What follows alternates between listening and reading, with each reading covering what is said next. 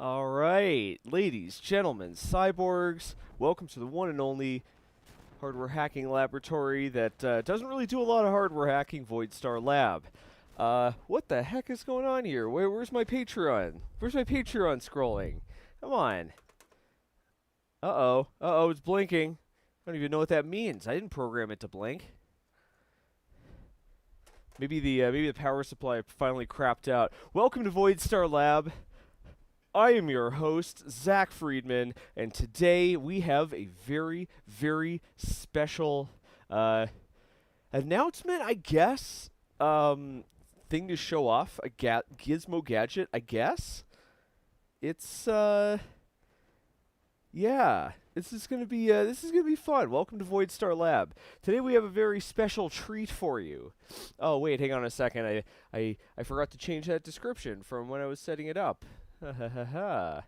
All right, one sec.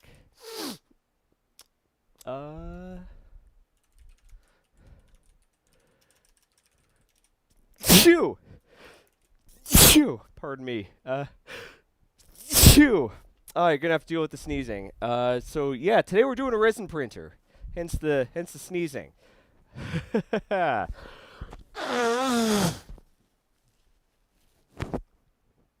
Yeah, so check this out.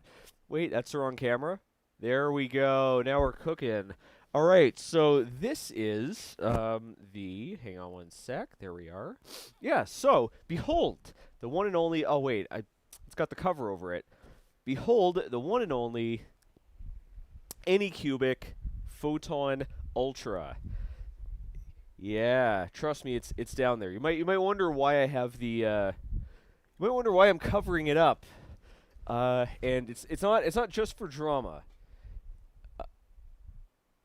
There we go. Yeah, it ain't just for drama. We're covering this up because the sun is super bright, and well, it's a resin printer, and resin is exposed by ultraviolet light. So I have it by the window because I've got a window open to suck those vapors out. I wasn't kidding in my my 3D in my my last episode, which I hope everyone watched. If you didn't, you totally should. It's very entertaining. So oh, hang on one sec. Oh, this sucks.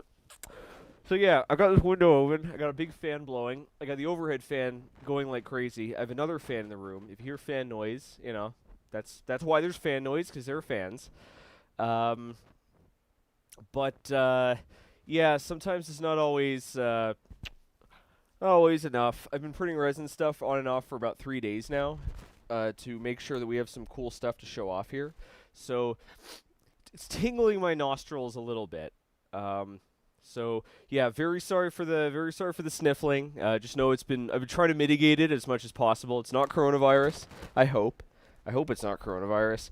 I can still taste everything just fine. Speaking of, that's why we're here instead of just working with this thing. Because you never eat and drink while you work with resin, right? You gotta respect the resin. So let me explain what's going on here. This is a Danish from Costco. Oh no, wait, you don't want to hear about that. You want to hear about the other thing. So today's episode is sponsored by Anycubic, and their Kickstarter drops soon for the Anycubic Photon Ultra. Now, I'm sure if you know anything about resin printing, you're familiar with the Photon series. They're high quality resin printers. They're one of the first. Not only are they one of the first affordable consumer resin printers, but even today they remain as one of the cheapest. So I see a lot of. Captain Nico says nostril tingling from the resin is no bueno. I don't actually know if it's that, because I've been printing resin for like 3 days, and I only today woke up with a runny nose. It could just be allergies. I told you Claritin. We'll see how that works out. So yeah, this is a resin printer. Allow me to pull up the information. Let's see. It's a resin printer, but it's not your standard resin printer. Allow me to explain. So, Anycubic's 3D printers, they're a pretty well-known name when it comes to MSLA resin printers. And MSLA is masked SLA. That's like when you think of a resin printer, when you think of a resin printer and you're not a professional, like, or rather, like you're not a printing professional, you are thinking of a masked SLA printer. And the way these things work is these things works real easy. You've got an ultraviolet spotlight that shines through ultraviolet spotlight in the base that shines directly through an LCD screen onto a vat of resin. Anything black on the LCD blocks the spotlight. Anything white on the LCD allows the light through, so it can expose the resin. Super easy. Except I know that a lot of folks get very angry when I mention masks. So that's one problem with masked SLA. There are some other problems, though. But it'll be easier if instead we talk about how DLP works. So DLP, have you ever heard of a DLP projector? Well, a DLP... Bear with me one sec. Sorry, here I am, like, blowing my nose, and I'm eating, and it's a giant mess. I know it's very unprofessional. I've been under an unimaginable amount of pressure, but things are... I mean, I'm not getting ahead any, but I am keeping up with the pace. We got the last client project out. That's off my plate. Cyberdeck circuit board's coming along. I still have a lot of work to do with that. Parts are coming in. I know I'm being very distractible. I've got like 3 hours of sleep last night. I can't believe I've made it this long. Anyways, where was I? Oh right, DLP printers. Okay, so DLP printer is literally a projector. It has an ultraviolet projector in the base, and it's except instead of that shining directly through an LCD screen, it instead bounces off a DLP. Let me see if I can get a visualization going here. I think here we go. Yeah, there we are. So this is this is Formlabs page. This isn't Anycubic's page because Anycubic's mostly focusing on their Kickstarter. By the way, the Photon Ultra is kickstarting, and if you support the Kickstarter, you'll get the printer. You'll get the printer for $400. That's $200 off. And unlike most Kickstarters, I know the product exists. And Anycubic's, as far as I could find in my research, Anycubic's track record when it comes to shipping Kickstarter products is quite good. So let's see.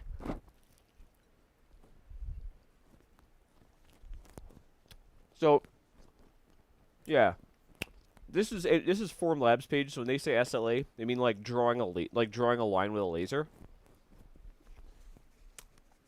But this is what we care about right down here. DLP printer. So, yeah, we've got... Oh, I should probably zoom in so you can actually see what the heck is going on, right? Alright, so here's DLP printer. We have projector. It's just a projector, except it's ultraviolet instead of white or have a color wheel. This right here says mirror, and then you have your tank and all that stuff. But here's the cool part. This isn't just a mirror. This is a DLP. This is a micro mirror array. So this isn't just a mirror. Let me pull this up here. Let's see. Digital light processing. So DLP is a trademark from Texas Instruments. But what this is an optical electromechanical micro mirror device. This is one of humanity's, in my opinion, one of humanity's coolest achievements. The fact that we've managed to pull this off as a species is nothing short of astonishing. Here's what's here. Let me see if I can. I have to change the window size here. This is real weird. So, yeah, this is the part that's inside it. A micro mirror array. This is so micro electromechanical systems are exactly what they sound like. They use the manufacturing processes that create semiconductors to instead create mechanical systems.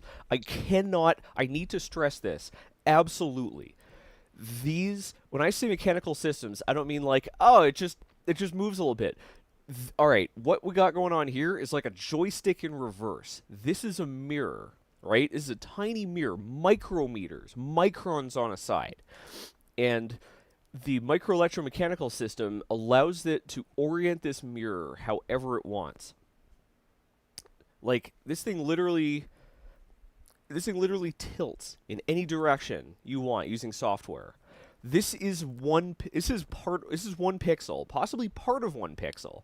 There are, in this particular model, 1,720 of them in the X direction, 720 of them in the Y direction. Hang on a sec. It's 1280. 1,280 in the X direction, 720 in the Y direction. And every single one of them is this microscopic mirror that can be tilted in any direction using software. This is for... so, first off, like, let that sink in. This is cool as heck.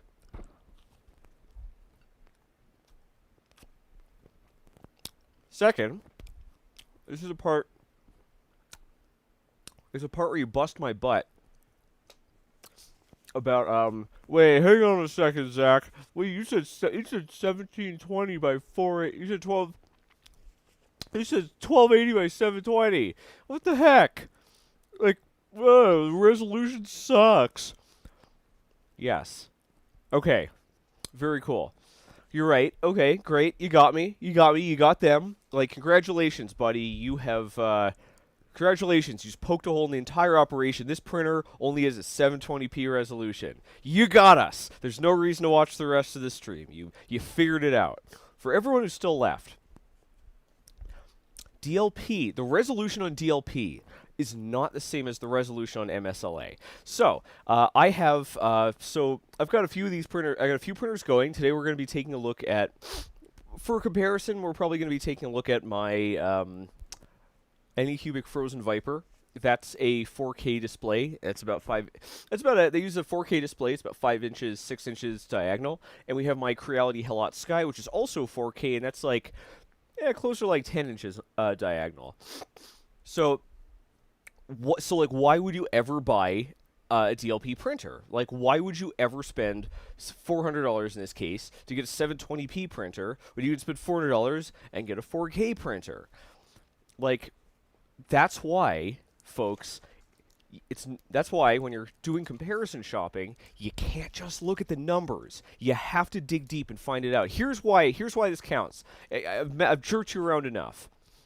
The resolution on an MSLA printer is for the entire plate, right? It's 4K resolution, but that's the entire plate. If you are making something that fills the entire plate, you can use all of those pixels. You can use all those 4,000 by 2,000 pixels. But suppose all you're making is, let's say you're making a little D&D mini, right? So you're making a little guy like this. This gentleman smoking his pipe is here. Let's use metric because I know most people are into that crap.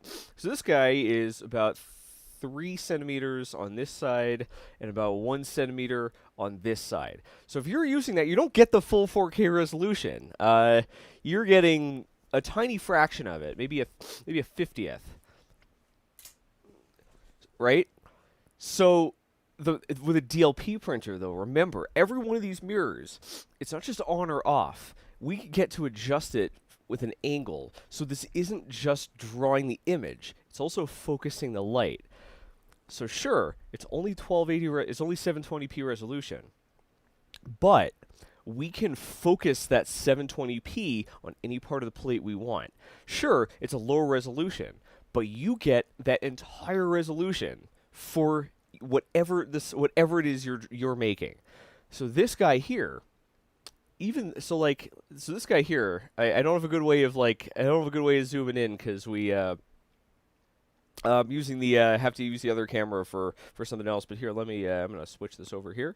So even though this guy's printed at only 720p resolution, you can see you can still see the smoke coming off his pipe, and that is what makes this printer so cool. Is that if you're printing, if you're doing like an MSLA prints, right, and you're filling the bed. If you're filling the bed, you might want an MSLA printer because you get it's like you're gonna get a higher resolution. But if you're regularly printing small things, which let's not forget, it's a resin printer. You're printing small things. You get that full resolution. So even my super high res Photon Frozen Sonic Mini 4K, even though that has a super high-res screen, a super small form factor, the resolution on this thing is still, or the resolution, the ability to make small details in this thing is still better for D&D minis, which is why today you're going to see a lot of D&D minis. That's why I've been printing for 3 days. We did print some larger models. We're going to be taking a look at that. So yeah, let's explain what's going on. First, I'm going to take another bite of Danish.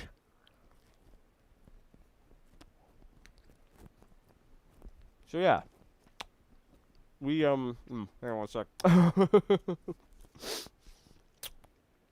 I'm really sorry. I'm really sorry for having to eat on stream. By the way, I was up until like 6 o'clock last night getting everything ready, and I barely had time to put on a shirt, let alone make breakfast. Of course, we have to have my Mio.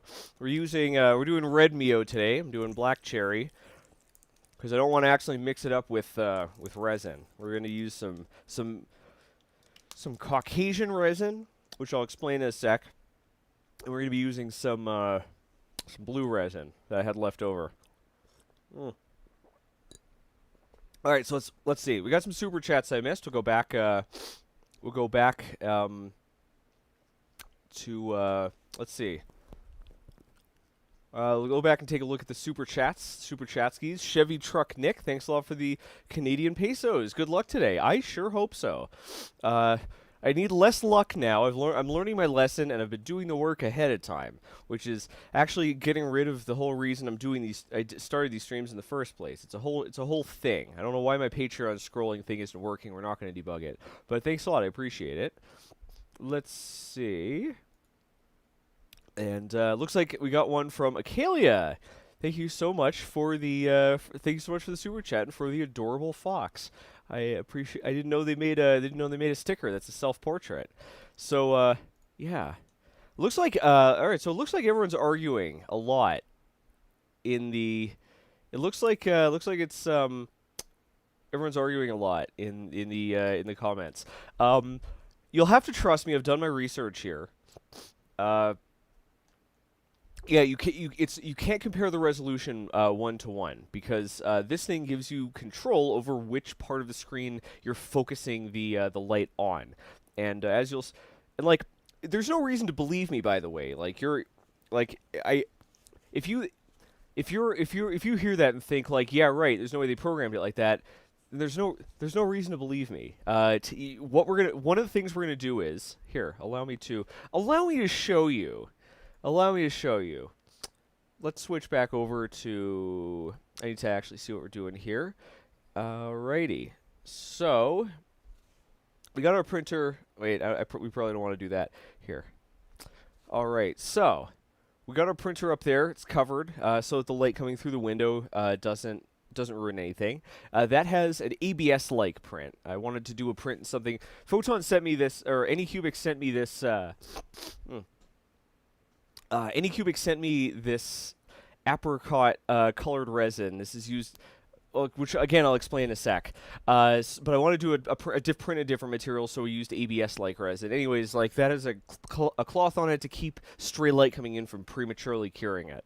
But below, we've got my Halot Sky, which is running the same resin. So we are going to compare the 720 DLP prints with my 4K MSLA prints, so you can see that at least on a macroscopic level, because my microscope killed the stream last time we used it.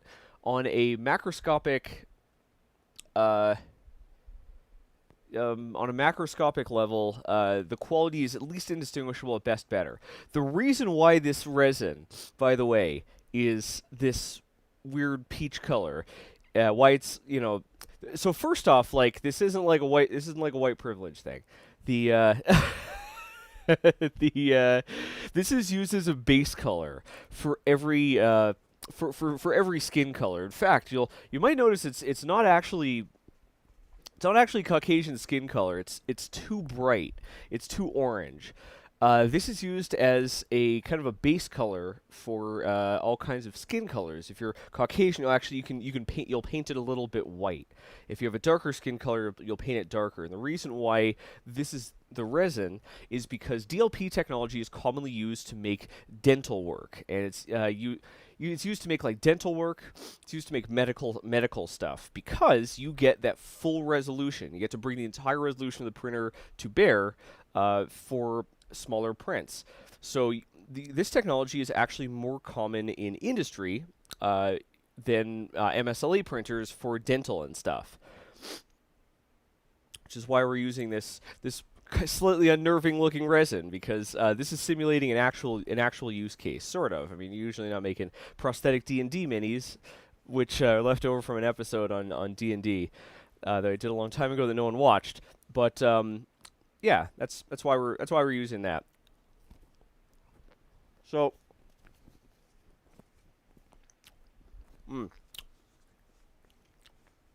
yeah, I'd hope to finish more Danish before a good time, but we're out. You know, you folks want to see some printing, so let's do that.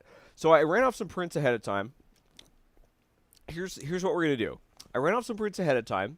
So we're going to clean those. We're going to clean those out, right? We're gonna open this bad boy up.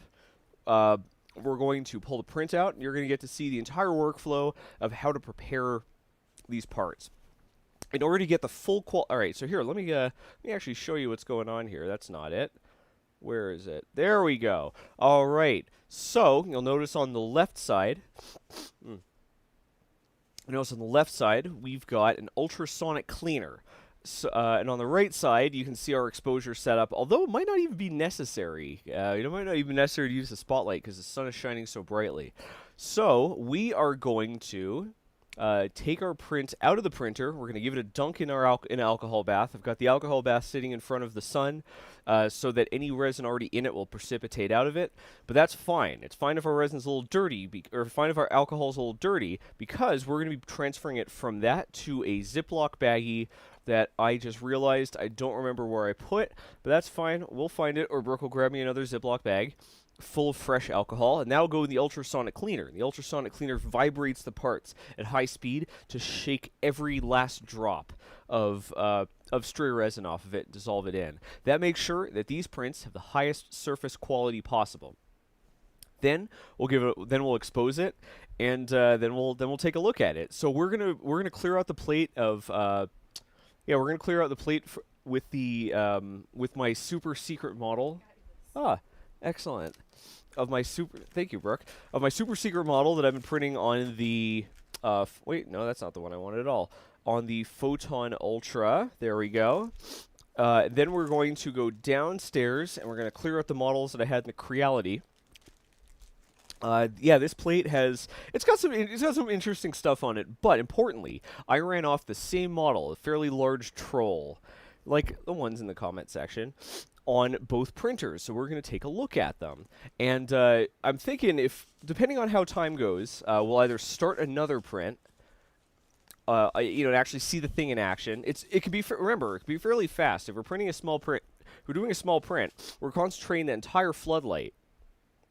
We're concentrating that entire floodlight on one, like 35 millimeter circle if we're doing a D&D mini. So we could try loading up the Soraya Tech Fast Resin and see. I think we could really book it. Anyways, we'll give that a shot.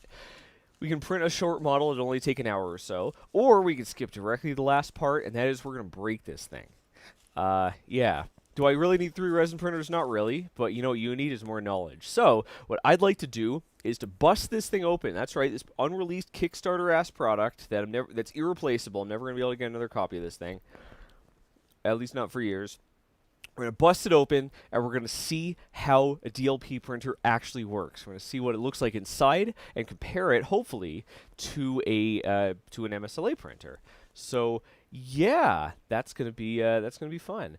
All right, so let's see. Timo Van Sark says the Bitly link under the stream isn't working. Well, I was specifically told to use that link. So if anyone from Anycubic is listening, feel free to fix your link. Otherwise, is it going anywhere, or is it just straight up broken? Let's take a quick look. Let's find out. Man. Well, let's take a quick little look here. I'm just gonna go to. Oh, come on, be good. Sweet Banana of Havana. I thought that was very clever. All right, what happens when we try the link? Is it literally nothing? Because it goes to superbacker.com. Just so folks who says it's broken, I don't know what link you're clicking, but there we go. Yep.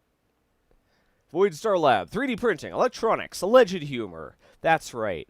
So I'm gonna move this back over here. Yes, the Patreon board is working. Everything's fine.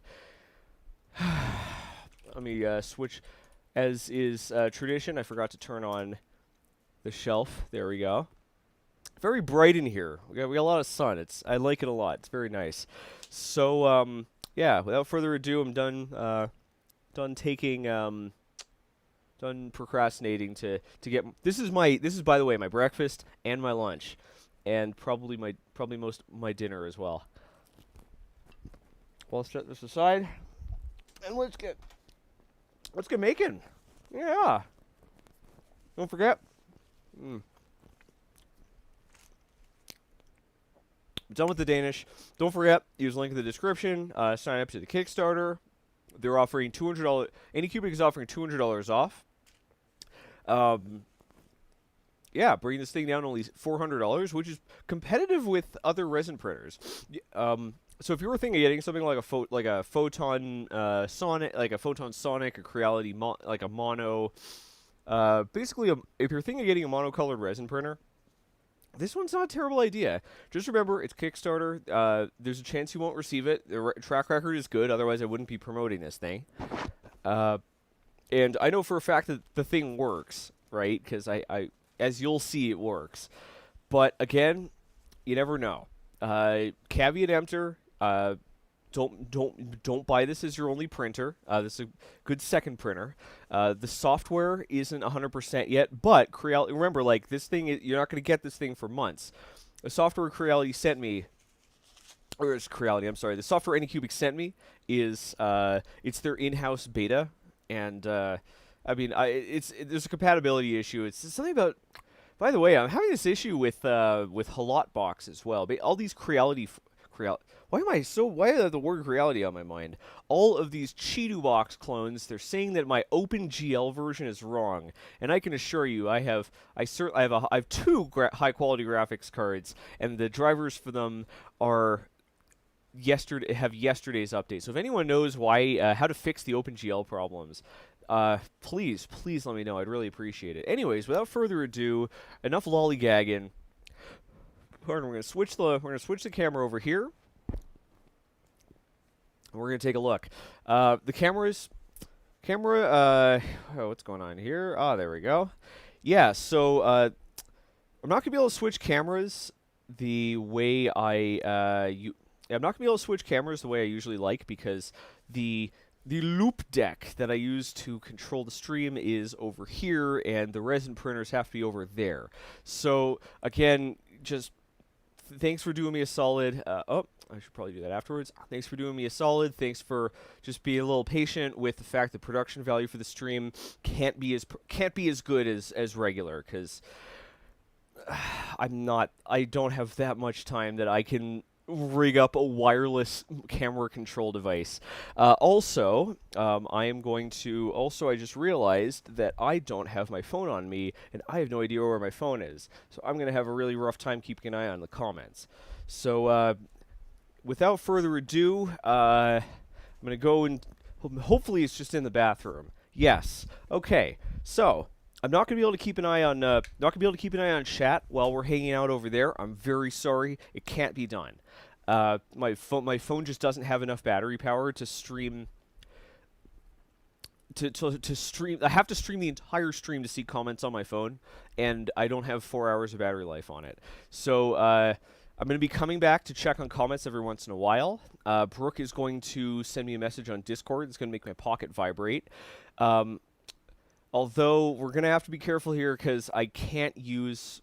Not only that, I'm going to be wearing gloves. The gloves are going to be sticky with resin. I basically have no real mechanism to read comments unless I leave there and come back. I'm going to do that once in a while, but please understand that I'm doing the best I can here. I can't keep an eye on comments for this stream. I'm going to be doing the absolute best I can. I'm going to come back and check on comments once in a while, but I really appreciate it.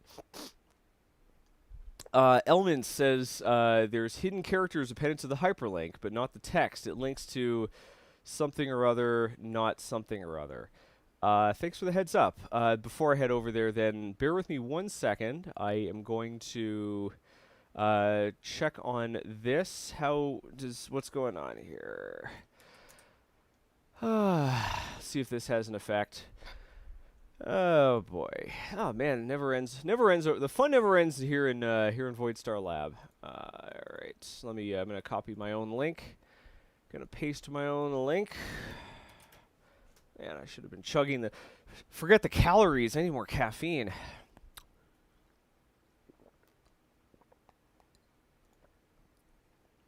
Let's see. It works for me. It works for me. Here, I think I rigged it up so we can sponsor. Hang on a second. I think this will work. Wait, that's not it. Okay, bear with me 1 sec. I know. All right, you know, I just have to acknowledge that. I have to tweak this for 30 seconds, so we're gonna lose viewers. We're gonna lose most of our viewers. Thanks to everyone for staying. All right, here's what I'm gonna do. We're gonna go back over to the bot, and I'm gonna change this bot. I'm gonna add a command, so we can check out what should we call this? We call this Bing Photon Ultra. So if you type in Bing Photon Ultra, it will join the Kickstarter at link. There we go. Put that in here, and then I'm going to go over to our bot commands. Oh, where did I put the bot commands? Here we go. And we're going to add this one right up here. Photon Ultra. There we go. All right, that should work. That should work. We're gonna go black. We're gonna go dark for 1 sec, so I can move this up and out of the way. Very nice.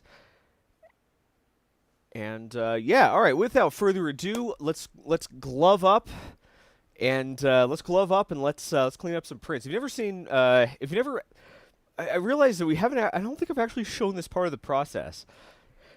Martin, last time we started the print on stream, so we didn't have enough time to finish it.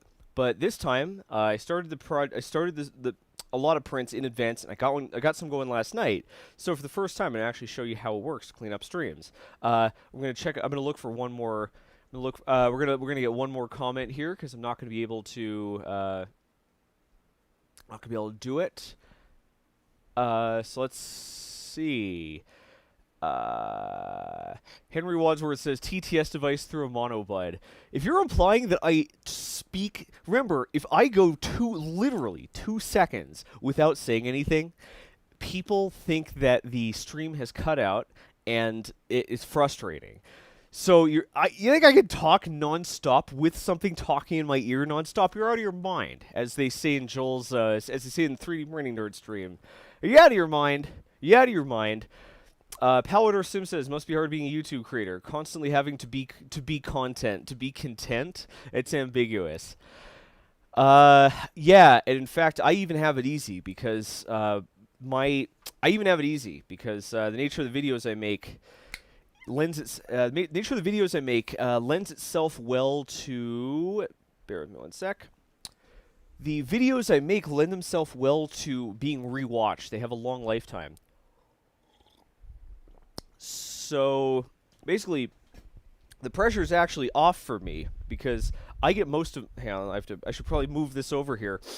I should probably move the window here so I can actually see what's going on. Maybe if I turn the font size up, I'll be able to see it later. There we go. Very nice. Excellent. Cool, cool, cool. So yeah, my work actually is has a longer lifespan because the videos get most of their views later, months after I release them. So yeah, I don't even, I don't have it as bad. I only have to release a video every few weeks. Imagine how bad, like, I can't imagine how I don't know how these YouTubers who release multiple videos a week do it. Forgotten Weapons, for instance.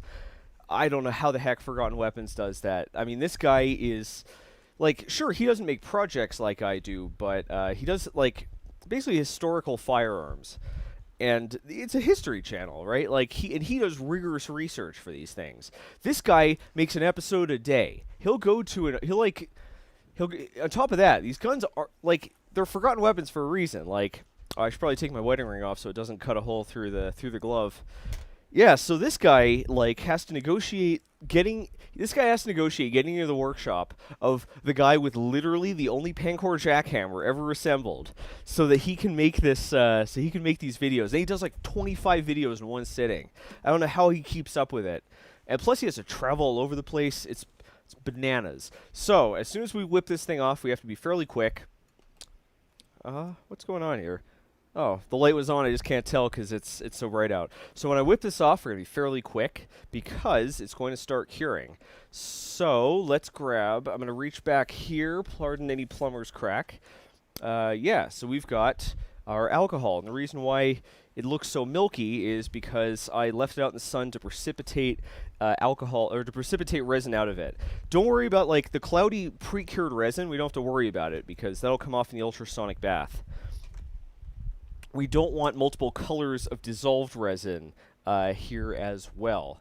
Oh yeah, one other thing. This guy I'm saying, the Forgotten Weapons, he does it all alone. He doesn't even have a Brook to help him. It's him. That's it. Full stop. He does all his shooting. He does all his writing. He does all his research. He does all his social media management. He cuts all his videos. He masters all his videos. He handles his community. He doesn't have a Brook to help him out. He does all this stuff on his own. Yeah. Oh man, there's some YouTubers like that. I don't know how they do it. Like, it's not even a sense of, like, it's like, I don't know how you develop the personality for that. I don't know physically how they do it. You got this other one, Simply Nailogical, and hang on a sec. Yeah. So this right here, by the way, is a silicone parts mat.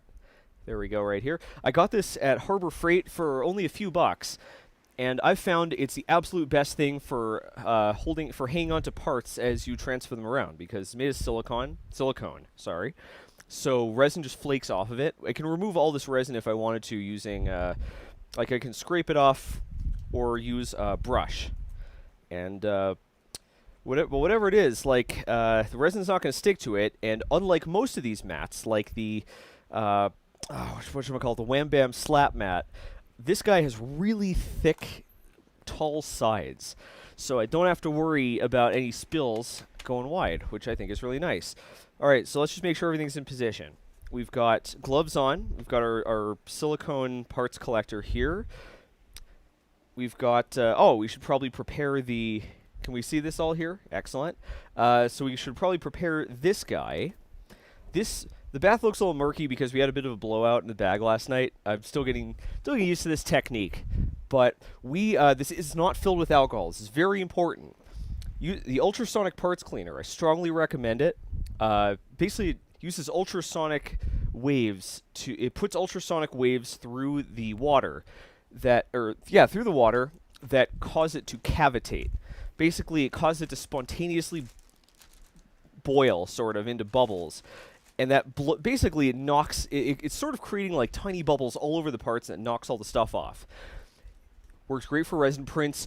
Do not fill the vat of your ultrasonic cleaner with alcohol. Do not clean this directly in alcohol.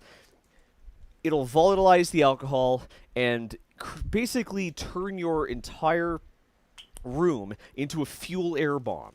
So unless your intention is to blow up your house with a thermobaric explosive, instead pour the alcohol into a plastic bag, and we're going to put our parts into the plastic bag and put the plastic bag into the ultrasonic cleaner. Yep. So I'm just going to, I want to prepare all this in advance because, again, once this thing is out of here, we're going to be on the clock. And you might be wondering what I actually printed. Oh boy, you are going to love it. Been printing a lot of benchies, right? I actually printed a resin benchy last time. So that's what we printed, but this is no ordinary benchy. Prepare yourselves, first off, to see the Anycubic Photon Ultra for the first time, but also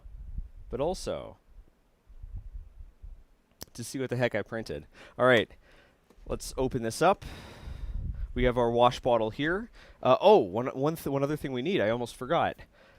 We've got paper towels, so I'm going to tear myself off a big thick pad of paper towel so that if anything goes wrong, we can clean that up. And I'll put this right here. We have the rest of the roll over here. All right, without further ado, let's get this done. So check it out. We have the Anycubic Photon Ultra, and I really like this blue cover. I doubt it's as good at blocking UV as the orange, but again, like, all right. So let's do this. Gonna pull this off. All right. We're gonna unscrew this. I'm going to leave this over here. We're going to put the lid back on. Just make sure that the much of the resin fumes as possible stay inside inside one of our enclosures. So let's go over here. I'm going to grab, oh, I already have my tools at the ready. I've got scraper to knock it off the plate. Here we go. Here's our model. Let's see here. There we go. So the Anycubic, all right, so the Photon Ultra has one of the cooler plates I've ever seen. Take a look at this. It has this checkerboard pattern. I believe it's laser engraved onto it, and this thing has done a literally perfect job of keeping prints attached. I haven't had a single corner even lift, and you should know that, like, the Frozen used to lift all the time until I put the Wham Bam plate on it. The Creality Halot Sky has been a solid printer, but I've had a really hard time getting stuff to stick to the plate. This thing, absolutely perfect. I assume that it's going to lose the tread from the tires. I assume it's going to lose tread from the tires over time, but for now we're all right. So check that out. We've got. I'm going to tear off one of my sheets of paper towel. Going to give this a thorough wipe. Luckily, it's sunny out, so anything we want to dry out, we don't have to worry about cramming everything under this tiny UV spotlight. Anything we want to cure and render it inert and safe, all I got to do is leave it over here, and it'll cure on its own. So let's get this back in here. It's important when you're doing resin to stay organized. You want to be organized, methodical, and quick, because yeah, I mean, the vapors smell funny, but a little bit of vapor won't hurt you that much. It's if you have a spill that you can't get rid of, that is what can make your room smell like resin for a while and let enough fumes build up. This window is open as far as I can go. It's got a box fan pulling through it. My ceiling fan is on 100%, and I have another fan. I have another fan set ready to go if we need it. It's very loud, and that will evacuate all the air here. So yeah, nothing to worry about in terms of that. So yeah, I'm going to wipe off my scraper, and yeah. So here's the model.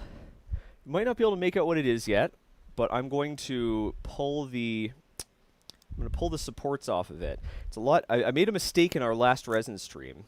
It is significantly easier to remove supports from resin prints cleanly when they are before the print's cured, while it's still green. In this case, it's literally green, but that's because I put some dye in the resin to dye it green. So I'm being gentle but firm here. Just yep, being gentle but firm. Just using my thumb to kind of push the support material off. I found that this printer needs. I found that this printer, the Photon Ultra, needs more support than my other printers. I don't know the exact mechanism of it, but I found that when using pre-sliced, pre-supported models that work fine on my other printers, they tend to detach from their supports. So I found that you need slightly thicker supports on this. That might not be the printer. That could also be characteristic of the resin, because most common reason that happens is underexposure. Basically, you don't expose long enough, and the tips of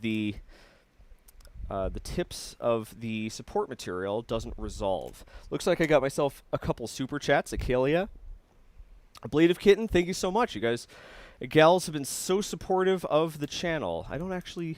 I'm assuming you're both gals, but I don't. Who knows? I think. Yeah. Anyways, I will read your message in a sec. For now, I need to focus on getting this done. So it looks like some of these supports are having a tough time being removed. Probably because some UV light probably made its way through the cloth and through the lid here. This is it happens. I don't think this is a design flaw. Even the orange thing, even the orange covers and the gray covers don't protect. Like they don't block most of the UV light. Most of the UV light's being blocked by the resin. Oh, it looks like we have took a little bit of damage here. Oh no, wait, never mind. It's part of the model. So check this out. Have you seen what we got here? This is a Benchy that has been converted into a tank, into a self-propelled gun. This is the SPG Benchy, a tank Benchy. Yep. So I'm gonna give my fingers a little dunk to get most of the resin off. I want to limit the amount of resin that ends up on the outside of the bag, because I prefer not to have the ultrasonic cleaner. I prefer not to have the ultrasonic cleaners start to get too sticky, because I would like to use it for other things. All right, so I'm just giving this thing a dunk. This is the pre-wash. Normally, so if you don't have an ultrasonic cleaner, this is basically where you'll stop. And that can easily, that makes it really hard to get a print with a good surface finish, because as you can see, bits of the old resin are building up on it. But this is just the pre-wash. This is actually, we're actually going to do a 3-stage washing process here. We're going to first do a pre-wash in this pickle basket. We're going to do our ultrasonic cleaning, and then finally, we're going to just give it a good rinse with the wash bottle, to make sure that all the stuff that got knocked off by the ultrasonic cleaner stays off. And I've been doing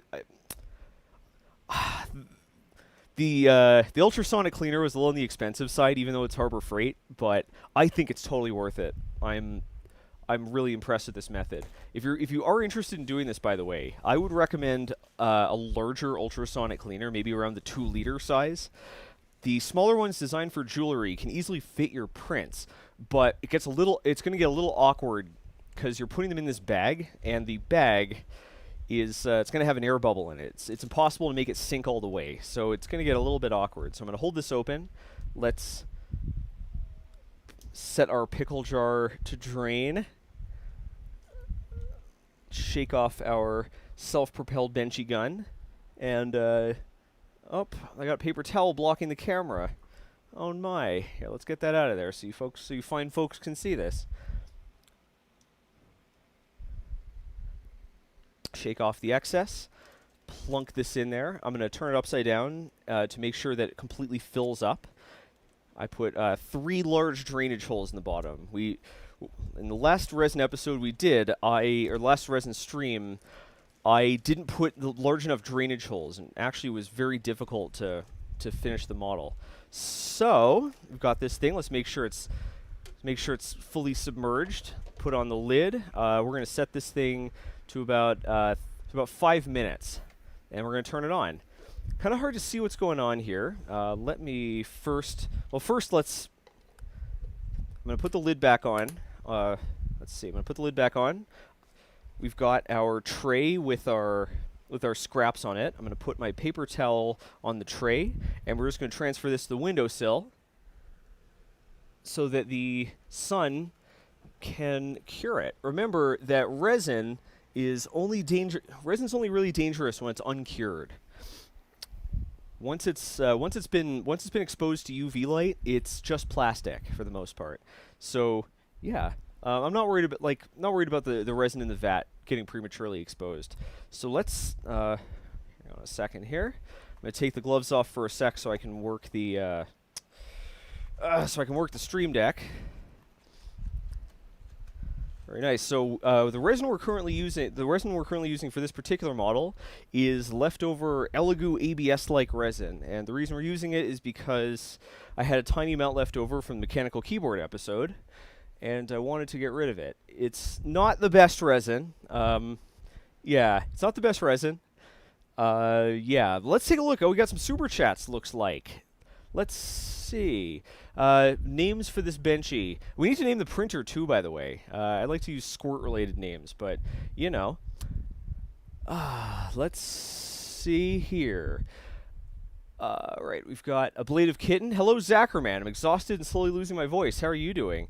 And followed by a lot of ducks. I'm doing all right, you know. I'm doing all right. It's happening, you know. It's coming together, yeah. Thanks a lot for the contribution. I really appreciate it. Akelia, thank you so much for the very, very generous super chat. You are one of the best supporters of the channel. I thoroughly appreciate it. A lot of foxes. Oh no, too many ducks. Post foxes to achieve balance. I also added a bit of a secret. I also added a bit of a secret here. There we go. Thank you so much for the very generous super chat. I really appreciate it. Let's switch back over. Let's see who else is. Oh, we got another one. Blade of Kittens. Thank you so much for the follow-up super chat. Duck is better than fox. Oh, them's fighting words. You can't make me pick between things like that. I mean, on one hand, ducks have some of the most interesting anatomy, and they also have one of my very favorite metaphors. But foxes are really clever and peppy and full of energy. At the end of the day, I think I gotta give the, I don't know, I gotta come down on the duck side. I gotta come down on the duck side here, because, well, ducks don't mind their own business, and foxes are like, they'll eat your chickens. But, I don't know, Tinster747 asks, if you have a water wash resin, would tossing in the ultrasonic cleaner work minus the bag? Yeah, totally would. Yeah, I think it totally would. At least for now, though, I'm gonna do everything in plastic bags, even if it's water. I guess we could try water wash resin, but at least for now, I'm gonna put everything in the bag to minimize the amount of resin that makes its way into the tub. Because I'd like to be able to use the ultrasonic cleaner for stuff other than just resin. So, but yeah, it would totally work.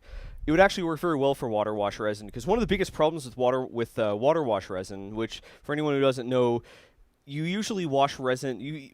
When you pull the print out of the resin printer, it's covered in extra resin. You have to wash it off somehow. Usually it's done with alcohol, but there are some that work with water. Water doesn't dissolve water wash resin as effectively as alcohol dissolves regular resin. So an ultrasonic cleaner is actually very helpful. By the way, I totally recommend this method. The quality is exceptional. Let me yeah, we'll turn the camera after we're done with these prints. We'll turn the camera over to the table and we'll take a close look at some of these prints to get an idea of the quality. I've made some of the same prints on the Anycubic and the Anycubic Photon Ultra, which was sponsored, and the Halot Sky, which is also sponsored, but not for this episode. And you'll see how they compare. It's very interesting. Okay, so I just heard a click. How are we doing here? Are we off? All right, time is up. We're fully washed. So let's switch back over to our overhead view. And let's go back over, hang on one second, I think it's this guy. Yeah, there we go. Alrighty. Rightio! I'm going to open up OBS again so I can see what the heck's going on. So let's put our gloves back on, and let's finish the job. Afterwards, I think we'll go downstairs and do the same thing with the prints from the Halot Sky so that we can do our comparison. I just realized I moved this, and now it doesn't serve its role as the face cam. So we've got gloves on. Let's see, we've got gloves on. We don't need the parts tray right now. We are going to open this up. I'd like to yeah, this needs some filtering at some point. So let's open this guy up. Just being careful not to let the bag go below the water line. There we go. Put this guy right over here. I'm going to seal up the bag, make sure the vapors stay put. This is an ultrasonic parts cleaner, right? It's intended for degreasing stuff, and most of those have a heater function. It's not really necessary for this, and it might actually be a bad thing if some alcohol gets in. So just want to be careful to make sure that nothing leaks. So yeah, giving this thing a thorough rinse with our alcohol, and that's it. We're now nice and rinsed. So I'm going to go over here. I'm going to grab our parts tray that's been sitting in the sun. Put this up here for now. Where did I put the turntable? Here we go. So I'm going to take this turntable. I'm going to put the turntable on the windowsill. Come on. And I'm going to take our tank benchy. I'm going to put that here too. The sun is powerful. Usually I'd be letting this thing cook for about maybe 10 minutes total, turning it around. But the sun is going to bake this thing real fast. So we're going to give this probably, like, let's say 2 or 3 minutes on the top. We're going to turn on the side, give another 2 or 3 minutes, and so on and so forth. So yeah, in the meantime, so just to show you that we're not messing around, in those few minutes, these scaffold pieces are all crispy. And this is ABS-like resin, which is very slightly flexible even after it's been fully cured. So yeah, isn't that neat? So while that's rolling, I say we clean out the Creality printer and get our comparison prints. Remember, the Creality printer is a 4K printer. It's much the plate is much larger and the resolution is much higher, but as we're going to see, for most of the models that people make, and I picked a particularly large model as a demo.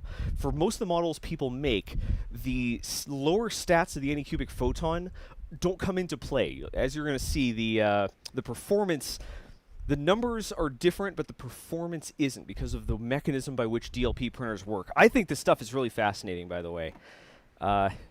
Yeah, so in this case, this thing's covered in resin. Let's see. So there's no good. Let's see. There's no good way for me to show this. So you're just gonna have to bear with me for a sec. I put this printer under the table to conserve some space because there's a little too much going on. But I still, you know what? Like, originally I told them I wasn't gonna do this, but I think most people haven't seen, most people have never seen, including myself, a DLP printer before. So I thought a comparison was in order to show folks exactly what's going on. So here we go. We've got, oh crap, the model I was going to show. So you see we've got, oh boy. So you can see right here we've got adhesion problems. It looks like a whole bunch of our models didn't resolve. Oh, that sucks. It looks like one of them worked. So we got the base from the troll, but the troll itself looks like it detached. It didn't print. This is one of the neat quirks of resin printing, is that, oh crap, if you're printing multiple things on the same plate, some of them can fail. It's not like FDM printing where it either all works or it all fails. You can have some of them fail. It doesn't really cause much damage. Remember, like, if it fails because resin detached, then all that means is that there's like a disc of resin plastered to the plate. It doesn't cause any damage. There's no like burnt resin in the nozzle or anything. There's no nozzle. So yeah, I've got the troll model that we're going to be comparing. I printed some D&D dice. You can see that none of them stayed put though. They all detached, which kind of sucks. Yeah. This resin is called Craftsman resin. It's designed for dental and stuff, and I think I was underexposing it. I think I'm too used to the fast hobbyist resin. This is much slower. The reason why you'd use a slower resin is for better detail. The DLP printer, yeah. So on top of that, there's another aspect of DLP printing. And there's another aspect of DLP printing that makes the resolutions hard to compare. And that's, I'm not kidding here, this is the actual name of this technique. It's called wobulation. Remember that not only do we have the ability to change the size of the pixels, right, by focusing or defocusing the picture, but we can also change the position of the pixels. So instead of just displaying a single image, you can actually display multiple images interlocking with each other to effectively increase the resolution of the, basically to create pixels between pixels, to effectively increase the resolution. And it's called wobulation because it works by wobbling the mirrors. So even though they're only, you know, 1280 by 720 mirrors, the actual resolution, and not just as a phenomenon, you know, not just like as a phenomenon like effective pixel size, but the actual resolution can actually be higher, which is really fascinating. You need a special... Part of why I was complaining about the software is because DLP printers need a special slicer. It doesn't just cut them into images the way an MSLA printer does. It's, yeah, it has to actually give marching orders for things like wobulation. Isn't that a cool term? Anyways, yeah, it's just another interesting thing. So, for this I got a model of Isabelle from Animal Crossing in Doom. Let's see if we can get these. So you can see that the scaffolds are coming, the support material is coming away a lot easier, and that's. Let me see if I can. There we go. Yeah, the support material is coming away a lot easier. This is Anycubic's Craftsman resin, and it's specifically designed to make models with very high surface quality. And yeah, we'll take a close look at these models afterwards, but. Yeah, this is much better. This resin is much more appropriate for a DLP printer than MSLA printer, because with an MSLA printer, you probably just want fast. You just want it as fast as possible. With a DLP printer, you need a resin that can keep up with the small detail size, the small pixel size, which is kind of what you want here. I'm glad this one didn't come apart. The bottom was looking a little curvy, so yeah. So let's crunch this out of the way. We should probably turn our benchy over. Bear with me one sec. I'm trying to be very careful here because when resin first comes out of the printer, it's in a green state. It's called green. It means it's partially cured, and it makes it more fragile, but also slightly flexible. So if you're too rough in handling an uncured green print, can actually bend it out of shape. So I'm trying to be very careful here to make sure the base stays flat. You can see all the holes I punched into it. Come on. The surface quality is really nice. Yeah, this resin is cool. It is hard to remember how slow it is though. I was using 3-second layers on the Anycubic Photon Ultra. I was using 2-second layers on the Halot Sky, but I think both of those were a tad too slow. Let's get this out of here. I'm going to quickly wipe my hand here so I don't contaminate our print. I'm going to turn this sideways. There we go. Turn our tank benchy sideways. All right. So here we've got a base plate for the troll. I wish the troll came out. Unfortunately, it looks like it snapped off. It's the nature of the game. Resin, like, by the way, this issue happens a lot more with FDM printers than with resin printers. With FDM printers, stuff falling off the bed happens like all the time. With resin printers, it's much rarer, and it almost always means that the user messed up a setting. So this is 100% my fault. But it looks like our wear bore here came out great. So that's gonna be a perfect comparison. We've got a little, oh crap, get over here. We have a little patch of ground for a wear bore to stand on. There we are. These models came from Loot Studios. They sponsored the show a very long time ago, and I kept their D&D minis because, well, they're really high quality models. The level of detail on them is far beyond what these printers can actually can actually do. So I think they make great benchmarks. Someone asked earlier, I'm sorry I forgot who, but someone asked earlier if we're ever doing an every resin episode. Yes, we are going to do an every resin episode in the future. That one needs a little bit of that one is going to be. So right now we're working on the every filament episode.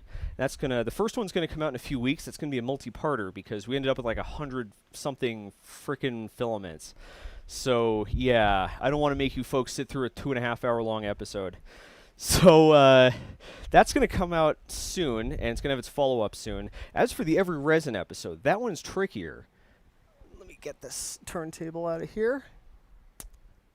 Yeah, that one's, can everyone see what's going on here? Perfect. So let's move this tray over here. So every resin is different because, well, I mean, the resins, you don't have the same, oh man, it's tricky to express.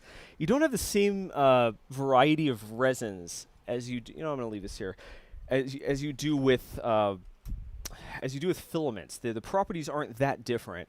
But you have the ability to mix them together to add in additives. Different ones have different properties, like some of them are faster or slower. So I have to figure out exactly how we're going to test them. On top of all of that, the Benchy doesn't work, so we're going to need to find new models. But yeah, at some point we're going to do an every resin episode. I don't know the exact logistics though. Alrighty, so let's get this stuff into the bath. Oh no, I lost my gasket. I blew a gasket. Come on, gasket, get back in there. So we're gonna get this cooking, and meanwhile we'll take a look at our Benchy that came off our Photon Ultra. All right, come on, give these guys the old dunkaroo. There we go. Yeah, definitely the resin. One of the problems with doing stuff on this schedule is I don't have time to really experiment. So I think I overexposed this ABS-like resin from Elegoo. But we'll see. Look, it's part of the lining experience. So let's get Isabel in our bag of alcohol. All right, let's tip this over this way to drain it. We've got base plate for our troll that didn't print. We have our wear bore. This one's very important. We're gonna be comparing these. We have, geez, it's a two-handed job. We've got a, which die is this? This is a D6. It's a funky D6 that I printed the entire set. It looks like only the D6 stayed attached. Like a D6, like a D6. We've got the base from the wear bore. So let's get all these in our little bag of alcohol. It's starting to smell like straight up isopropyl up in this biz nasty. So let's get this all under the water level here. Remember, the water is what's actually carrying the ultrasonic waves over to the part to clean it. So only the stuff under the water is going to get cleaned. So we want to make sure it all goes down there. All right, and we're going to set this thing to 380 seconds. It's a bit bigger. Let's close this up, and there we go. Excellente. Let's move our resin out of here. I'm going to leave our rag. I'm going to throw our rag in our tray out in the sun to clean. Grab another one. And we're going to give our workstation a quick wipe with some alcohol to keep it from getting too sticky. All right. Let that do its thing, and then we'll cure that. And in the meantime, though, let's take a look at our model. I'm going to take my gloves off so I don't contaminate it with resin, and so I can work the camera. And let's take a look at what our Photon Ultra actually did. Let's see. Let's zoom in here. Come on, there we go. Oh, look at that! It's a little tank Benchy. Isn't it adorable? There we go. All right. So yeah, check this out. Let me grab myself some side cutters. This was actually purchased off our wish list by, I think, Reagan. So thanks a lot, Reagan. We got some very precise sprue cutters here that are perfect for cleaning up resin prints. So I'm gonna gently snap these. So this is Elegoo ABS-like resin that I have dyed green using alcohol dye. That's another part of the of an every resin episode that would be challenging is that you can actually change stuff. You don't have to worry about stuff like color, because it's super easy to change the color using alcohol dye. Even things like glitter, you just add that stuff in later. Yeah, I haven't want to try any glitter yet, because as Billy Rubin so aptly put it, it's the herpes of craft. And as soon as you get it, you can't. As soon as you get it on your printer, you can't get rid of it. But this is looking really cool. This is looking really sick. It looks like I was a little too rough when I was cleaning it up, and we took some of the wheels with us. Although that could also have been a defect in the model. This model wasn't originally intended for resin printing. It was intended for FDM. As is most benchies. As are most benchies. Yeah. And you can see the support material is a little. It's being a little too tenacious here, because I overexposed. I think I went out of frame there. There we go. But the level of detail in the model is great. Even though it's over, you can make out every individual tread on the bottom. You can make out, yeah, like even this long thin gun resolved well. So yeah, I'm sure everyone's wondering like what's up with the Banana Knight. I just found the model on Thingiverse. I thought it was like the funniest thing ever. So yeah, decided to theme our stream around it. Is there actually more banana related stuff for us to look at? I don't know.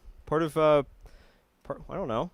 One of the things we can do is get on, any sort of 3D printing website that has printable STL files, and we can find something new, and maybe we'll find something bananical. Yeah, let's see. There we go. So it's got text on the bottom. You can see that came out well. Yeah, very nice. So yeah, this is an example of a print with the DLP, and yeah, you can see. Let's get in a little close here. There we go. You can see the layer lines are like yeah, you can see some layer lines up here, but on the side, you can't see anything. Like let's look at the bow. The resolution on this is ridiculously high, because if you think about it, this thing took up maybe let's say a quarter of the plate, right? This thing took about a quarter of the plate. It's 1280 by 720. So that's effectively the same detail resolution as the 4K printer, which I think is pretty sick. Yeah, we got our. Isn't this the most ferocious Benchy? The Benchy's tired of your crap. He's sick of you people printing them and throwing them out. Nobody puts Benchy in a corner. This means war. Yeah, I thought this print was great. Yeah, it's pretty neat, huh? It's also very thick. I printed this with 2.5mm walls, which is a lot for resin, and it's not sticky at all. It's cured all the way through, which I think is great. Yeah, printer's pretty sick. Yeah, printer's pretty sick. Let's put this guy over here. Let's take a look at our timer. Looks like we have 85 seconds left on our D&D stuff. I'm just gonna give the bag a little jiggle. Just move everything around. I want to keep that lid on, so because every once in a while the ultrasonic thing can kick. Every once in a while the ultrasonic bath can kick a drop of water up, and we don't want that in our eye. Let's take a quick look at chat. To be honest, I was expecting Benchius Prime, the Benchy made of Benchy. Oh my. Aaron Stateson says, you should time-lapse cleaning the tank in the dark and see if sonoluminescence illuminates the parts. I don't think it's that powerful. Sonoluminescence is when sonoluminescence is a phenomenon where if a liquid is compressed very, very aggressively, and it to the point of cavitation, it can glow. And the wavelength of the light is related to the amount of pressure, and there's no way this thing makes enough pressure to make visible light or make light that can be picked up with a commercial camera. No way. That'd be pretty sick. Ooh, a Voronoi Benchy, says Jack Dealey. That would be pretty sick. That'd be pretty cool. Zviter says our table has wobulation as well. I know the table. So in order to fit the large the other resin printer under it, it has to be very tall. It has to be about its standing height. And that makes it wobble a little. It's the nature of the game, unfortunately. Let's see what else is going on here. Let's see. Sean Tafford asks, is the term fantasy bananas a euphemism for something? Well, we do have no, that's a reference to the Knight of Banana that appears in the thumbnail. That's one of my favorite prints that we pulled off on this thing. We'll take a look at some of the prints close up in a bit. Let's finish this guy. Let's finish this guy here. Alrighty. So, we're going to zoom back out. Let's see. I'm going to zoom back out. We're going to focus up. There we go. Should probably tighten this because it's drooping a little. All right. I'm gonna move these out of here. We don't want to get wet resin on the snips because it'll clog them up all permanent style. So let's put on our gloves.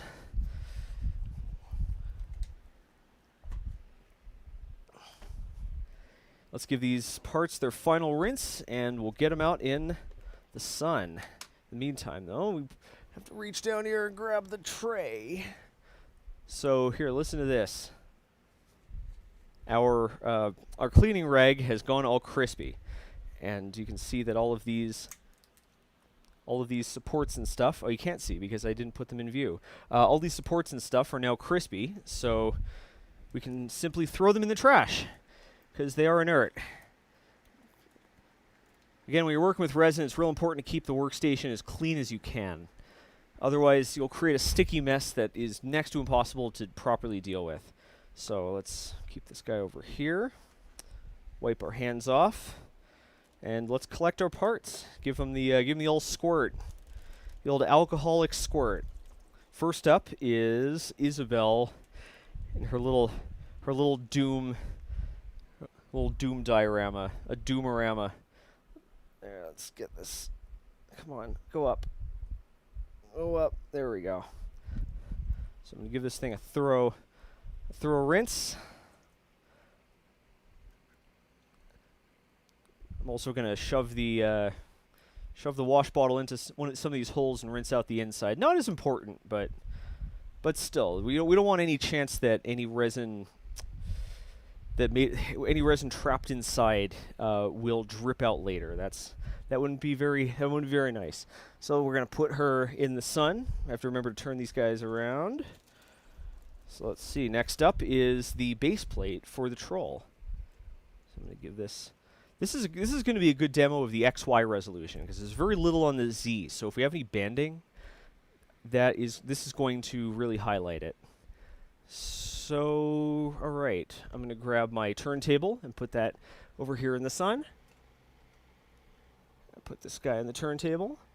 Oh my, how the turntables. Next up is our werebore. There we go. Got our little pig guy. Give this guy a rinse. And let him go get a nice tan. I'm assuming it's a him because I figure werebores have pretty strong sexual dimorphism. Although I'm by no means a xenobiologist. And we've got our D6 and the base for the werebore. Oh no, our werebore is being knocked off. Stay on there. I don't want to have to crawl under the table. I'm going to turn Isabel around. I wish I could get cameras here, but believe it or not, there is a limit to how many webcams I can hook up to my computer. All right, so let's close this off, put the lid on, and now we just wait for it to cure. Meantime, let's clean up a little bit. All righty. Just make sure there's no. There's going to be a little bit of resin left here. After we're done, I'll just leave this thing. I'll just like bring. After this, I'll probably just bag up all our stuff and just bring it outside and just spread it out on the sidewalk for a few minutes. That will 100% cure everything and render it all inert and safe to throw out in the trash. Super easy. All right, I don't think we need our gloves anymore, so I'm going to take these off. Actually, hang on a second. All right, so it looks like. So the next question is, are we going to print new stuff? And the answer is, of course, yes. So, yeah, let's do that. So let's take. Yeah, so let's prep for that. I'm gonna need my plastic scraper. Here we go. I'm gonna wipe this off because we don't want any resin cross contamination. And let's poke around in here. Let's see if anything. All right, let's see if anything got stuck. It's always important to. Oh, okay. Let's see. All right. Yeah, it looks like there's some partially cured resin. We got some UV making its way inside. So we want to be quick here. So what I'm doing right now is just using the plastic scraper to pull out. Using the plastic scraper to just pull out any solidified resin, so it doesn't interfere with our next print. Gently scraping the bottom to make sure there's no crust. Make sure there's no crusty leftovers that disengage from the print.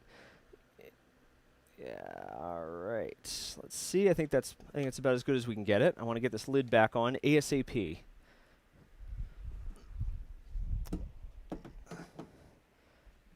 Cool. Yeah, the sun is gonna mess some stuff up, but it's better than keeping the window closed. That's for sure. All right, and then at the bottom, I'm gonna go down below. This is gonna need a bit of serious scraping because we had prints fail. So you know what? I'm actually not going to do this right now. We're gonna forget about the Halot sky right now, because this needs to be fully drained. Because we had a whole bunch of parts that stuck to the bed, stuck to the FEP. So it doesn't make any sense to try to print on that again, because we're gonna have to fully drain that, give it a thorough scrape. But for now, let's. What do you say we use the rest of this resin, run something off on the Photon Ultra? So the learning experience here with the Benchy was that we don't need to. That we can be more aggressive with our speeds. There's one challenge here in that I couldn't get the Photon. Here we go. I couldn't get Photon software called Photon Workshop. Let's head back. We're gonna head back over here to the desk. I couldn't get the Photon Workshop software to work with our. Hang on one sec. Here we go. I couldn't get the Photon software to work with my my computer, so I had to bust out my old Mac. Unfortunately, I don't have a really good way to show you the screen on that. I have another capture card, but the resolution is only like 960 by 540 or something, which is not enough to show what's going on here. So yeah, the thing we'll do on this computer is yeah. So the thing we do on this computer is to look up a model. Let's find something to print. I'm gonna need some more caffeine for this because I am dying. Although, aren't we all in the Sylvia Plath sense? All right, so where could we ever go to get some printable 3D models? So yeah, let's find something cool and run it off.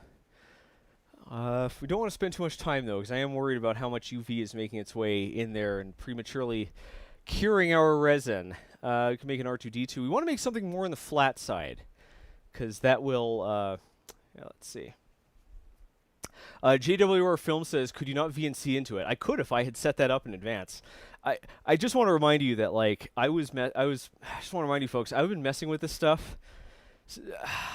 I was messing with this stuff till like 6 o'clock in the morning. Like, yes, the question is often if the question is can you do this, the answer is yes in theory, but just because I'm capable of doing it doesn't mean that I can actually get it done. Like, I'm capable of doing many things, but time is very tight.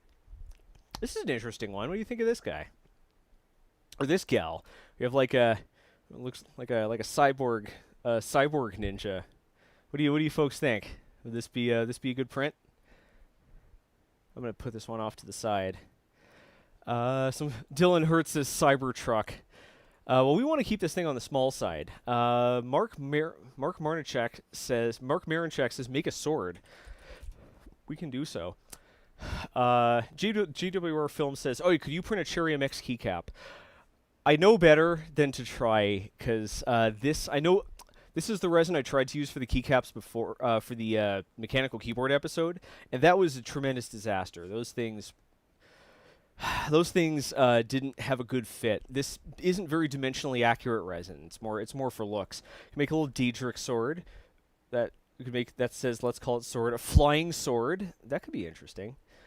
A little worried about that coming apart. Collapsing pirate sword not appropriate for this. We have a dragon barbarian with a sword. Thanos' sword. That's interesting. This is a cool one.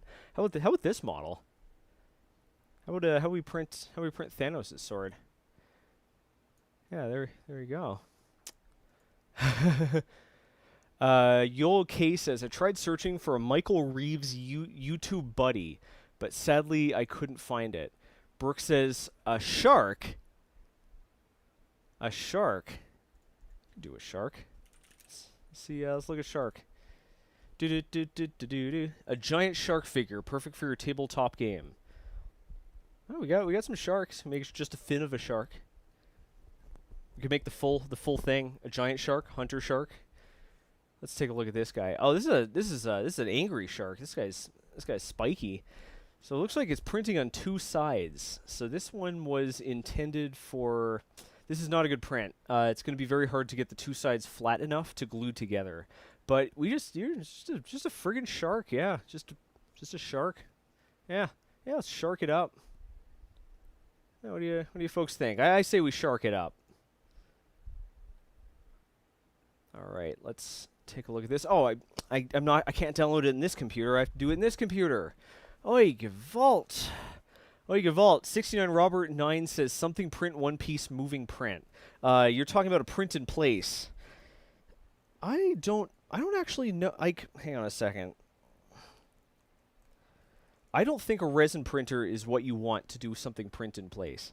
Because an FDM printer, so what happens is with a print in place item, you're printing separate pieces, and the upper piece kind of settles a little bit on the lower piece, and they fuse together. It supports it, right? Like even though it fuses a tiny bit, and you break them apart, but it supports it. And you can't do that with resin because each layer needs to have a firm bond with something below it to yank the thing off the bed. You can't remember, like in order for something to be supported, it just has to settle on top of a previous layer of filament. But this is the opposite direction. It needs to be able to withstand some force to yank it off the FEP sheet. So yeah. Let's see. Kurt Snyder says friendly articulating slug. I'm gravitating towards a shark because we got blue green resin here. Although a slug could be neat. I could be convinced. Here, let's see what they got on the slug side. Slug. A giant gray slug. Oh, that's a neat. This is on Thingiverse. We got some slugs. A brain slug. How about this guy? Make a brain slug. I don't think that exactly shows off the quality of the printer well, but we have an articulated slug. This looks very cute. I'm not sure how well this would print on resin. This would be a little weird. Could be a little let me think here. Let's do the brain slug. Yeah, this is gonna be funny. All right, so I'm gonna go. I'm gonna use on this computer. I'm gonna go on Thingiverse and I'm gonna look up brain slug. Yeah, I got a brain slug. There's a hair clip version. There's a smooth version. An improved detail version. Let's take a look at the improved details. Yeah, all right. Let's download that. Yeah, there's not much to show. I don't think it's worth the time to set up and configure. I didn't really think this part through enough. Let's take a quick look here. I think our resin is taking too much damage. Yeah. Our resin is not enjoying the sunlight that's shining on it.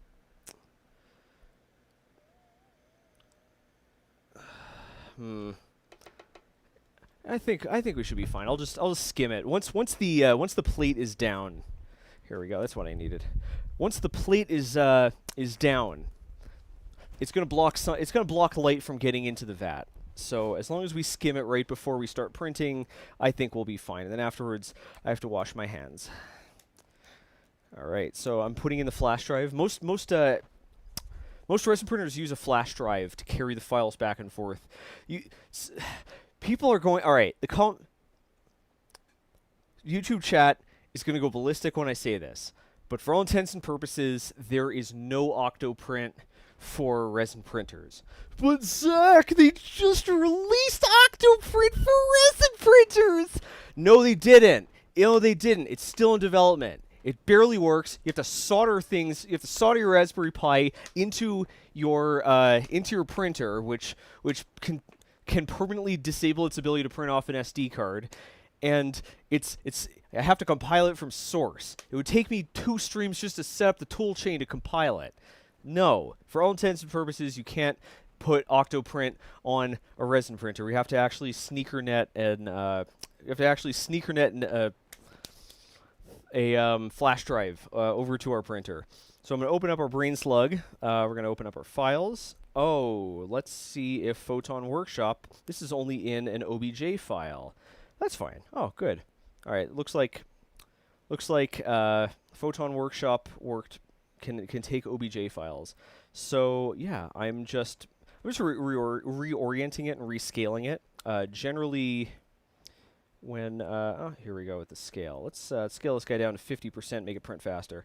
The way that the time requirements of a 3D print scale geometrically is the same for a resin printer as it is with a an FDM printer. Although it doesn't scale the same in the XY direction. So it actually no, I'm wrong. The amount of time it takes to print a resin print scales linearly with size. If we increase the size by 50%, it'll increase the amount of time it takes by 50%. And that is simply because it exposes the entire X and Y axes simultaneously. So there's no so like with FDM printers we have to worry about about how much detail and how much ground it has to cover in the XY direction. We don't have to think about that. TKMK says, resin printers don't need no replacement boards. No, there are way less motors to go wrong in a resin printer. Replacement boards? There's only one motor in a resin printer. Someone was asking earlier, by the way, about isn't there a flash bulb to burn out? Yes, there is a flash bulb. Or there's like a very powerful lamp, a projector in this printer, in the Anycubic Photon Ultra, that does burn out. But don't forget there are 2 parts in an MSLA printer that can burn out. You have a light in there as well that can you have a light in there as well that can burn out, and it will eventually. And you also have the screen. The screen itself is a disposable part, and that thing burns out actually really quickly. The Anycubic Photon Ultra actually has a lifespan that could be up to 10, depending on how often you use your printers and how effectively you spread parts across the board. This Photon Ultra can last 10 times longer or more than another printer, and on top of that, they don't currently sell replacement projector bulbs, but that's because the thing just came out. If it's not unreasonable to think that here we're gonna do light support material. We're gonna add in a whole bunch of it. I'm gonna increase it to 75% support density. Auto support angle, we're gonna change from 30 degrees to 50 degrees. We're gonna add our automatic supports. Very nice. Let's hope this thing doesn't take too long.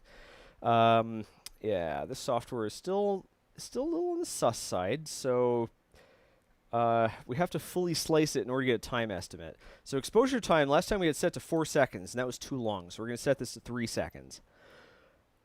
Even that might be a little too long. What do you think? Should we see what happens if we do 2.5?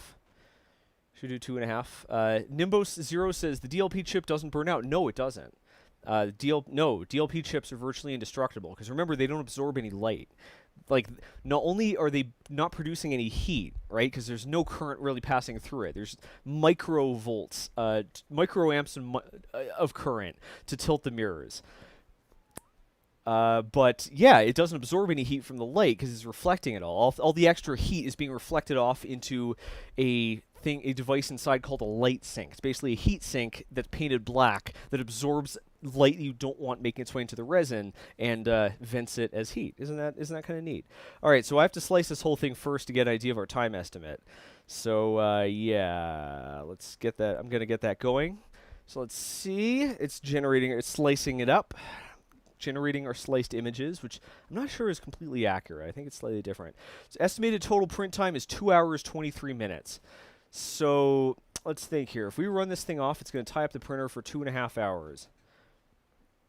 Which means we're not going to be, if we want to tear this thing down, we're not going to be able to start that until, right now it's 2, until about 4:30. So this is too small. So this is too big. We need to make this thing smaller. So I'm going to scale this down from 50% to 25%. Is that too tiny? Let's see how this works. Now we could fill up the plate. Like, it doesn't matter how many things we could fill up the plate, but I want to show off the resolution of this thing. So this is a tiny model, dead in the center, and we are going to simply slice this thing up. It's very small. I'm going to replace this. So this thing, we reduced the size by 50%, so this should only take an hour and some change. Yep, 1 hour, 13 minutes, and that is perfect. So the size of this thing is 15 millimeters. It's about a 13, 14 millimeter cube. Very small. Okay, so we've saved it to our flash drive. Yeah, oh, wrong button. There we go. We've put this on our flash drive, so let's head back over and start up a little print. We no longer need that, so let's get this out of here. Okie dokie. So let's take off the lid. Let's move our gloves out of the way. I'm gonna skim off the top layer of resin because it's been hit by the sun. Yeah, this resin's a lot more sensitive than the peach resin, the apricot. I'm sorry, it's apricot color. So let's put this guy over here. All right, this is a very small model. We don't need a lot of resin. So let's quickly slap this thing back on. Plug the flash drive into the side. I'm sorry if I'm blocking anything. I'm going to turn Isabel over while I'm thinking about it, so we can expose the bottom. All right, we're going to go to print. Brain slug, go. And there we go. It's just the same as works just the same as an MSLA printer. If you ever used a resin printer before, this behaves from a user, UX standpoint. It's the same. It's totes magotes the same. Tooters magooters. I was moving a little hastily, so I dripped some resin. So I'm going to quickly wipe that up. I know I'm not wearing gloves. Uh-oh.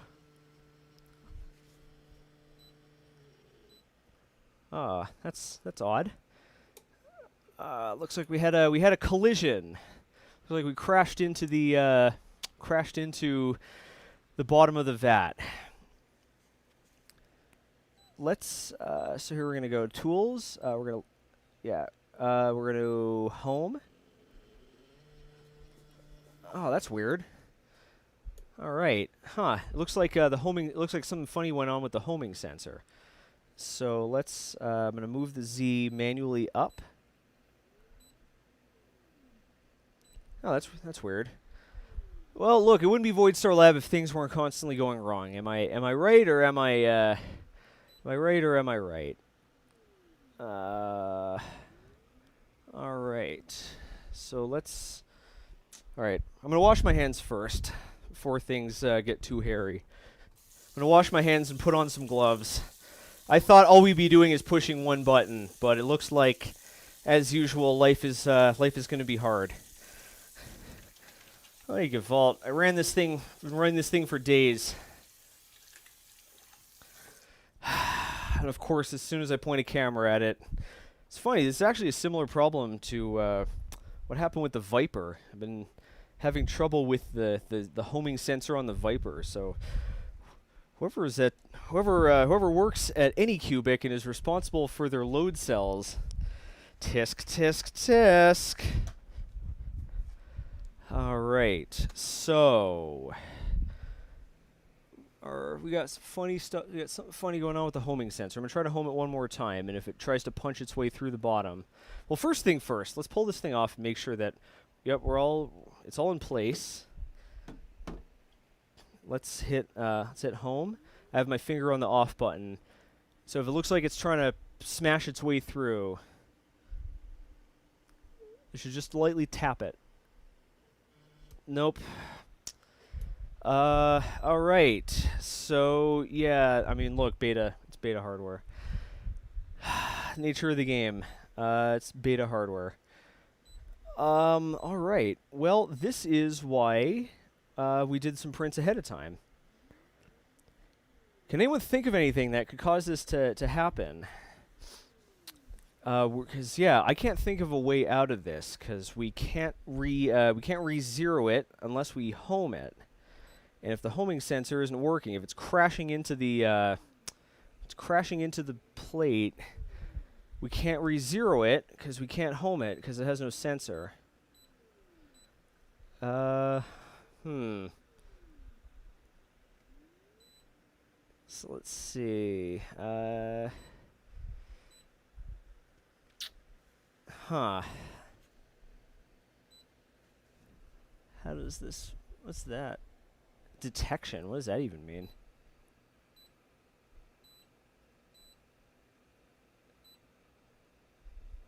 Oh, wait. Nope. Oh, I guess this is a self-test that draws different patterns on the screen. Definitely not what we want to do with resin installed. Yeah, I can't think of anything else.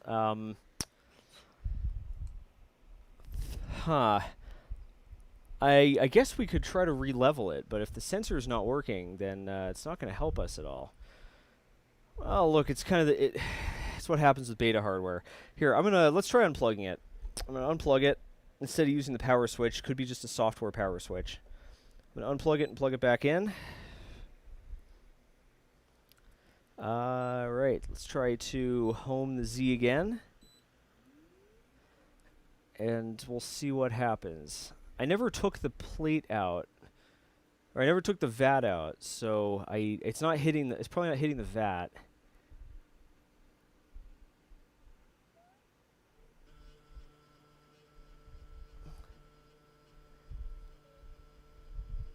Yeah, it's not detecting it. All right, well, crap. Of course, like I don't think this is going to be representative of the final product. You know, this is a pre-release unit. The Kickstarter isn't going to start shipping for a few months. I've been told that this is running some beta firmware. All right. Well, look, them's the brakes. I'm gonna put this back on so we don't. I'm gonna put this cover back on so we don't lose the rest of our resin. All right. Unfortunately, I don't know how to repair this. So let's think. Okay. So we're gonna let this thing hang out for a bit. I'm gonna rescue our parts. All right. So here's what we're gonna do. I'm going to rescue our parts that we just finished printing. Bear with me one sec. Let's just make sure. This is looking... oh, this is just water. Just giving a light tap all over to make sure this isn't sticky. Cool. So we deal with that later. But what we want is... Oh, wait, where's our wear board? Did I knock it onto the floor? Son of a gun. Put this over here. Hang on a second. I gotta get on my hands and knees here. Oh, there it is. Yep, we knocked off our wear board. All right, so we're gonna let that expose for a few minutes. So here's what we're gonna do.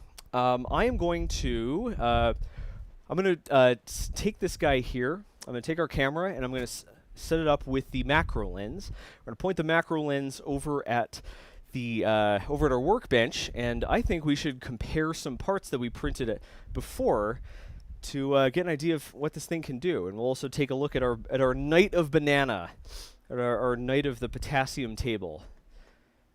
But yeah, we've been running off a whole bunch of prints with these, and we can take a look at what they look like up close and how they compare to prints from other printers. So let's get that done ASAP. Yeah. I know it's embarrassing when the thing that you're showing off, like, doesn't work, but look, it's the nature of Kickstarter stuff. Hang on a sec, let's move this over here. Bendix Ullhorn says maybe there's hard resin at the bottom of the bed. That would not have an effect.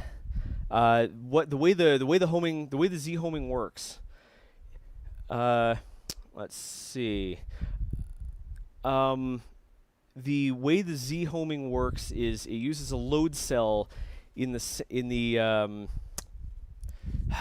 a load cell to detect when it's hit the bottom. I guess it is possible home and Z equals 0 aren't the same. Yeah. I already did calibrate it. I haven't messed anything up since then. I'm just trying to think, like, the question is it possible that we got some resin stuck to the bottom of the printer and it's smacking into that, and it's like that wouldn't be the case, because man, very difficult to structure my thoughts today. So what's going on here is there's a load cell that basically detects when there's pressure against a load cell is a bend sensor, I should have added. That detects when the bed bends a little bit, which it does when it bottoms out and it keeps trying to be pressed in. So it's not working. It doesn't have any sense of, I don't think it has any sensors in the Z direction. Like, it doesn't know what height it is. It just knows when it's bottomed out. And for some reason it's not triggering. We could try to recalibrate it, but I don't think that's going to be very fun to watch. So, in the nature of making high quality doing high quality maker entertainment, I think instead we should take a look at the quality of the prints themselves and see what this thing can actually do. Because we have already done a print on this. You saw the print come off the plate. So unless you think that for some scamola I glued a print that I did with another printer onto a plate, we already know the thing works. So let's get over here. So this is my my macro lens. This is a macro lens, and it's no microscope, but it should let us get up nice and close, close and personal with our prints, and take a look at that surface quality. So let's see. I'm gonna zoom this. I'm adjusting this off. Here, I'm gonna drop my. I'm gonna open up my aperture and drop our ISO to keep things visible. I don't want. Yeah, don't worry. I know you can't see it. I know. I want to dial in all the settings first before I switch it over. And there we go. Here we are. Let's get this. Let's put in our overhead camera. Let's see how well this works. So yeah, we're gonna be showing off a bunch of D&D minis today. These are all. Yeah, I got these all from Loot Studios. They aren't free models. These are from a paid collection. But I had them lying around, and I really like these models. And I realized I spread out the legs of my tripod too far, so I am not going to be able to sit down. Hopefully, I can come in from the side, and there we go. This place is the messiest it's ever been. I have never had this place even close to this messy. We've been going for months now with not enough time. Or not enough time, space, or ability to clean off the floor, to like clean up enough stuff that I can vacuum. So yeah, I've got an overhead view so you can see what's going on. Let's put the text size back to normal, and yeah. So Tinster747 says mine is a physical stop switch like an FDM does. Stops the same way. I might be wrong. Yeah, I might be wrong. It might have a Z limit switch. The point is, I feel like our streams lately have been a little too much of me debugging and not enough of me doing things. So, at least for this one, I've decided that Here we go. At least for this one, I've decided that we're not going to spend a lot of time debugging stuff. We're instead going to do cool stuff. Yeah, the printer, the DLP part, I would assume it still works. Yeah. Well, look, if we have time afterwards, we'll take a look at it. Or we can just... Well, you know what? We'll take a look at it while we tear it down, so I can show you how it works. Maybe it uses like an optical limit switch, like it uses an optical interrupter to detect when it bottoms out. And a drop of resin made its way onto that. Look, who knows?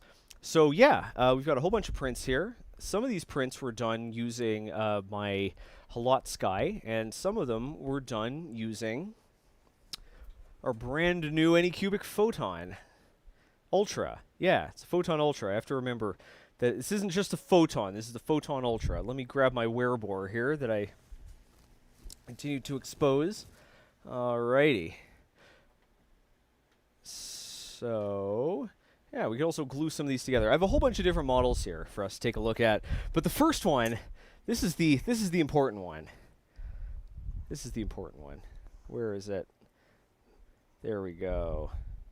I'm actually going to grab myself some tape and mark the point on my desk where the camera's pointing at, so that I don't have to rummage around. So yeah, this is the guy from the thumbnail. This is the Knight of Banana. I found this guy through Things. I think it's actually it's on Thingiverse, but I found this guy through Things, and if this is not the funniest freaking model I have ever seen, this guy is adorable. Look at him. He fights for truth, justice, and potassium. By the way, if you notice any like bits sticking off the side, like you see like right there, I did not have the time to... Normally I grab a scalpel and trim those off, but I did not have the time here. So let's see. This is about here. There we go. Yeah, but you can see like the surface quality. This is from the I'm gonna tell, unless I say otherwise, all these prints are from the Photon Ultra.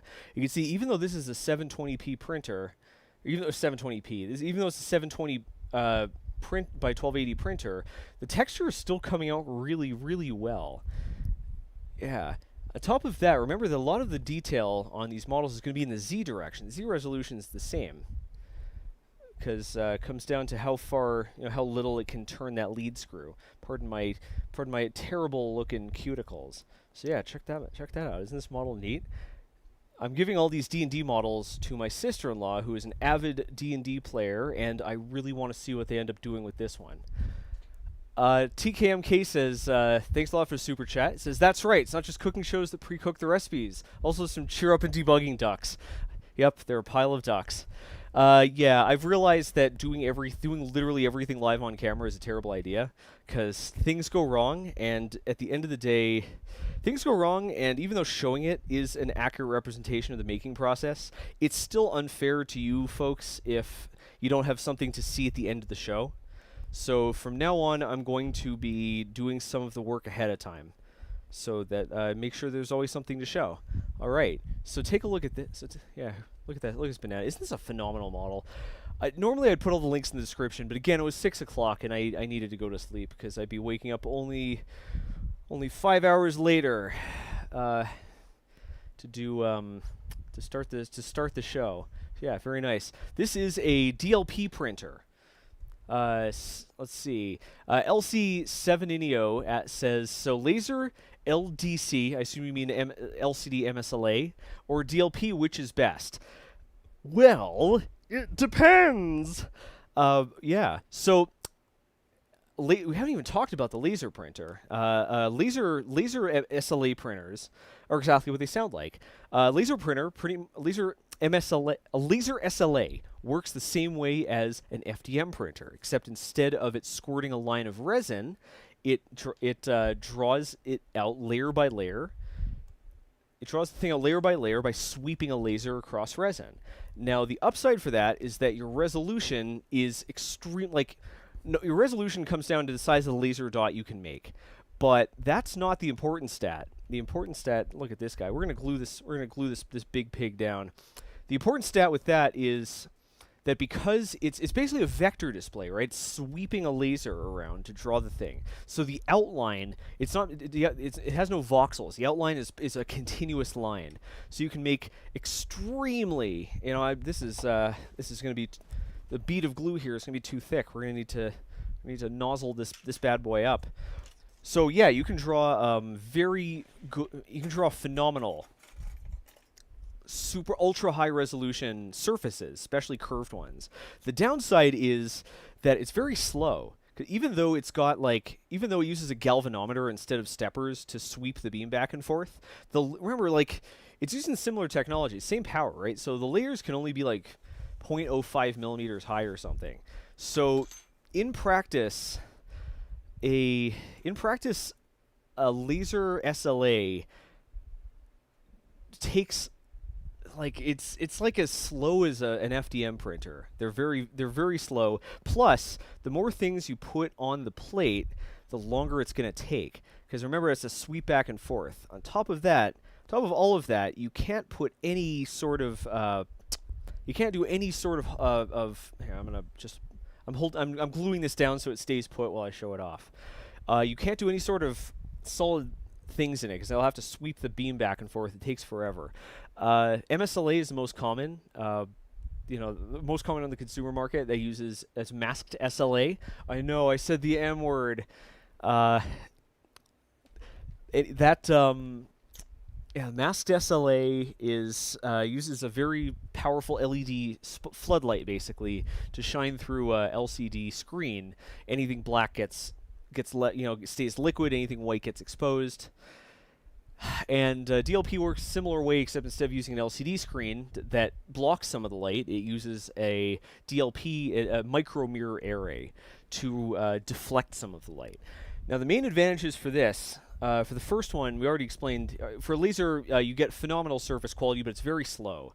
For a DLP printer, because the DLP can focus the light and change the size of the beam basically change the size of the exposed image as well as which pixels are on and off. The smaller your model is, the higher your resolution is. So if you're planning on making small models, DLP is basically pure upside. On top of that, they tend to last longer because and when they break, in theory, all you have to do is replace a bulb. You don't have to replace the entire printer because the micro mirror area is basically indestructible. So an MSLA printer is the simplest, and they're usually the cheapest because they can be made with parts.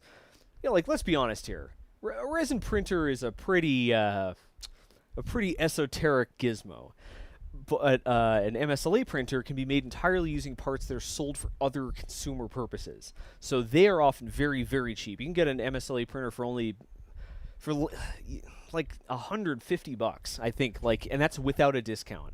So an entry-level MSLA printer is half the price of an entry-level FDM printer on sale. The downside is you've got a floodlight that can burn out. You also have an LCD screen that can take damage, and it does take damage quickly because it's got this super bright freaking LED going into it going through it. And remember, anything black, right? Anything the light gets blocked that doesn't make it into your resin is because that's getting absorbed by the LCD. It's being turned into heat. So they tend to they don't last as long, especially if you don't move your part around the plate. So yeah, the advantages are if you're printing small objects, if you need the ultimate in detail, you want a laser. By the way, the laser ones are very, very, very expensive. You can expect to pay a few $1,000s.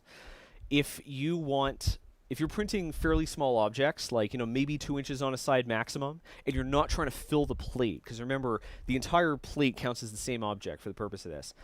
So if you're printing small objects one by one, a DLP printer is going to give you the highest quality, and also can give you faster exposure because you got all that light concentrated. If budget is the most important thing that you care about, or if you regularly fill up that plate, if you're trying to run off piles of D&D minis or jewelry or something, then you're gonna want MSLA because it's just where it works best.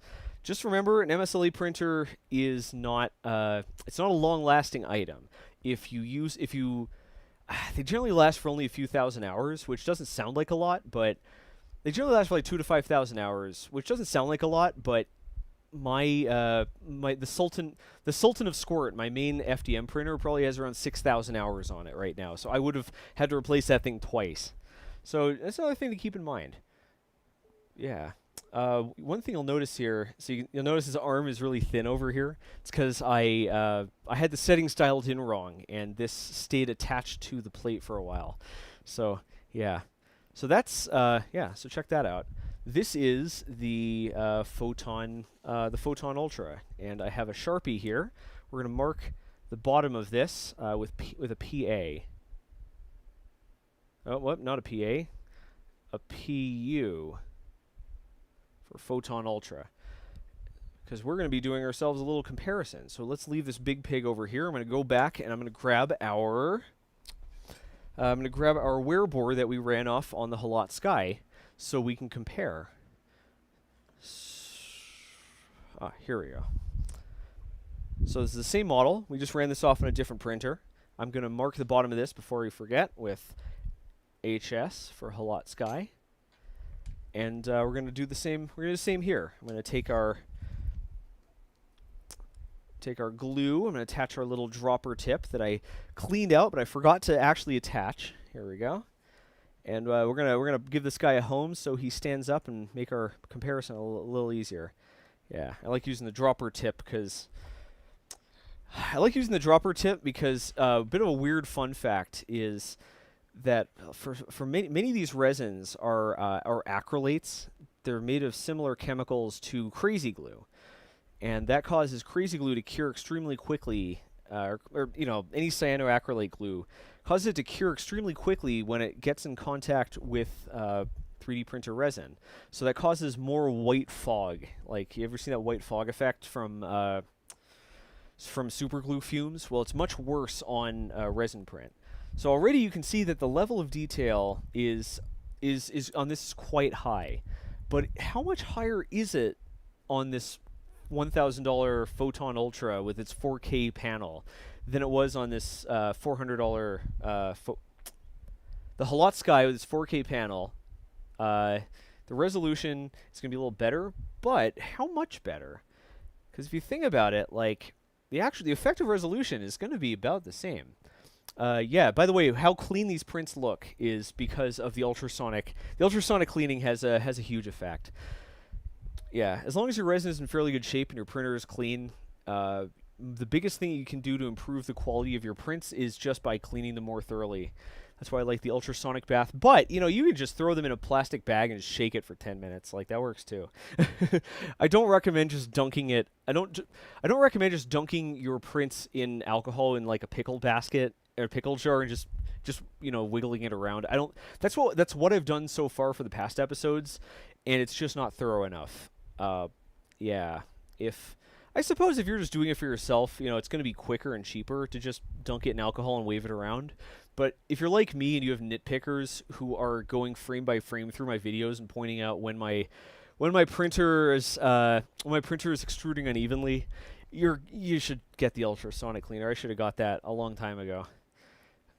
Yeah, I'm looking forward to cleaning other stuff with the ultrasonic cleaner. It's really good for getting flux off your boards. All right, so this should be about set right now. So we've got on the right. On the right, we've got. Let me get rid of the stuff from the heads-up display. Pardon. Let's get. Yeah, there we go. All right, so on the right, we've got our print from the Halot Sky. On the left, we have our print from the Photon Ultra. You can see to this guy's uneducated opinion, the quality is indistinguishable. These look the frickin' same. I can't even tell the difference. Even though, don't forget, this guy is a 4K printer. This guy is a 720 printer. And these things look pretty much the same. Like, you can, in both of them, you can make out the like the wearer's fingernails. See, look at his thumb. See his fingernail. You can make out the battle damage on his axe. Yeah. Oh man, the level of detail these printers can make is bananas. Speaking of, yeah, you can make all the ruffles in his fabric. The modelers. This is why I like these. this is why I'm using these ones in particular, because the level of detail in these models is way over the top. Like you can make out the fur. So yeah, the quality on these is indistinguishable. I think that's super impressive. I wish we had the troll, because I'd really like to compare those. But here's what we're going to do. I'm going to grab the base plate for the troll, and we're going to write on PU for Photon Ultra. And I'm going to go back over here and grab the same print from the Halot Sky.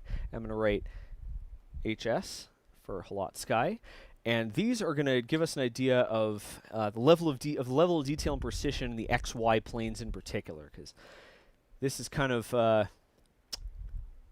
you know, this is a lot of Z dimension. The model's printed about this orientation. I also printed them at the same orientation. I used the pre-supported model, so it's not even different orientations came into play. Yeah, I think that's sick. These two printers look identical.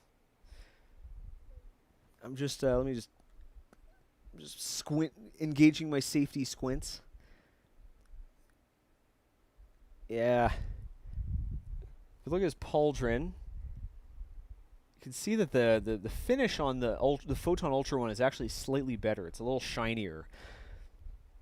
It's more precise. That shine is caused by like light bleeding over, because like the whatchamacallits, the LCD screen doesn't block 100% of the light. It blocks like 99.95 or something percent of the light, but a tiny bit gets through and it makes the surface slightly rough. The DLP printer, any light that doesn't make its way onto the resin is being deflected off, so it doesn't even hit the vat. So yeah, isn't that neat? So here, let's take a look at the base plates from our troll prints. Now, let's see. This is the Photon Ultra. This one is the Halot Sky. So let's see if I can get these together so that we can see a direct comparison. Let's focus up a little bit.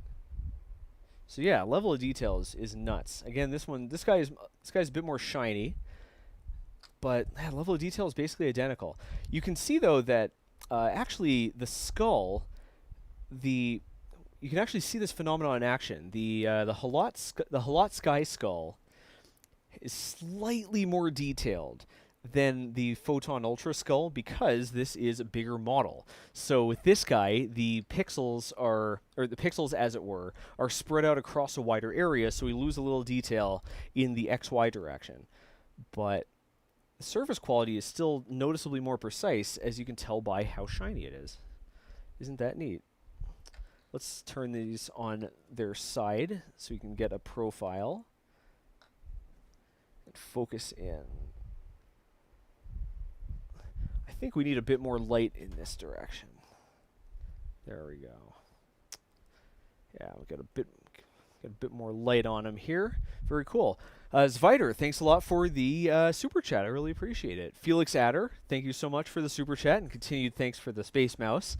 Hey, Zach, other than IPA, what are good options for cleaning fluid in the ultrasonic? Well, I like IPA. Just don't fill the basin with alcohol, right? Instead, put your print... Let's see. Oh, man, our face cam is picking up too much of our light. There we go. Let's get that guy out of here.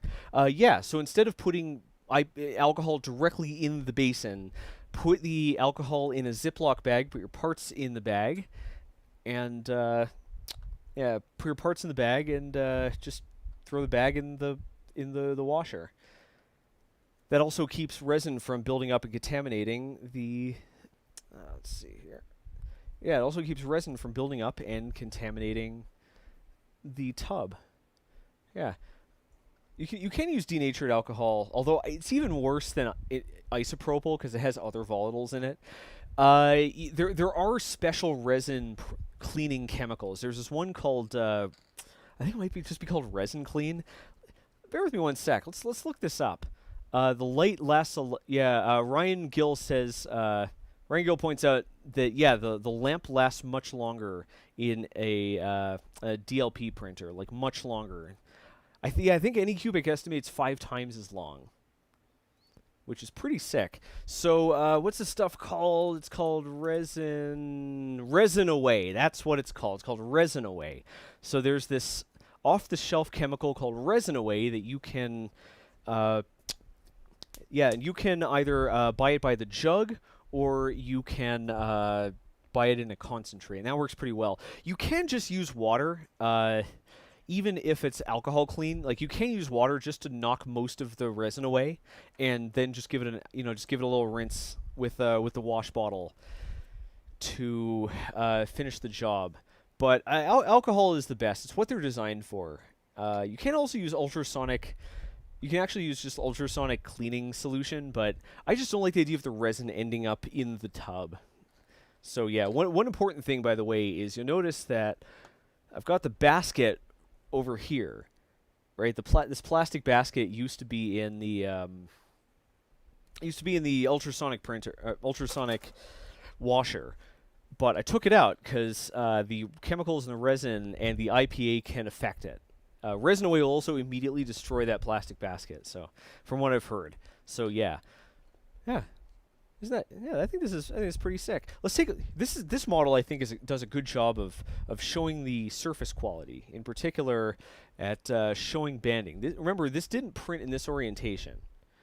Let's actually help if I focused. This is a feast table. This didn't print in this orientation. It actually printed more like this, but you don't see any banding on the surface because it's just nice and precise. Remember, it's actually changing the size of the beam on a per layer basis, which I think does a good job of concealing layer lines. So yeah, this thing came out great. The resin, this particular resin is also quite nice. This is called it's called Anycubic's Craftsman resin. Let's see, where's our overhead? Yeah, this is Anycubic Craftsman resin for 3D printing. Yeah. Just seeing if there's any funny stuff going on here. Yeah, there's nothing crazy. Yeah, this is designed for this is designed for I think professional use, like in something or other. Dental. Yeah, but it has a long exposure time. You can see we have a whole bunch of models here. I made an entire tavern. I pretty much printed the entire. So I made a mistake when I printed the when I initially did the D&D episode. I made a mistake of printing most of the models on their own, or only printing them like 3 at a time, and it's not necessary. You remember with an MSLA printer, you can just fill the bed. You don't lose anything by filling the entire bed. It's just as easy to print a full plate as it is to print, small number of items. With our MSLA printer, I've had to print these things individually. So this has taken I've printed a few of these individually. These guys here, we got these benches. One of these was, I got these benches. One of them was printed on the Halot Sky. One of them was printed on the Photon Ultra. And I forget which is which, and I can't tell the difference. Even though I printed these along with the chairs and the tavern detail, it looks. I mean, I can't tell the difference between these things. They look identical. Yeah, this thing punches way above its weight. It just goes to show that the numbers aren't everything. You can't just because one thing says 720 and another says 4K doesn't necessarily mean that those numbers are different, or at least in practice. I love how cool this looks at the depth of field. This looks sick. Here, let's have this. Let's put this mysterious stranger here. Oh, you can't see him because of our picture-in-picture. Mysterious stranger smoking his pipe. We have the bar. We have the tavern keeper himself right here. We have the tavern keeper himself. Let's glue this. Some of these models, like the tavern keeper, are going to have a lower resolution, or they should have a lower resolution because I printed a whole bunch of these together. But this guy actually looks great. Let me glue this. Let me glue this guy down so I can show him off. The depth of field here is so shallow. Yeah, the depth of field here is so shallow that I don't trust myself to hold these things in position. So let's get this guy over here. There we go. Come on, down you go. Oh no! I accidentally hit the contrast button. Or I hit the auto exposure. Oh, my aperture is so small. No. Our depth of field is so shallow. All right. Well, while I hold this guy in position, Look at his beard. You can see his little beard. It's great. Ryan Gill says, how does the resolution change? So basically, when you're printing resin on an MSLA printer with an LCD, the resolution is a screen. Like, it's a physical LCD screen that's under the entire vat. So it's always making an image of the same size. It's just a question of which parts are exposed and which parts aren't. A DLP printer is actually focusing the light differently so that it's only illuminating. It's basically changing the size of the picture to only fit the part that you want to expose. So the smaller the thing you're printing, or at least the smaller the individual layer, the higher the XY resolution is. When I say resolution, by the way, I'm not referring to number of pixels, right? I'm referring to minimum detail size. So the resolution actually changes on a per layer basis, even though they're 1,280 mirrors in this direction, 720 mirrors in that direction. So if you're printing smaller objects, you'll get a higher effective resolution with DLP. That's why dentists and whatnot, that's why dentists in particular, but also prosthetists and like basically anything in the medical sector, that's why they all use DLP printers. Yeah, because they're printing small objects and you can get a much higher effective resolution, which I think is really sick.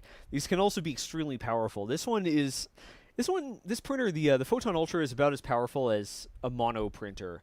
You can basically use like the same settings you'd use for a mono printer.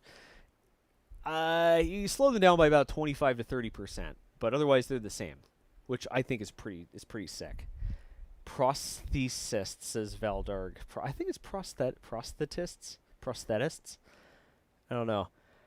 Yeah, Paul Rector says alcohol in a gasketed container is reusable for a really long time. That is true. If I had been able to move faster last night, and have the stream set up more than 5 hours before it was supposed to start, I would have filtered out my my alcohol to reuse it. You just expose it out in the sun or under your exposure lamp, and then you just run it through a set of stacked coffee filters. If you're friends with a chemist and you can borrow a vacuum filtration rig, that's even better. If he lets you get a scoop or two of molecular sieves, even better. That'll bring your alcohol back to 100% purity, give or take. Yeah, pretty fun.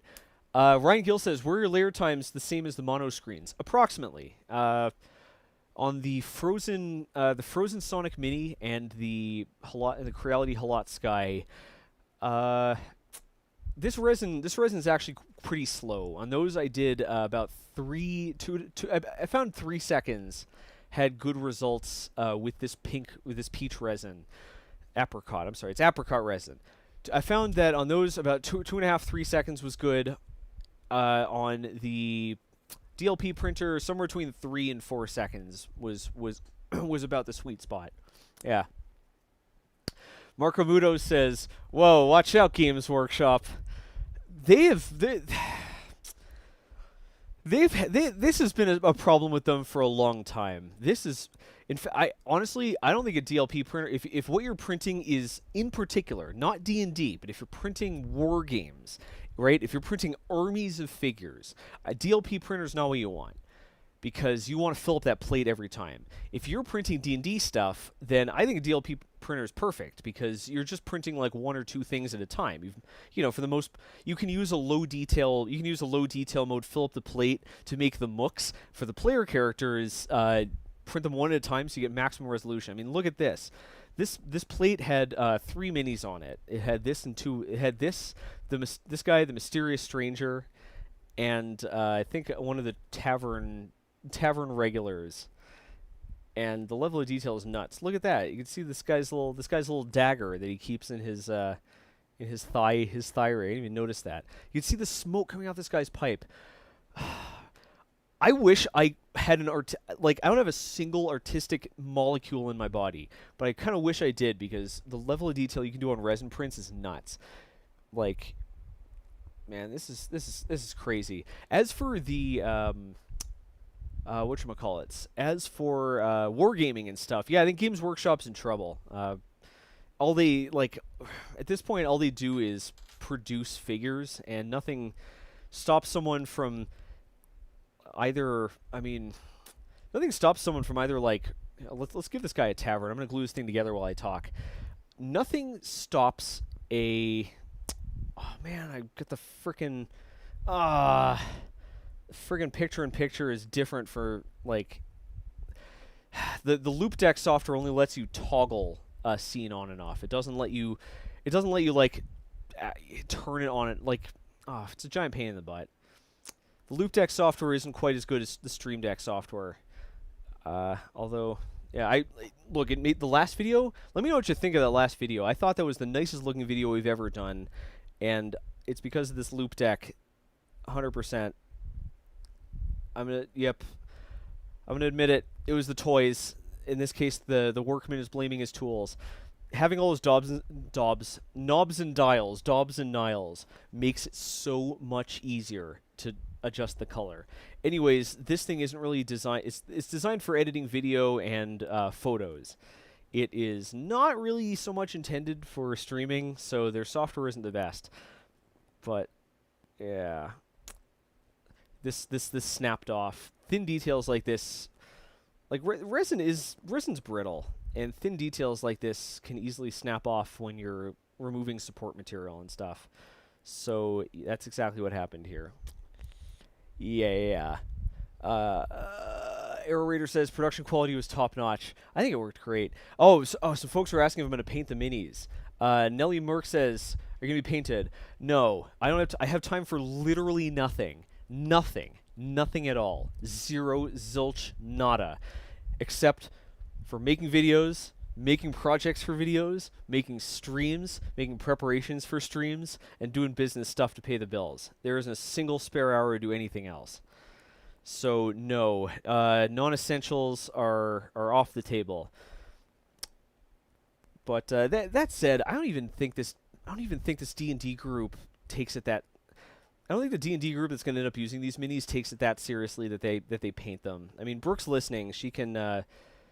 She probably knows for sure whether her sister and her group goes through all that trouble, but I don't think they do. I think this is a very casual. It's a very casual group, so I'm not sure these are going to ever be painted. I'm not going to do it though. I don't have the skills. I don't have the equipment, and I don't have the patience. I don't have the interest, and I certainly don't have the time. So no, I'm going to be giving these as is. I know it's a letdown, but there are unfortunately a finite number of hours in the day, and I have to use each and every one of them to its fullest. I just realized it probably makes more sense to, instead of trying to glue this beam on here, to instead glue the crossbar bit with the mugs, because that will hold it in place, and we're gonna have to flex that thing out of the way to do this anyways. So yeah. So yeah, that's kind of how the two compare. I probably shouldn't have started gluing models together, because the whole purpose of these models was just to show you how the MSLA compares with the DLP. There's very little value in. Here, I'm going to move this over here like so. There's very little value in actually completing the models. So yeah, whatever it is, this has glue on it. We're going to finish it anyways. Then I think we'll just empty the printer out, give it a thorough scrub, and tear it down. Because I don't know what the issue is. It could be that it needs calibration, but I am not going to debug it on stream. We've been doing that too much lately, and folks want to see stuff that works. But first, like, I just want to glue this thing up, because this model is cool as heck. This is awesome. Yeah, the D&D Minis episode that I initially got these models for was we released that. That video was made back when we were still trying to hit a weekly release schedule. So that video was made extremely hastily. It's the worst performing video on the channel that isn't a recorded stream. Every stream is the worst performing video on the channel. But people don't like watching the replays. I don't know. Anyways, that's worst performing video on the channel. we whacked the whole video together, start to finish, including learning how to use the printer, in 2 days. Everything you see in that thing, including me unboxing the printer and figuring out how the hell to use it. Never printed resin before. It was all done in 48 hours. Including painting the minis, including going to Kinko's to have the have those map tiles printed in full color. Yeah, all that stuff was done in 2 days. I wrote the episode in 6 hours, filmed it fast. It was a nightmare. It was pure hell. Anyways, I didn't have time to print most of these models. I only had time to print. In that whole episode, I think I only printed maybe a dozen models, and I just repainted them and repositioned them to make it look like there were more of them. Brooke helped me paint. Yeah, Brooke helped paint. So yeah, I didn't have a chance to show a lot of these models, but they're really cool. So this one makes me smile. This one makes me happy. We have like a whole tavern scene here, perfect for a brawl of some kind. You can't go. One does not go into a tavern in D&D and not start a brawl. Like it's the nature of the game. My old D&D party that I was the DM for was so belligerent and so prone to starting tavern brawls that every time I made a town, I knew that I had to roll up stats for everyone in the tavern and make a map for it, because 100% chance they would end up at that tavern picking fights. I know the rules. I know the difficulty adjustments for drunkenness off the back of my hand. Do you know how, like, you know how many times I had to figure out the range, how to adjust a range touch modifier for someone being blinded drunk? It was a lot. Yeah. Anyways, yeah. Brooke used we used a makeup airbrush and alcohol paints, which should work on this as well. Alcohol paints should work quite well on these, and you should be able to use like your standard model paints. You might have to prime it depending on the brand of paint. I know that Citadel brand paint, I think, flakes off. You need to prime it. But I think official Games Workshop, I forget the name of their in-house brand, but Games Workshop paint works fine on these minis because they both use I think they make the minis out of metal, if I'm not mistaken. I don't know a lot about Warhammer. I think they make them out of metal, and the paint sticks well because it's an enamel-based paint. Enamel-based paint sticks because it's dissolved in alcohol, or it's dissolved in a non-polar solvent. Alcohol paint works because it, like, this is attacked by alcohol. So, yeah. You do have a lot of options in painting them. I don't have the patience. I don't have the interest. I would totally be the guy, if I played Warhammer, who just, like, never paints the minis and just, like, shows up with just a pile of minis that in, like, factory colors. Look at that. Oh, check that out. Isn't that just the freaking cutest? Can't see what the heck is going on. Here, here's what we're gonna do. We're gonna go like so. Loosen this up. Oh, for crying out loud! I pulled the thread out of my camera. There isn't enough room to route all these cables, so like some of the fit for these cameras is very tight. Yeah, look at that. We got our little tavern counter. We got our barkeep polishing his glasses. I didn't mount this guy even close to the center of his base. Not even close. Oh, we got like our little table here. Put up a fireplace. And no, there's a werebore. No, it's cool. He's a cannibal. He's okay eating a suckling pig. Yeah, I think that the D&D video is the worst performing video, but it's also one of my favorites. I had a great time making it. It was a blast printing all those minis and coming up with all like the little scenarios and stuff. But yeah, people hated it. Worst performing video, worst upvote to downvote ratio, worst comment sentiment. Yeah, people hated that freaking video. I don't care. I liked it. I liked it. Ended up making some cool models. Yeah. We got some other stuff here. that unfortunately most of this guy didn't come out. We have the Party of Adventurers. You might remember these folks, these fine folks from the episode. Let's glue these guys down. This is turning into chill model gluing time, which I'm okay with. This has been a very stressful past few months, and being able to take a week off just to, take a session off just to glue some models together, I think is just what the doctor ordered. I don't remember which model goes with which guy or gal, I suppose. So I don't remember where the hell these are supposed to go. I think this guy goes here. Like, I don't remember which or which. I think this dude goes here. I think, maybe. I don't remember where these stupid things go. Let's see. I'm seeing a slight indentation of a foot here. I think this bard goes here. Yeah, that's definitely right. Let's glue this guy down. Yeah, these models are pretty sick. There are a lot of sites that sell models like this, and you can even make custom ones. Like, I'm not shilling for the model company. I just happen to have, these are just the best models that I could print for you folks without buying new ones. I did a little searching on things in Thingiverse, but the commercial, when it comes to like high quality minis and stuff, the commercial models are definitely the best. I think I did her backwards.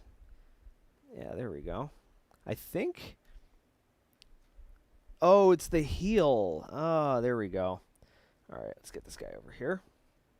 Cool. Take a look at some comments. I know I'm reading so many comments. Nobody needs to super chat to get my attention. No one says those are not based. Based and resin pilled.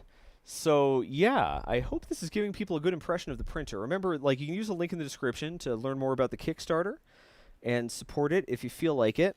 I had some trouble with it, but remember, it's the hardware is like it. I used to be in the business. I brought products to Kickstarter for my clients. I could talk more about those later if folks are interested, but the point I want to make is that at this point in the process, if they're giving me functional hardware, the hardware is set. This isn't a hardware problem. This is a software problem. I am guessing that they have a hard-coded tolerance, or like kind of like a hard-coded threshold in there for the load cell to detect when it's bottomed out, when it's homed. And I think they just set that wrong. Or there's a limit switch in there, and that got jammed up with resin or something. We'll take that thing apart if we have some time. I just want to do a little bit of chill model gluing. What can I say? Anyways, I don't think you should expect the same problem to happen with yours if you were to back the Kickstarter. I do find it coincident. For full disclosure, Anycubic also sent me the Viper a while ago, the FDM printer, and that also had a problem with the load cell. So I don't know what's up with that. I think I damaged that one. I think it's coincidence. I damaged that one, I think, when I was being too rough with I opened it up to see how it worked, to see if I could put the Hemorrhoid extruder onto it, and I think I might have been too rough with it, and I damaged it. I really should have grabbed the accelerant. Should have grabbed the zip kicker so I could speed this up so I don't have to hold it. Yeah, there we go. Yeah, so let's see. Some of Kickstarter. The one that comes to mind. The project, when I worked on it, it was called the Vessi. I think when they released it, they might have called it the Hug.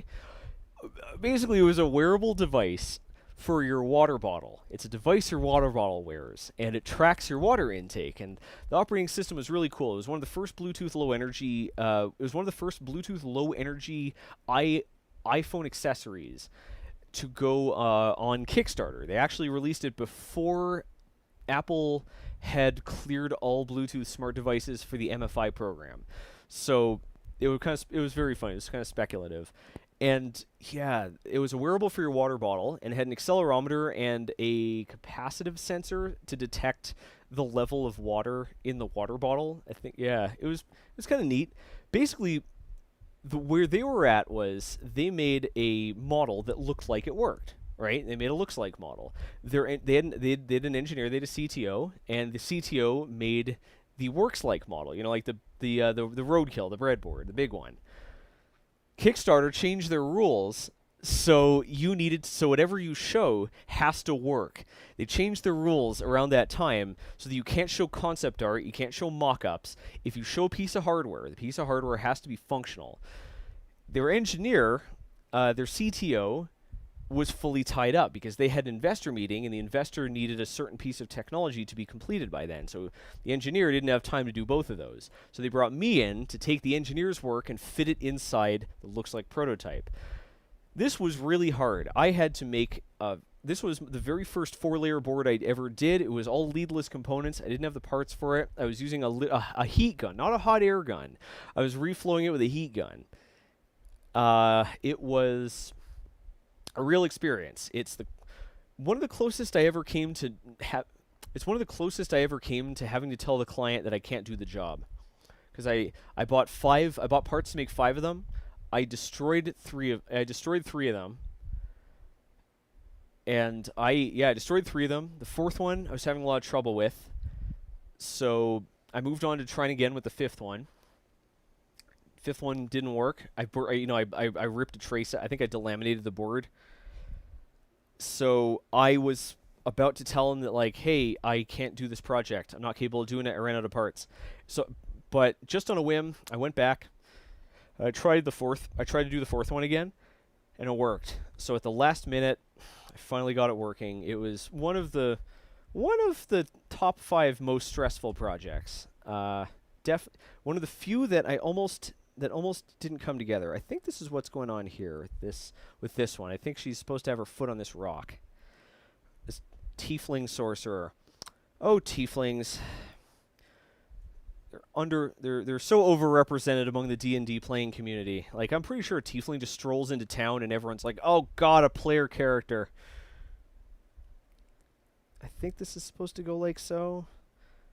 I might be wrong here. I think I might have mixed these two up. Maybe I should have looked up which.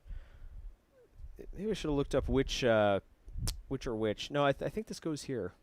Yeah, I think she's in the dungeon. In the D&D episode, I believe I printed a big, like, a bust of this character, but I didn't print the mini version.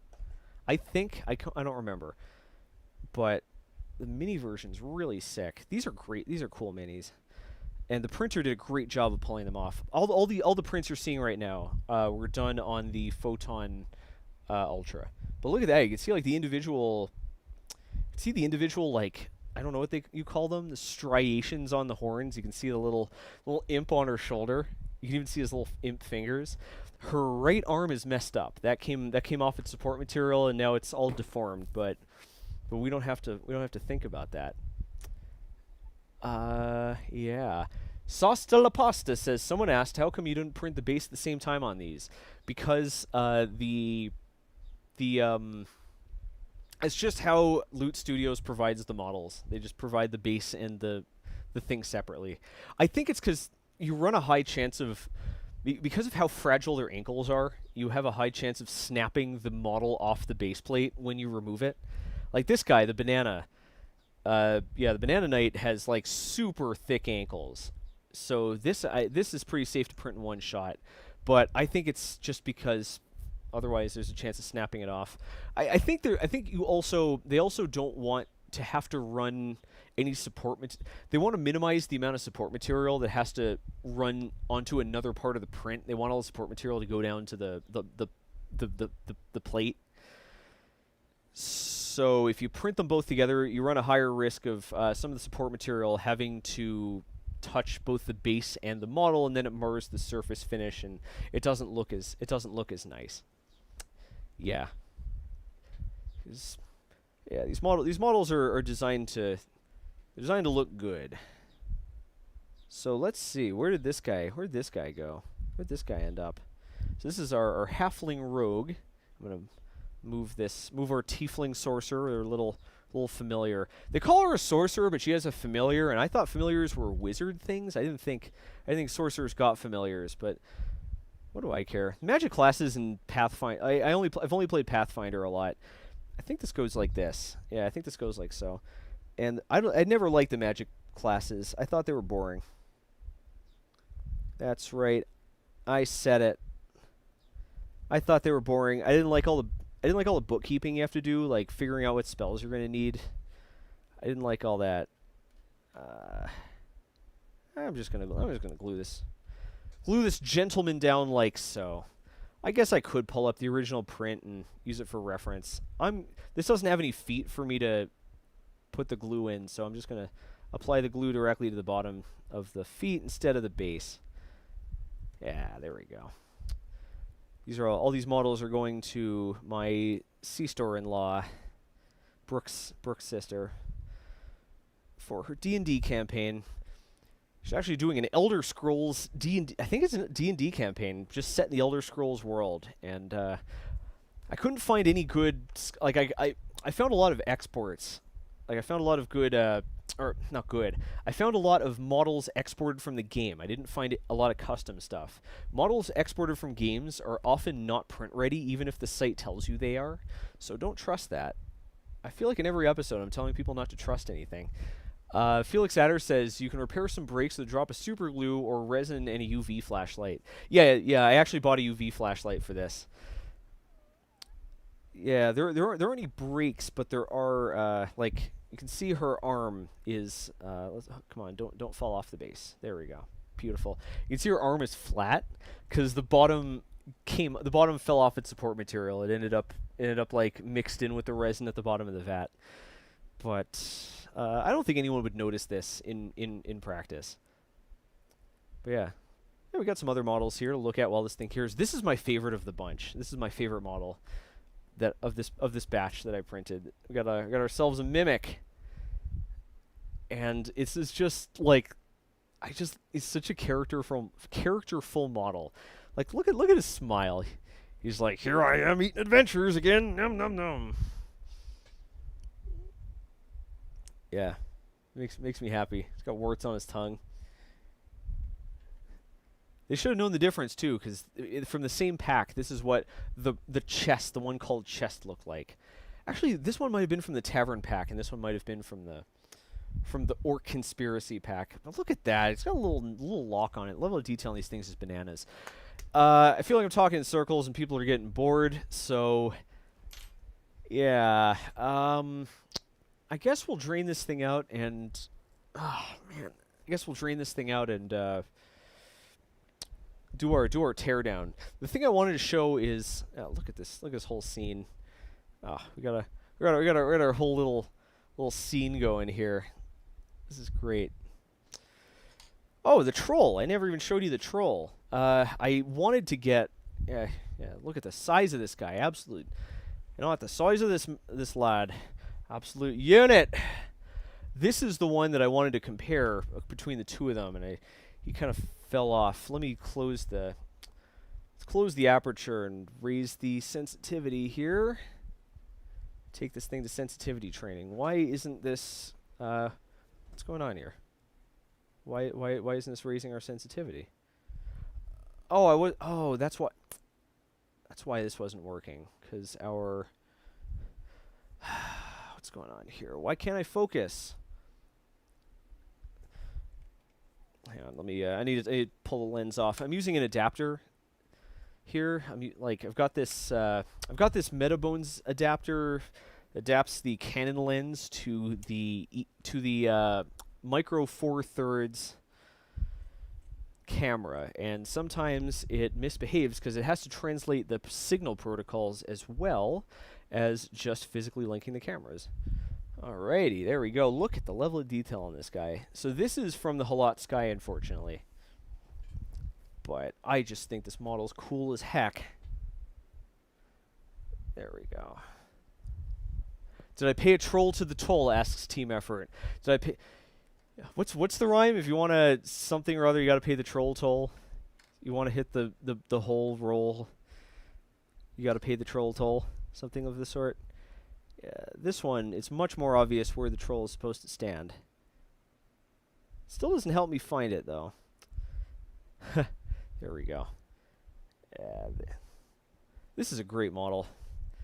And I'd really hope to compare these two, because for a larger, I think a larger model is where the comparison between SLA and, or MSLA and DLP, where that's going to be the most relevant. So, them's the breaks, though. Look, finite amount of time. You can only do, you know, I do my best. I do my best for you fine ladies, gentlemen, and cyborgs, but sometimes life does not want the plans to come together. Let's glue that guy down. He's gonna stay put. Look at that model. Look at the level of detail there. You can see the veins on his stupid troll hands. I'll tell you what we did print on the, like, let's break the theme here. And let's see what we did actually print on this guy. Where's our tank benchy? Where did it end up? I've been flinging stuff all over the place. Here it is. So this thing is disclaimer here. This thing is overexposed. I let it simmer for too long, and it got overexposed. Actually, let's move some of this crap out of the way right here, and let's put this guy here. So this got overexposed, which is why there's so much support material left on it, and why some of the details are going to be a little on the muddy side because too much resin cured. Let's crank up that sensitivity so you find folks can actually see what the heck's going on. So you can see we have some inner support material in there, very difficult to get out. But yeah, this was made on our Photon Ultra. Yeah, I think I exposed this for about twice as long as necessary. But yeah, we've got ourselves a tank benchy. This is made of the ABS-like filament, plastic, so it's slightly flexible, which also messes with the details a little bit. But you know, it's kind of neat, kind of the trade-off you make. But yeah, look at that. We got like the tank treads. You see the guy's name on the bottom, Diablo. Got a little benchy tank. Yep, a little bit of a little bit of striation on the top, a little bit of layer lines. A little bit of layer lines. Those would be less visible if we'd exposed for a little less. But yeah, you can see the level of detail is pretty solid. Pretty cute little print. If you ask me, isn't it sick? Someone says, "What's with the wheels inside the tracks?" I think they look like they're coming off. They look like they're coming off, and one of them on each side is these two are cracked. Yeah, I think I just should have supported this more aggressively. This model was originally intended to be printed in individual pieces on FDM printer. Instead, I took the entire assembly and I just threw it straight into the slicer. So it's not gonna. Yeah. So I think that's what happened. These were supposed to be printed separately and glued on, so they're not fully attached. It's much more important with resin printing than with SLA printing that you print it as one continuous block and that each layer is supporting the layer under it. Because anything that isn't supported, it won't just like fall down and get sort of stuck onto the previous layer, so like print in place. It's just gonna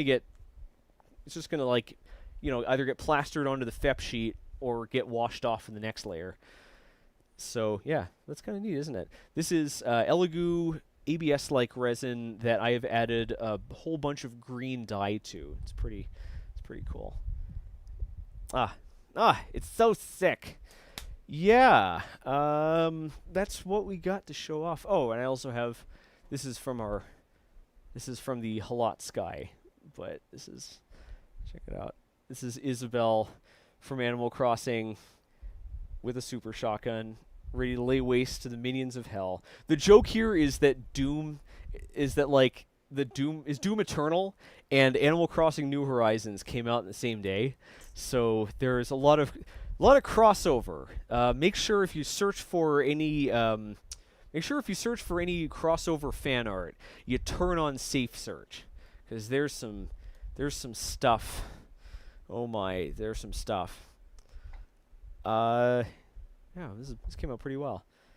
Yeah, this model I really wish I could have got going on the Photon Ultra, because the big models are where things can go to heck. And of course, can't play D&D without some dice. Yeah, this die actually came out really well. The other ones fell off, though they needed to have their supports. I needed to put heavier supports on them. But yeah, got a little die. I don't know a single group like no group within their right mind would actually allow you to play with this die, because I imagine it's super easy to weight a 3D printed die. But I still thought they looked really cool. Yeah. Light's Edge says the printer looks good to me, but it seems kind of scummy for an established company like Anycubic to use Kickstarter. I think they're using it. They're using it as like a pre-sale platform. I think they're. They're using it as a pre-sale platform. I don't think they're really using it as like support the development of this project. If you think that you could make the argument that like that's drawing the thunder away from actual indie creators using the platform, but I don't think that's relevant, because I'm not sure if the numbers have changed, but something like back when I was doing products for Kickstarter, on your average campaign, around 97% of your 97% of your orders came from outside Kickstarter. Kickstarter basically doesn't provide any, like, very, very few people browse through Kickstarter and say, oh, that looks neat, I'm gonna sponsor that. No, it's usually like you find out about them through social media, or you already know them, or you see a news article about it, and and that brings you to Kickstarter. So I don't think it's drawing thunder away from anyone else. On top of that, I used to tell my clients this, and I strongly believe it. Do not fund product development on Kickstarter. Do not fund product development on Kickstarter. Don't fund product development on Kickstarter. This includes design for manufacturing. Ideally, don't even fund procurement on Kickstarter. Don't use Kickstarter to pay for your engineering. Have your product 100% developed, not prototyped and working, not designed for manufacture. I mean, ready to produce. You've pre-cleared. You've already sent your CAM files to your manufacturer and got your proofs back. You've already designed your packaging. You already have your warehouse and all your employees like on the payroll. Don't use Kickstarter to fund your engineering. Have the product ready to sell. Ideally, have them all in a warehouse already produced, and just use Kickstarter. Just use Kickstarter as a marketing platform and to procure, and if maybe to reimburse you for inventory. Ideally, you would have bought your. You should buy your inventory before you start the Kickstarter campaign, because if you're buying out entire production runs and stuff, your lead time's going to be like 18 weeks, right? And that's even without a chip shortage, right? It takes like 18 weeks or so. That 6 months? No, it's less. It's like 4 months to get your stuff. But you know how there's a chip shortage? There could have been a chip shortage at any time, right? If your parts have a 4-month lead time and you order your parts after you collect your... First off, you can't fund ordering your parts with your Kickstarter money. Kickstarter doesn't pay you right away. Kickstarter takes months to release the payment. And then PayPal is going to freeze it. PayPal always freezes Kickstarter money. PayPal will not release your funds until people start getting their product. So you're never going to be able to pay for your inventory using Kickstarter money. It's always going to come out of your own pocket and out of your bank loans, which you're going to get. If you can't get bank loans, you're not ready for Kickstarter. You have to build up your creditworthiness first, which probably means taking out large loans from the bank over a period of years and paying them back through selling product. You're not funding the development of a product on Kickstarter. That's how delays happen. Nobody, I'm going to give you something to look at here while I rant, because this is a good rant. Nobody can predict how long a product will take to get to market. Hell, you could already have the parts in your hand. Your contract manufacturer could already be injection molding. You already have all of your boxes printed, and your deadline's still gonna slip because we forgot to order. Like, here's a good one: our warehouse flooded. All your boxes are ruined. All your boxes are ruined. Your inventory smells like mildew. You have to throw it out. You have to order fresh inventory. you know, let's say you decide to just order all your parts after your Kickstarter campaign ends. You're paying for them with a bank loan, right? But you just want to order them once you know how many units there are, all right? 4-month lead time. 3 months and 2 weeks in, there's a chip shortage. Oh crap! The lead time for this chip isn't another 2 weeks. It's a year and a half. You know what? You know your backers. They don't care. They're not going to like. Some of your backers, like 60% of your backers, give or take, are gonna say like, all right, fine, we're in this for the long haul. We believe in you. The other 40% are going straight to their bank and they're filing for a chargeback. And you know what? The bank is going to give them the chargeback. PayPal is not going to give you your money, but your bank wants you to pay them back. So you are now going to be out the money they spent from your own pocket until PayPal releases the money back to you. So yeah, they don't care.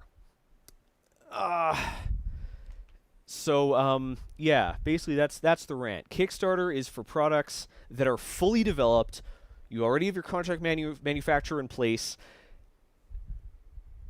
You're still gonna tell the story about how you're a scrappy startup and you need the money. You know, you need the money to bring this product to life. But it's baloney. It's just a story. The world doesn't work with stories. Stories are things that people make up to convince other people of things. It's just a story. No successful Kickstarter campaign. All right, that's not true. Almost no Kickstarter campaigns that claim they're spending the money, that succeed and claim they're spending the money to bring the product to life are. Like, that product is probably... in a lot of these cases, like, not only have they already fully designed the product, but the production plant has already been chugging.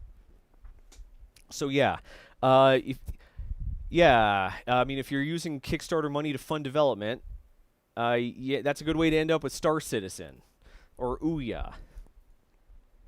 Oculus and Pebble are the big exceptions. They actually legitimately spent backer money on R&D, and they actually pulled through, and it worked very well. So, but they're the exception, not the rule. Yeah. And for that matter, another thing you should know is that Indiegogo or PayPal, Jesus Christ, I'm getting all my wires crossed. Kickstarter Kickstarter requires that if you make a claim, you have to demonstrate that claim. You can't say we will implement this feature. You have to show the feature. You're only allowed to show a mock-up or rendering or proof of concept or something if you also show in whatever the same medium is.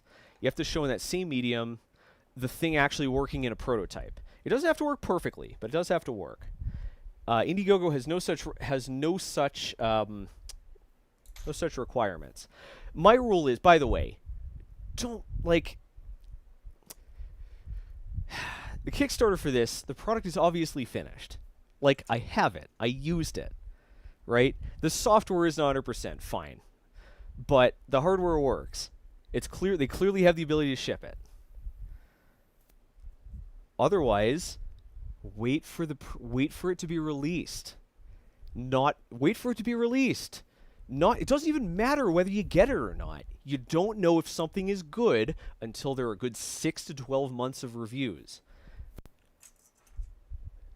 Don't back unknown companies on Kickstarter. Don't buy pre-release products.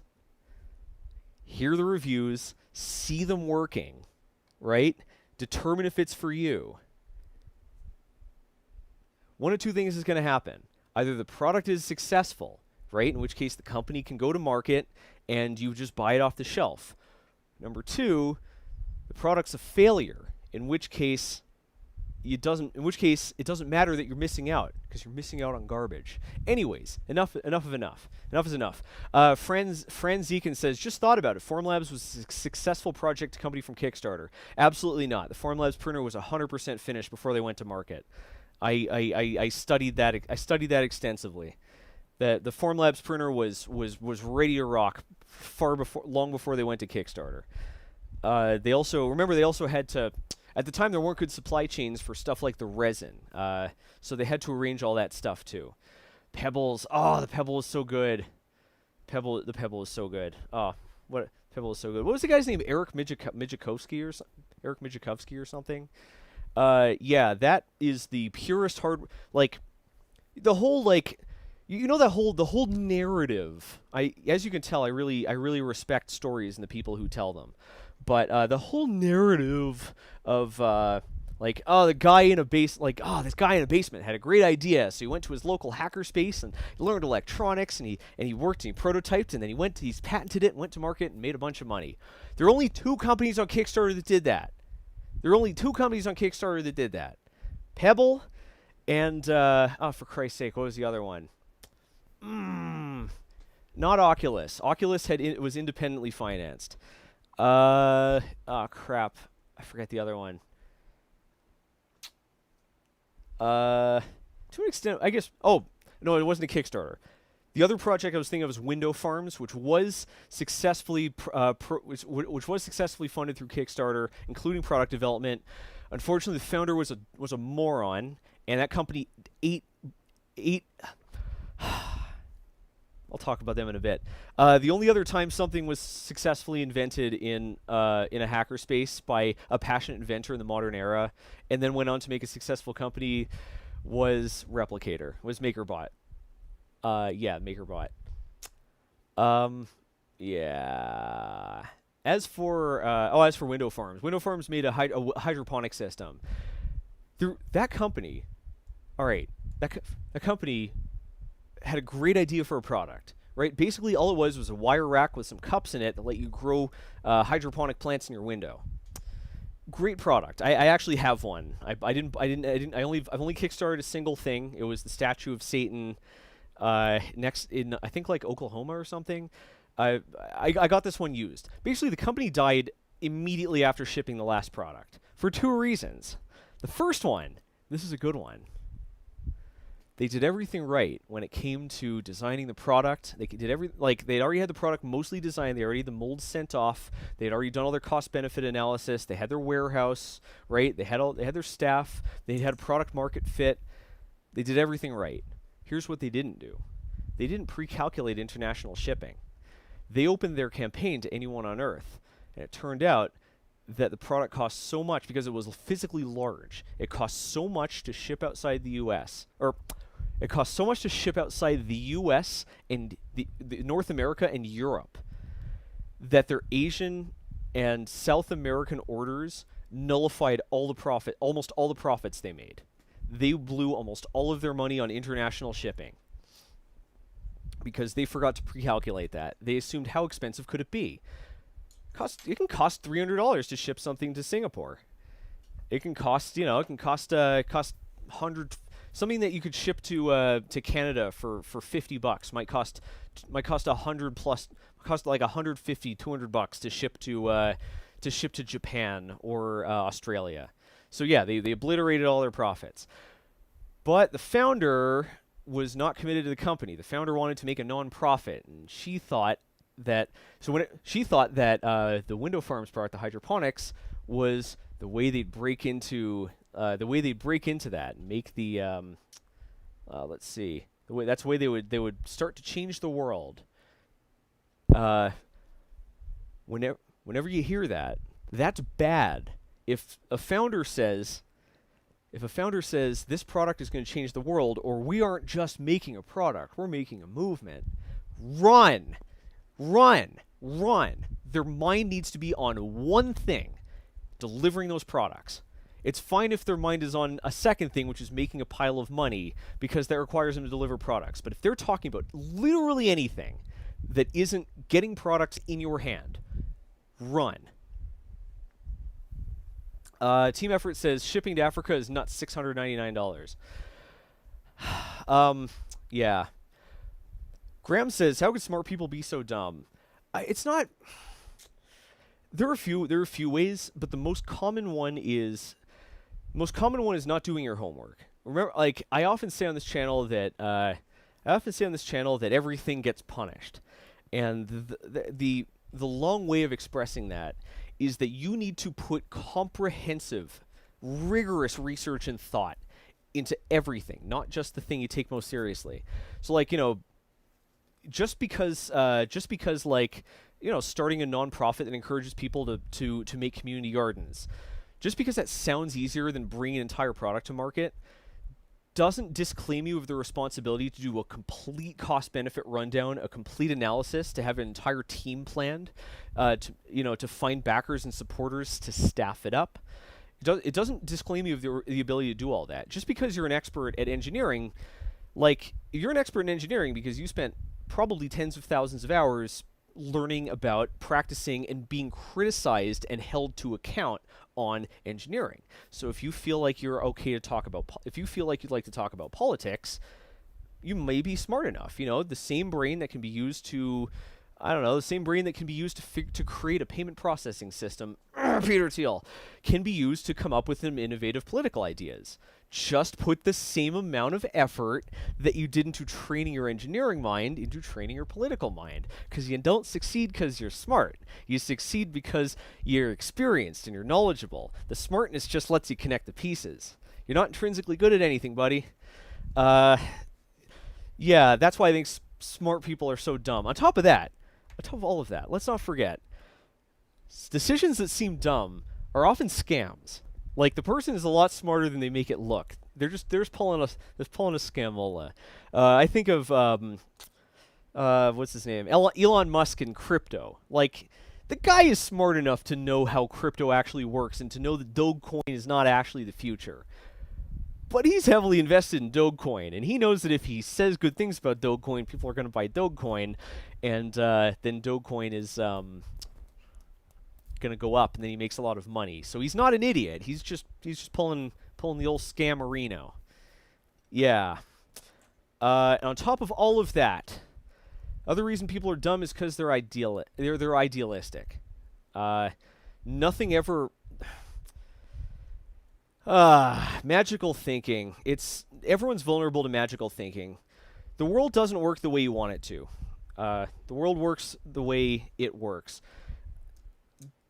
The world works a certain way, and there are things you can change and there are things you can't. There are things you can change over the long term or with a ton of finesse. There are things you can't. And I think a lot of people think that if you dream it, you can do it. You're not going to be able to do it without dreaming it, but no, just because you're confident doesn't mean you can do it. Basically, basically what I'm saying is, if it comes down to politics, it's either a scamola or the person thinks they could change human nature, and you can't change human nature. If it comes down to a business, usually it could be a scamola. I don't think it's usually the case, though.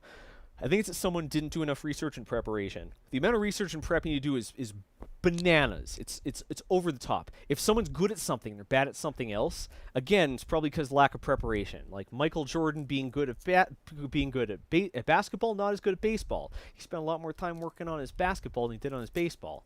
That's part of why it's part of why it takes me a week to make a video, because I'm not very good at editing videos. I'm not very good at writing videos. So I need to make up for my lack of. I need to put in extra time to make sure that just because I'm not experienced, just because I'm good at making stuff, assuming I am, doesn't make me good at making videos. So I have to put in extra time. Yeah. Anyways, enough.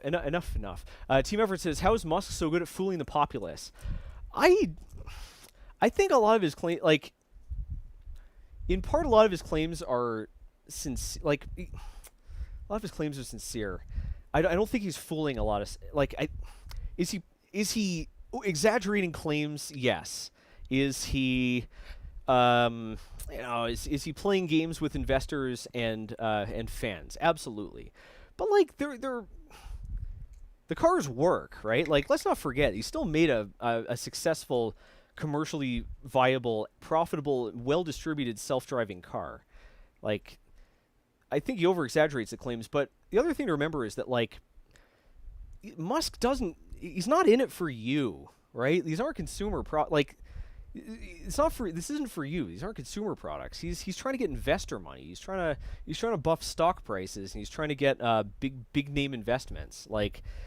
He's not trying to convince people that he's changing the world. He's trying to convince investors that he can convince people that he's changing the world. He wants the investor money. He wants investors to give him money so that he can convince people he's going to change the world, so that the value of the stock or whatever goes up and the investors make a bunch of money. Like, he's just a businessman. There's nothing special going on. I think what Musk is good at, no one ever talks about, is that he's very good at he and Jeff Bezos are very good at long-term planning. They put things into effect. That take a very long time to pay off. Everyone forgets this about Bezos. Like, yeah, he made a ton of money, and Amazon is dominant. It took 20 years to get there. Like, Amazon has made a very, very small profit for decades because it's been plowing everything back into R&D. Like, this was a long-term plan. Same with Tesla. Like the car and the company have taken like a decade to come together. It's very hard to get people to invest in a long-term payoff like that. That's what these guys are really good at. Yeah, is Elon Musk really charismatic? I disagree. I don't think he's a very charismatic guy. I think he knows the right words to say, but I don't think he himself is very good at saying them. I think he has his finger on the pulse. He knows how to sell what people want to buy, and he knows how to sell this to investors and convince them it's a money-making opportunity. Dylan Williams says, but Tesla's only profitable with energy credits. Yeah, but he's making money, right? Remember that, like, they got investment, right? They got seed funding. They took a lot of I don't know what you call it. Like, they took a lot of rounds of investment, and they're being paid back because their IPO is phenomenal. So, like, it's all going according to plan. The Boring Company, like, that's doing what it's supposed to do. He's diverting. He's taking political dollars in the state of California and diverting them into his own pocket, away from political causes and into Elon causes. Yeah. It's the name of the game. Veldarg points out a large population of the populace are eager to be fooled. At the end of the day, that factors into it. It's really, folks like me take rationality seriously. But you got to remember, like, we take rationality seriously, but we have to remember that we have a specific definition of rationality, right? Like, our definition of rationality is that we want something to be done we want something to be shown a few thousand times by trustworthy sources before we start believing in it. Let's think. What are we going to do now? What time is it? It's currently 3 o'clock. So we could tear this thing down. Yeah. Let me think here. Yeah, I think we're talking too much. Let me tab back over the analytics and see what's what. Yeah, people aren't enjoying the stream very much. So let's get back to why we came here in the first place. Let's yeah, we have a banana. Let's get one more good look at the banana, and then we'll do what we came here for in the first place, and that is mess around with the resin printer. I kind of got thrown for a loop. We're gonna go back. I'm gonna reset the camera to point back at that printer. I'm gonna put on gloves. We're gonna open the thing up. We're gonna open the thing up, drain out the resin, and we're gonna poke around it. I'm gonna see if maybe there's like a limit switch or something that is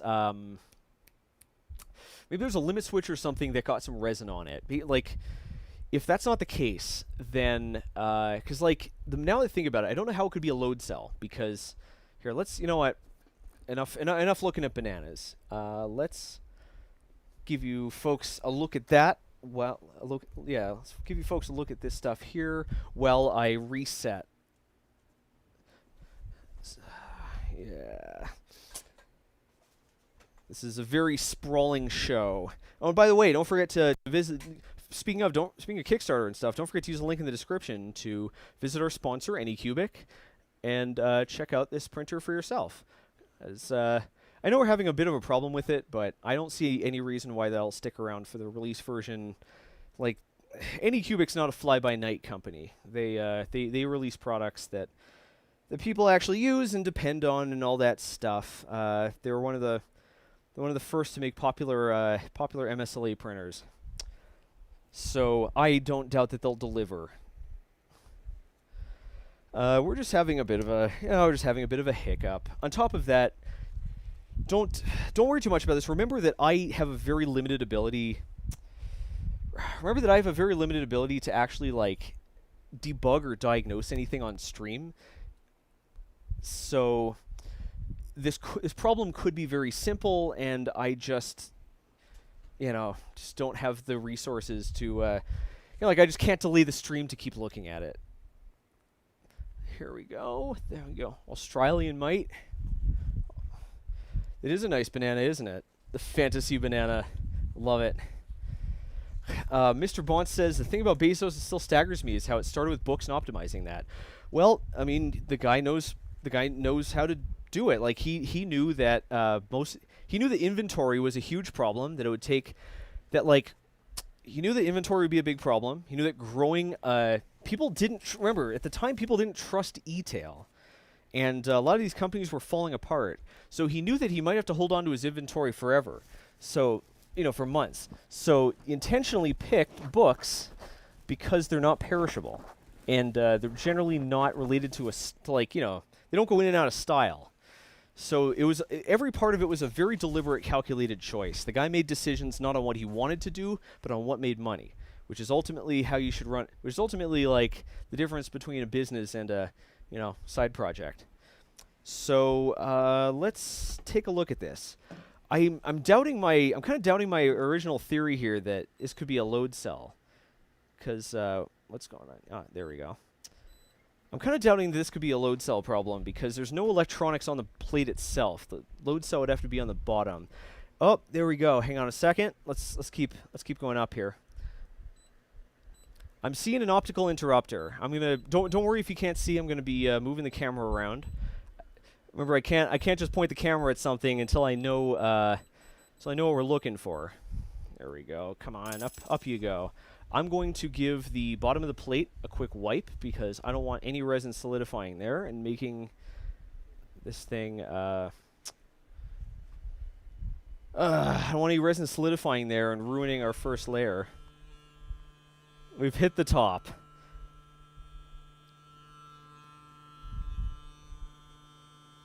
What's going on here? Knock it off.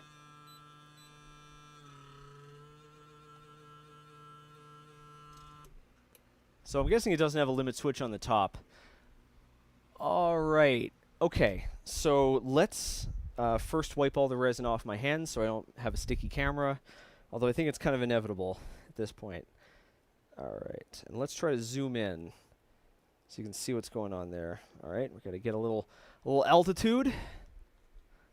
Little Z. All right. That right there in the center. That is an optical interrupter. So that's how it's getting its Z position, right? Like it's going to have a little tab right it's going to have a little tab right here that passes through it. And when it breaks basically it's got an LED here and a detector here. When it breaks a beam, that's how it thinks it's hit 0. So here's what we're going to do. I'm going to not going to print. We're going to go to Tools. We're going to go to Move Z. I'm going to home it, and then I am going to take our. Let me wipe this off. I'm going to take our spatula here, and I'm going to manually shove the spatula in there. And if it's, oh wait, I haven't changed the angle. You can't see anything. Oh my god. Ah, come on. No, that's not what we want. That's not what we want either. There we go. That makes more sense, doesn't it? So, right here we have the optical interrupter. We have an infrared emitter, infrared detector, and in the middle is a slot. And when something on the... Alright, so it doesn't look like it's infrared, actually. This is visible light. Oh, that's kind of neat. Okay, so, not sure if you saw that, but it's probably infrared. But what's going on here is that when something breaks the beam, that's how it detects. And you see there's actually... I'm not sure if you can see that there. There's a little red LED inside. I don't think I can... I don't know how I'm going to rearrange the camera to... Oh, man, I got 2 pictures of myself. Oh, this is so... Oh, I bent the USB port on my capture card. Crap. Oh, man. Is it still working? I killed the capture card. I bent the USB port on the capture card. I think I broke it. Ah, crap. Oh, let's see if this works. Man. No good. The capture card is toast. All right, there goes my main camera. Crap, this thing was $200. All right, bear with me one sec. For crying out loud. All right, bear with me one sec. I'm gonna turn this off. I have the 4K camera over here, so I'm just gonna move this like so. And oh, geez. This is what happens when I have 1.5 minutes to prepare for my stream and also eat my breakfast, brush my teeth, and all that stuff. Christ, I'm tired. All right, we're gonna switch over to we're gonna switch over to this view, which should have updated, because it's not where it's not where it is anymore. What happened here? Did we unplug our printer? What happened? Bear with me one sec. Don't worry. This is not a technical difficulty. We'll be back in only a few. This will be working only a few seconds. Again, if we have any trouble, we're not going to be spending all day debugging. Come on, here you go. We're not going to be spending all day debugging. Don't worry about it. We're going to be we're not going to spend all day debugging. If we can't figure this out, we'll just go back to doing something else. Don't worry, I got plenty of fallback plans. We got lots and lots of fallback plans. So we're going to we're going to try cutting the power. We're going to try and plugging back in. Are we yes, there we go. Excellent. Okay. Oh, that's bad. It's not updating. It looks like we got one frame out of it, and now we're not getting any more frames out of it. Let's see. There we go. Okay, we got action. I'm gonna turn this camera off because I can't get on my computer anymore because I killed my capture card. Have to go down to Micro Center and get another one of those. It looks like somehow our various scenes have come out of sync. So gotta get this out of here. Come on. Come on. The crying out loud. Yeah, okay, good. Done. Excellent. We're back to working. We're back to going 100%. Don't worry. There's no more debugging. There's no more messing around. Let's roll. Okay. So there's a little light here that turns red when this beam breaks. So it's clearly detecting stuff. So I'm going to start homing, and we are going to try to stop it prematurely by blocking the beam. And it worked. Okay, cool. So let's see. I'm going to click home again. Yep, we're going to put something in there. It detected it just fine. All right. So let's see what happens now when we actually let it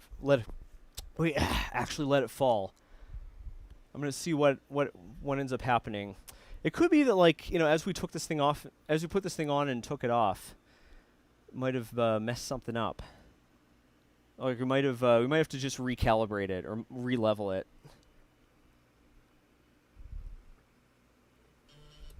Huh. You know what? It might actually be a buildup of resin on the bottom. It might be possible. I've never seen anything like this happen before. But then again, I don't have as much experience with resin printers as I do with FDM printers. So let's find out. Let's raise this up. Look, there's a learning experience for both of us, right? At least that's how I'm gonna rationalize this. Oh boy. Yeah. Come on, up you go. Up you go. There we are. Let's squeegee off some of this excess resin so we don't make a big mess on the back of my hand. Let's go up a little more.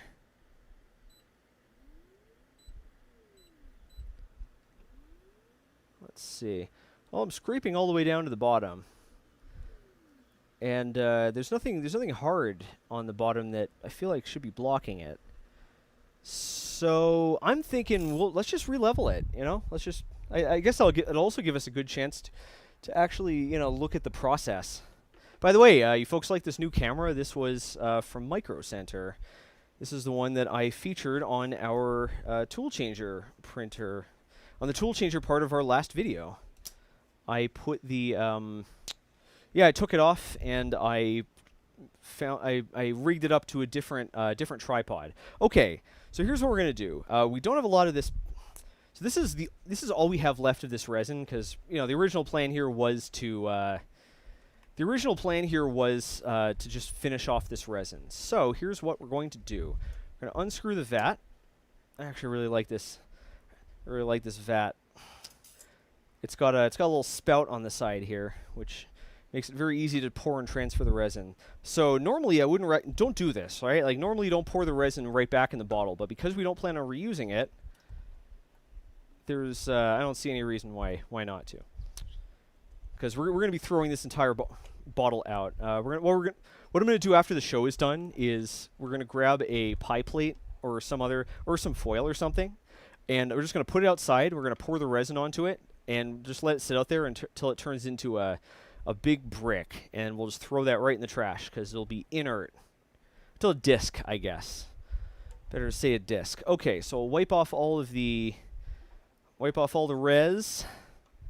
Now I want to give this thing a deeper clean. So let's. Oh, we're dripping on our screen. It's actually not a screen now I'm thinking about it. That's all right. Here we go. Let's wipe this up. Actually, let's wipe this up. That's why I thought all right, put a little alcohol on here. I don't want to leave any resin on this glass because if it sets, then it's going to be really hard to polish off. So there we go. It's looking a little foggy. Oh, it's still dripping. This is such a pain in the butt. Let's get this out of here.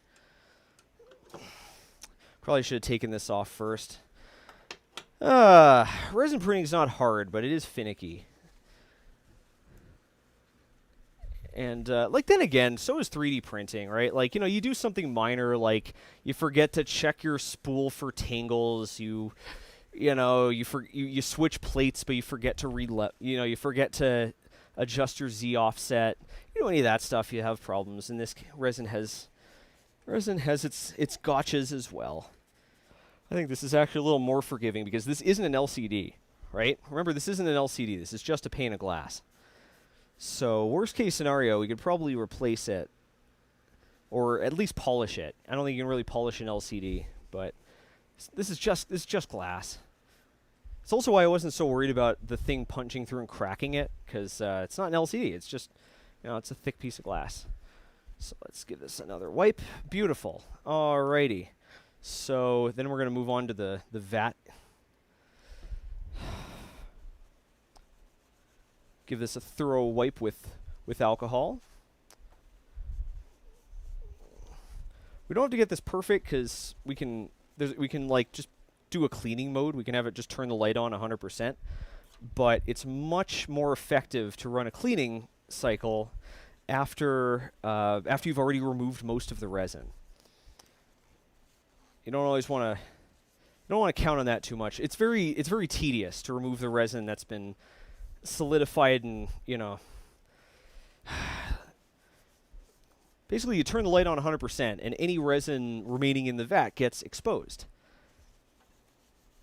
And if there's too much left, you end up with a ton of little droplets like that, and you have to pick them all off. And yeah, the thing that makes the FEP work, the thing that makes stuff not stick to the clear part of this, is the fact that it flexes. Because when it flexes, it reduces the surface area that the part is attached to, and it comes off. All right. So let's give this thing a thorough wipe as well.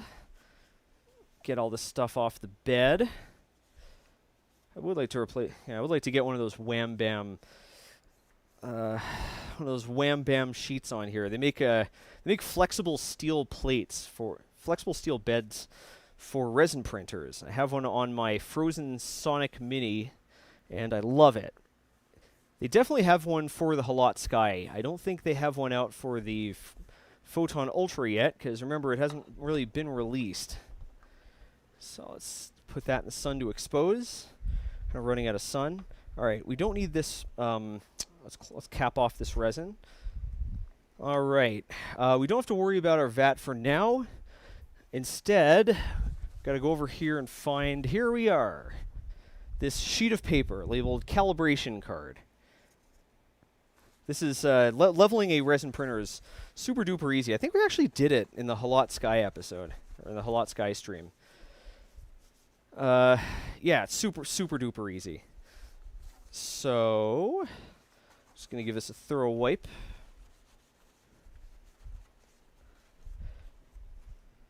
And then we're going to give this another dry wipe. Make sure there's nothing to drip. All right. Here's how this works. We're going to mount our plate, right? No, there's no bed. It's not the vat. There's no vat. The vat's not supposed to be there. We're going to install the plate. We're going to grab our Allen key. Can we see it? What's going on? We can see roughly what's going on. And let's see. This is the wrong one. Where's our other Allen keys? I didn't expect to do this, so I didn't have these laid out. Is this it? No. Let me move this light so we can get in here. Again, all right. So we'll just grab one from my kit. Here you go. Oh, what's this on the floor? Is this it? Nope. What about this guy? There we go. Alrighty. So we're just going to loosen up the screws that are, we're going to loosen up the screws holding the plate to the mounting dingus. We have our calibration card in place. Let's loosen this. Come on. There we go. I think after this is all said and done, I'm going to take all these and just throw them in the ultrasonic cleaner. Just get all the resin off. Okay, so here's what we're going to do. We're going to hit home. Just in case something goes wrong again, I'm going to keep my hand on the power button. Let's see. It's going down. It's getting closer.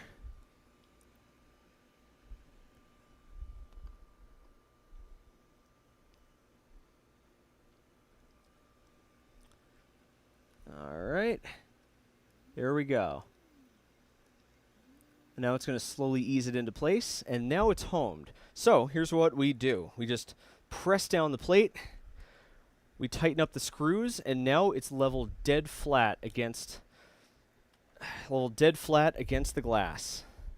So I'm guessing, and the homing worked that time, so I don't know exactly how. You know what I'm thinking? You know what I'm thinking happened? I'm thinking that as we cleaned the parts off of the plate, so this has nothing to do with the printer. As we cleaned parts off the plate, I think I pulled the plate out of, down, downwards. So I pulled the plate out of homing. I think that's the problem. That is my bad. I feel terrible for all the people who stopped watching because they thought the printer was broken. But no, the printer, as I suspected, it was a pebcac. Problem exists between keyboard and chair, or I suppose between machine and gloves, right? Alrighty, cool. Okay, so we were gonna do a brain slug. All right. So let's see. Let me polish the screen a little bit. Or polish the glass. I keep calling it a screen because I'm so used to MSLA printers. Yeah. So, choices. Do we want to do a print or do we want to do a teardown? I think we should do a print. Because we already have one queued up in there. I think we should do a print, but I promised a teardown, so if folks want a teardown, we'll give you a teardown. In the meantime, this goes in here. Come on, slot into place. It's got these little pegs that's supposed to index into. There we are. Let's screw it down. All right. Come on, I said let's screw it down. There we go. All right. This is such a sticky mess. This has got resin everywhere. All right, let's take a look at some comments. Let's take a look at some comments. Nothing much. Any preference here about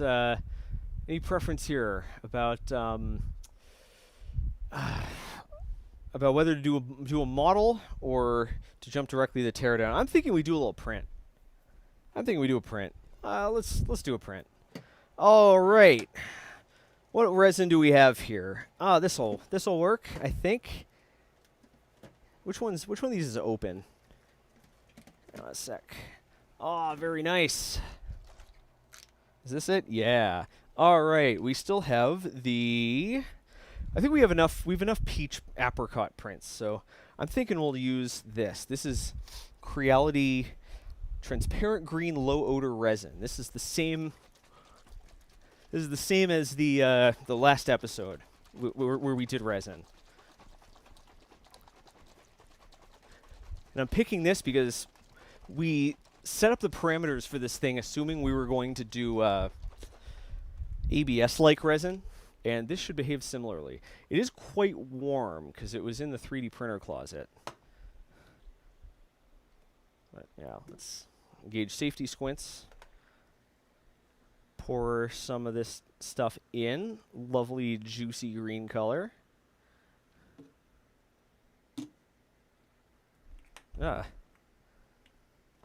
Cap it off. So this is our low odor resin. And indeed, it doesn't really smell too terrible.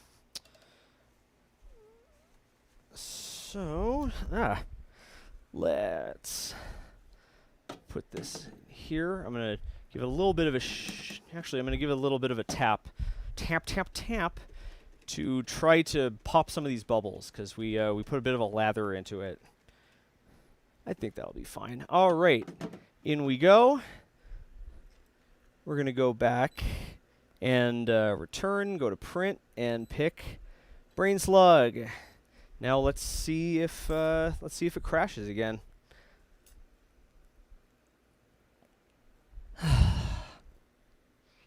Can't believe I killed the capture card. I knew it was going to happen sooner or later. The HDMI cable isn't long enough. I knew I was going to trip over it and break it sooner or later. It's the nature of the game, I'm afraid. Oh, it hit. Oh, very nice. Hit the bottom. And we're leveled. All right, our print is off. So this is estimated to take about an hour. So I'm thinking, how does this camera angle look? Is this good enough? I don't think so. Yeah, let's see if we can put this here. What's going on? Deactivate it. Activate it. Come on. Maybe the USB cable is loose. It's on this extender. Like it's on one of these like powered repeaters. So I think it's just particularly sensitive. There we go. So I've got this set to do 50-second first layers. Yeah. I think yeah. I think after this is done, I'm going to take some aluminum tape and put it on the back of the oh, looks like we're lifting up. I heard a snap. That's good. Released from the FEP. So I think after this is done, I'm going to take some aluminum tape and wrap it around the back of the cover to protect it from any sun coming in from the back. At least for now, though, that's pretty cool looking. That's pretty, if I may. All right. Cool, cool, cool. So let's let that do its thing. I'm going to have a sip of beverage.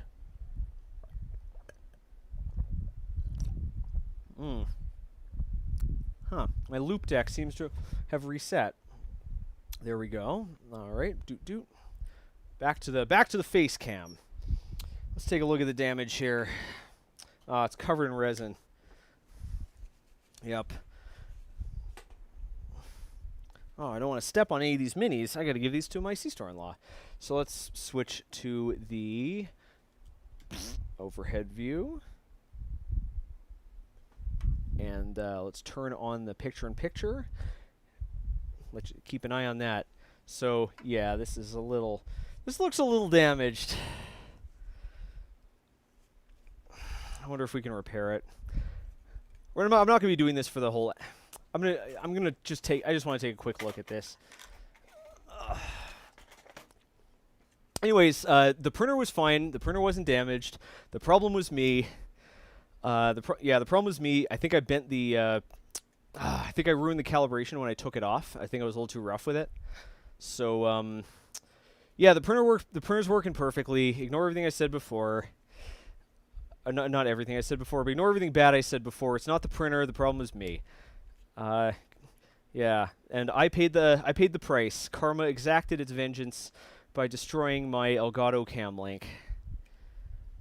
Them's the breaks. I don't think it's the Camlink 4K. I think it was actually the cheaper. Oh, it is the Camlink 4K. I'm dumb. Made in Taiwan by Corsair. Wait, is Elgato a Corsair brand? Is that just like one of their? Is that just like a trademark of Corsair? Really? I had no idea. Let's see if anything happens here. Come on. Like, yeah, I'm worried about trying to bend this thing back, because if I rip the pads off the circuit board, then I can't replace it. But if all I did was bend this thing and the circuit board itself is fine, then I can just desolder it and solder on a new one. So, yeah, assuming I can get the thing open. It might be ultrasonically welded or glued together. I'll deal with that later. Alrighty. So, yeah, this is the Photon Ultra so far. Man. So what do I have now? Like 2 days to get that thing working again before our next stream? What day is it? Today's Friday or today's Monday? What day is it?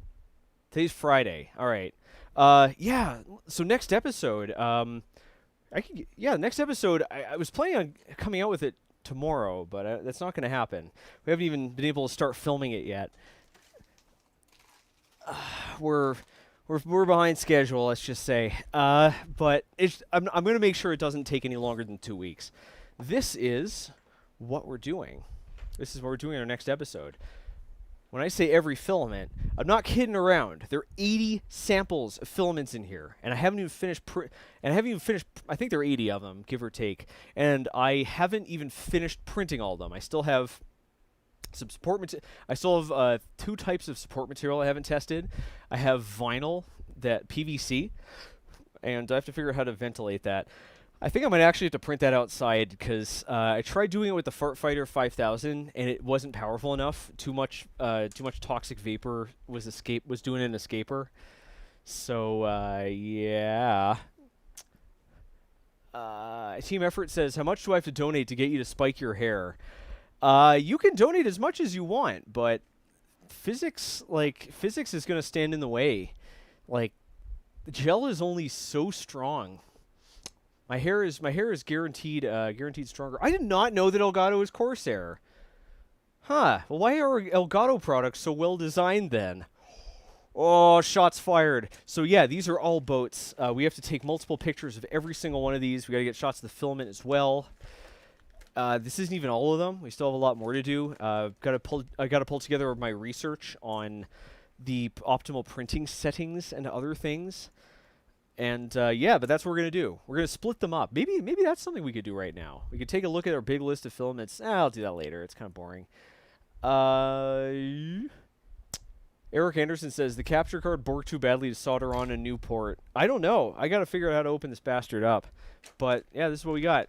We got cool filaments. We got conductive I'm not gonna show you all these, but like you can grow stuff on this. This is conductive TPU nylon 230.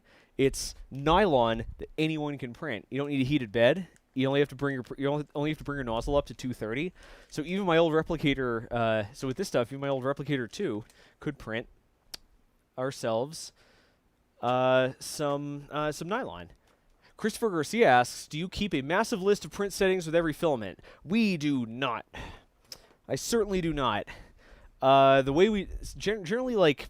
we just use the manufacturer's recommended settings, which work 95% of the time. If it doesn't work and I have to experiment, I'll only write it down if I think there's a fairly high chance I'll use the material again. I don't see myself using, like, a lot of these materials are for, like, specific uses, and I just don't see myself doing those things very often. For instance, like, I don't need resin that, like, I don't need nylon that prints at 230 Celsius because I can print nylon at 290 Celsius if I have to.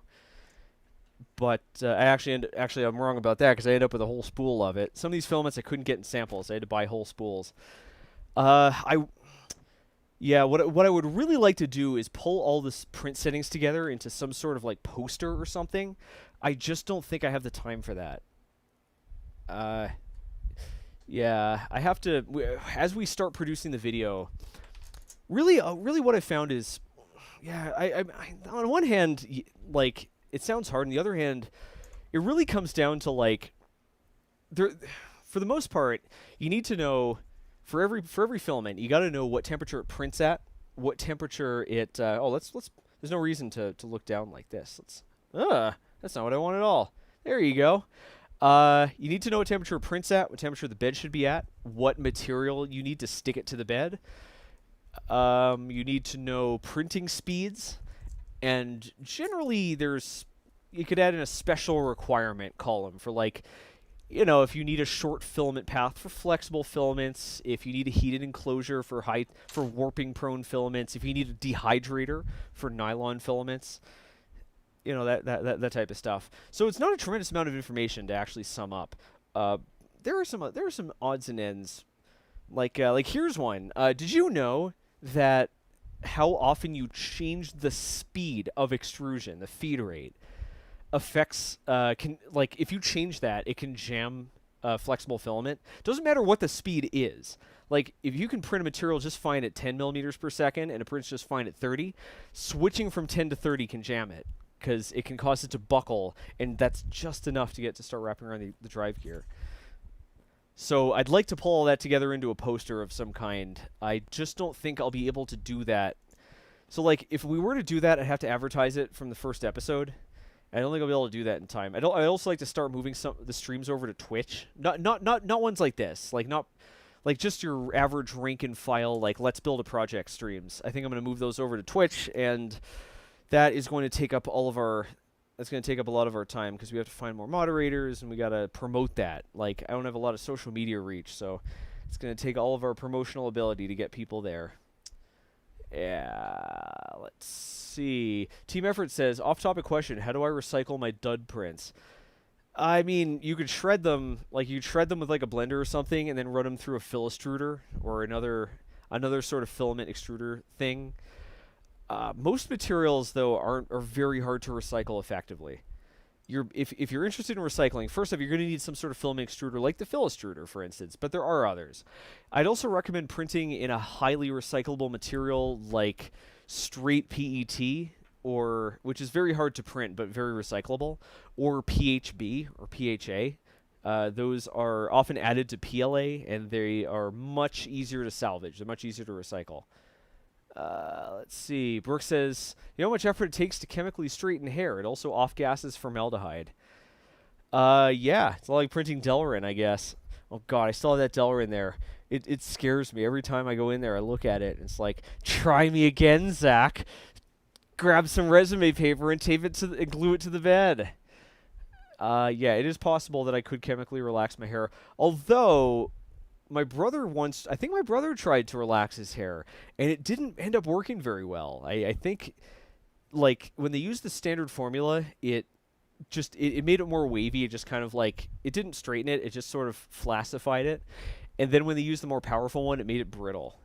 I don't think it, I think our hair is it's not frizzy. My hair's not frizzy. It's curly. It's got a very aggressive curl to it, so it's hard to straighten.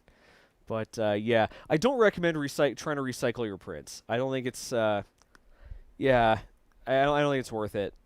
You can, I mean, yeah, there are ways to do it if you really want to. I think it's probably a better use of everyone's time and money to just buy a filament that's made with post-consumer or post-recycled stuff. Like fishy filament is made with recycled. So fishy filament, I think, is a good one. It's a nylon filament, more or less pure nylon, that is made with recycled fishing nets. And this is important because fishing nets generally aren't thrown out. It's not like they're pulling this out of the garbage, right? Fishing nets are just, they throw them into the ocean, right, and just forget about them. They're just like, this thing's at the end of its life, just fucking yeet it into the ocean. And then it kills a bunch of fish and sea turtles and stuff because they get stuck in a fishing net and they can't escape. So these guys collect those fishing nets and melt them down to filaments. So they take something that would otherwise be literally thrown directly into the ocean onto cute wildlife's face, and they incentivize them to bring it back to shore so that they can, collect it. So I like that. There's also one called non-oilin that printed very well. It's a low-temperature filament made with PHA and PHB. Has no petrochemical products in it at all. There's also, if you can get a PLA, for instance, pure bioplastics. If you get pure bioplastic, that's also not terribly unsustainable, because basically what's happening is they're growing plants, right? Plants are pulling carbon dioxide out of the air, turning it into biomass. They turn the biomass into 3D printer filament, and you throw the 3D printer filament in a landfill, so now you have carbon stuck in a landfill instead of in the air. So it's not a very efficient way of sequestering carbon, because it has to be schlepped all over the place, but it's also not as bad as it could be. Let's see. Brady S says, we end up going a slark or a brain shug. A shark or a brain slug. We're going with the brain slug. Yeah. YouTube, by the way, some people are talking about links. YouTube does not allow anybody who is not a mod to post a link. There are no exceptions to this rule. We can't even... it doesn't even give us the ability to manually approve a link. Straight up, any post with a link is automatically blocked on by YouTube. There's no way for us to get around it. It's not a security setting. It's hard-coded, baked straight into YouTube. Only mods are allowed to post images. So how are we doing here? One of the neat features this printer has, we're not going to engage this just yet, but they'll contextualize it in a few seconds. One of the neat features that this printer has is that when you pause it, it pulls the plate all the way up out of the... it pulls it all the way out of the vat. The other printers I have, if you pause them, they just stop where they are. This one pulls it out so you can inspect your print. So let's see. We're going to give this another 5 minutes, bringing us to 4 o'clock on Mountain on the dot. As soon as the clock strikes 4, we're going to pause the print, pull it out, and see how we're going. I'm not going to make you fine cyborgs wait for the full hour just to see if the print succeeded or not. Luckily, Anycubic had the foresight to... I popped open the capture card. Luckily, Anycubic had the foresight to give us that option. So, yep. In only 4 minutes, we're gonna take a look at it. In the meantime, Brooke is pointing out that yes, YouTube also blocks links to YouTube. There are no exceptions to this rule. You can't even try to get around this by just typing like if you just type YouTube space com space something or other, I think it blocks it. Yeah, no links at all. Only we can post links. I think the idea is it keeps anyone from stealing my thunder or popping into my stream to promote a product and then cheesing it, hoping that people click on the link before they get banned. I don't know. Link spam is a real problem in these. I've been getting a lot of comment spam too. I've been getting a lot of scams being like, "Yo, this is a really interesting article. Great content. Use this link to get a beauty treatment for 85% off." I hope you people are too smart to fall for that crap. Let's see what's going on here. Let's switch back to our overhead view. All right, so I've managed to pop open the capture card. I've got this on a nice arm now, so I can move it around more easily. So it looks like this is actually a fairly rugged USB connector. The sheath is bent. It looks like this is it's actually easy to rework. What's that? A little bit of looked like something was going to short out. So it looks like this is actually fairly easy to rework. The question is, how do I pull this out? It looks like it's been glued into the case. Usually this is held on by spring tabs, but it looks like this looks like the circuit board has been glued down, so we have to pry it out. But it looks like the pads are still there. I assume there are gonna like how many? Well, I was gonna say I assume there are pads on the other side as well. It looks like we broke the shield, the connection to the shield. Might have ripped that solder pad off. It looks like the pads are still intact.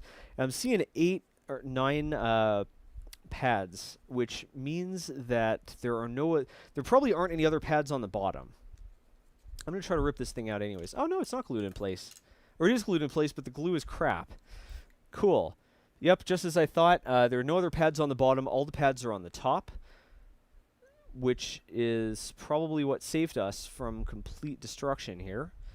So I think we will be able to repair this. I don't know.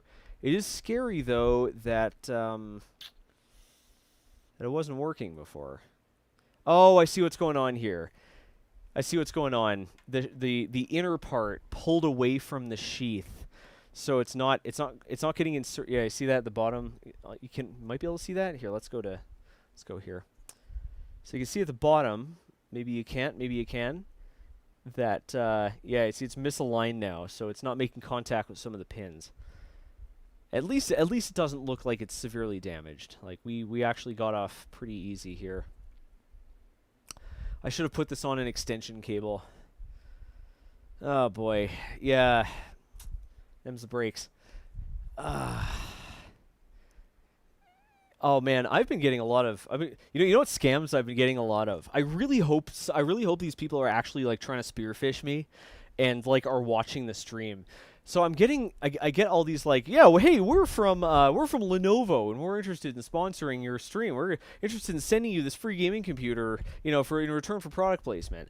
Like, they're not making outrageous claims. They're not saying like, you know, we want to sign you a $5,000 sponsorship deal, like, or you know, for a one episode, for a short. No, they're making it plausible, and they're like, you know, when you reply to them, they say like, yeah, so yeah, you know, we're legit, we're going here and here, here's the type of content we want, I've attached a sample contract. What do you say we get on the phone and talk? Here's our WhatsApp. They try to get you to WhatsApp. I haven't followed it past there because I don't want to install WhatsApp.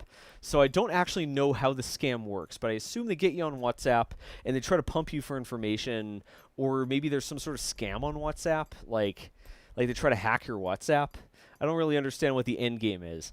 But anyways, they're sending all these emails that aren't from the company, right? They're saying like, we're from Lenovo, but it's like a it's like a WP.pl. Like it's like the Yahoo email of Poland. Or they have like a .ru address, or it's like, yeah, we're sending you this from this particular email, right? I reply, hey, I can't believe that the CEO of Lenovo, I can't believe that the retired CEO of Lenovo is now their PR manager, because that's the name they used, and I can't believe he's reaching out to me on his personal email account. They didn't like that very much. Oh, I think for another one, I just straight up said like, look, buddy, if you're gonna try to scam me, at least have the decency to like hack if you're trying to scam me into like with a fake Uniqlo plug, at least hack someone from Uniqlo and send it from their email address. Like I can clearly see right there that this is being sent from a Ukrainian email address, and I don't think Uniqlo is using like personal email addresses from the Ukraine. So I get back F you in Russian, and I thought that was just charming. I saved the email. I still have it somewhere. I love it. What else we got going on? Oh, right. What we're gonna do here? Are we gonna unsolder this and try to unbend it? I don't want to unbend it in place. Are we gonna try to fix this? We're out of time. There. Nope. I can't use that one because I broke it. There we go. All right. Let's pause this and see how it went. Oh, I know why they're trying to pull the scam on WhatsApp, right? Because WhatsApp is end-to-end encrypted. like after they try to pull the scamola, and you know, after they rob you, they just, you know, delete the account. Now there's no proof. All right, so let's pause this and see what's going on.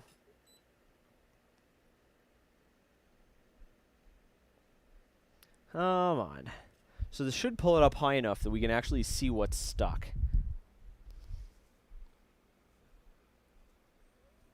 If anything. Oh, very nice. That looks promising. Can you see that? Let's pull this down a little bit. Pardon the shaky cam. Let's see. That's looking good. See that? It's not much. Oh, man, this is hard to do when my head is turned 90 degrees. It's not much, but you see that right there? It is sticking. So, sanity check passed. Sanity status checked. Alright, let's get this guy over here. There we are. Yeah, so that's how these scams work. They pretend to be sponsors. They're sending these things from a personal email account, and they're trying to get me on WhatsApp. And I don't really understand what the end game is. I haven't had the time to follow through with one of them. I get at least 3 of these things every day, and they're rotating through companies. I guess they're expecting that one of them is going to. I guess they're expecting that one of them's going to get me eventually.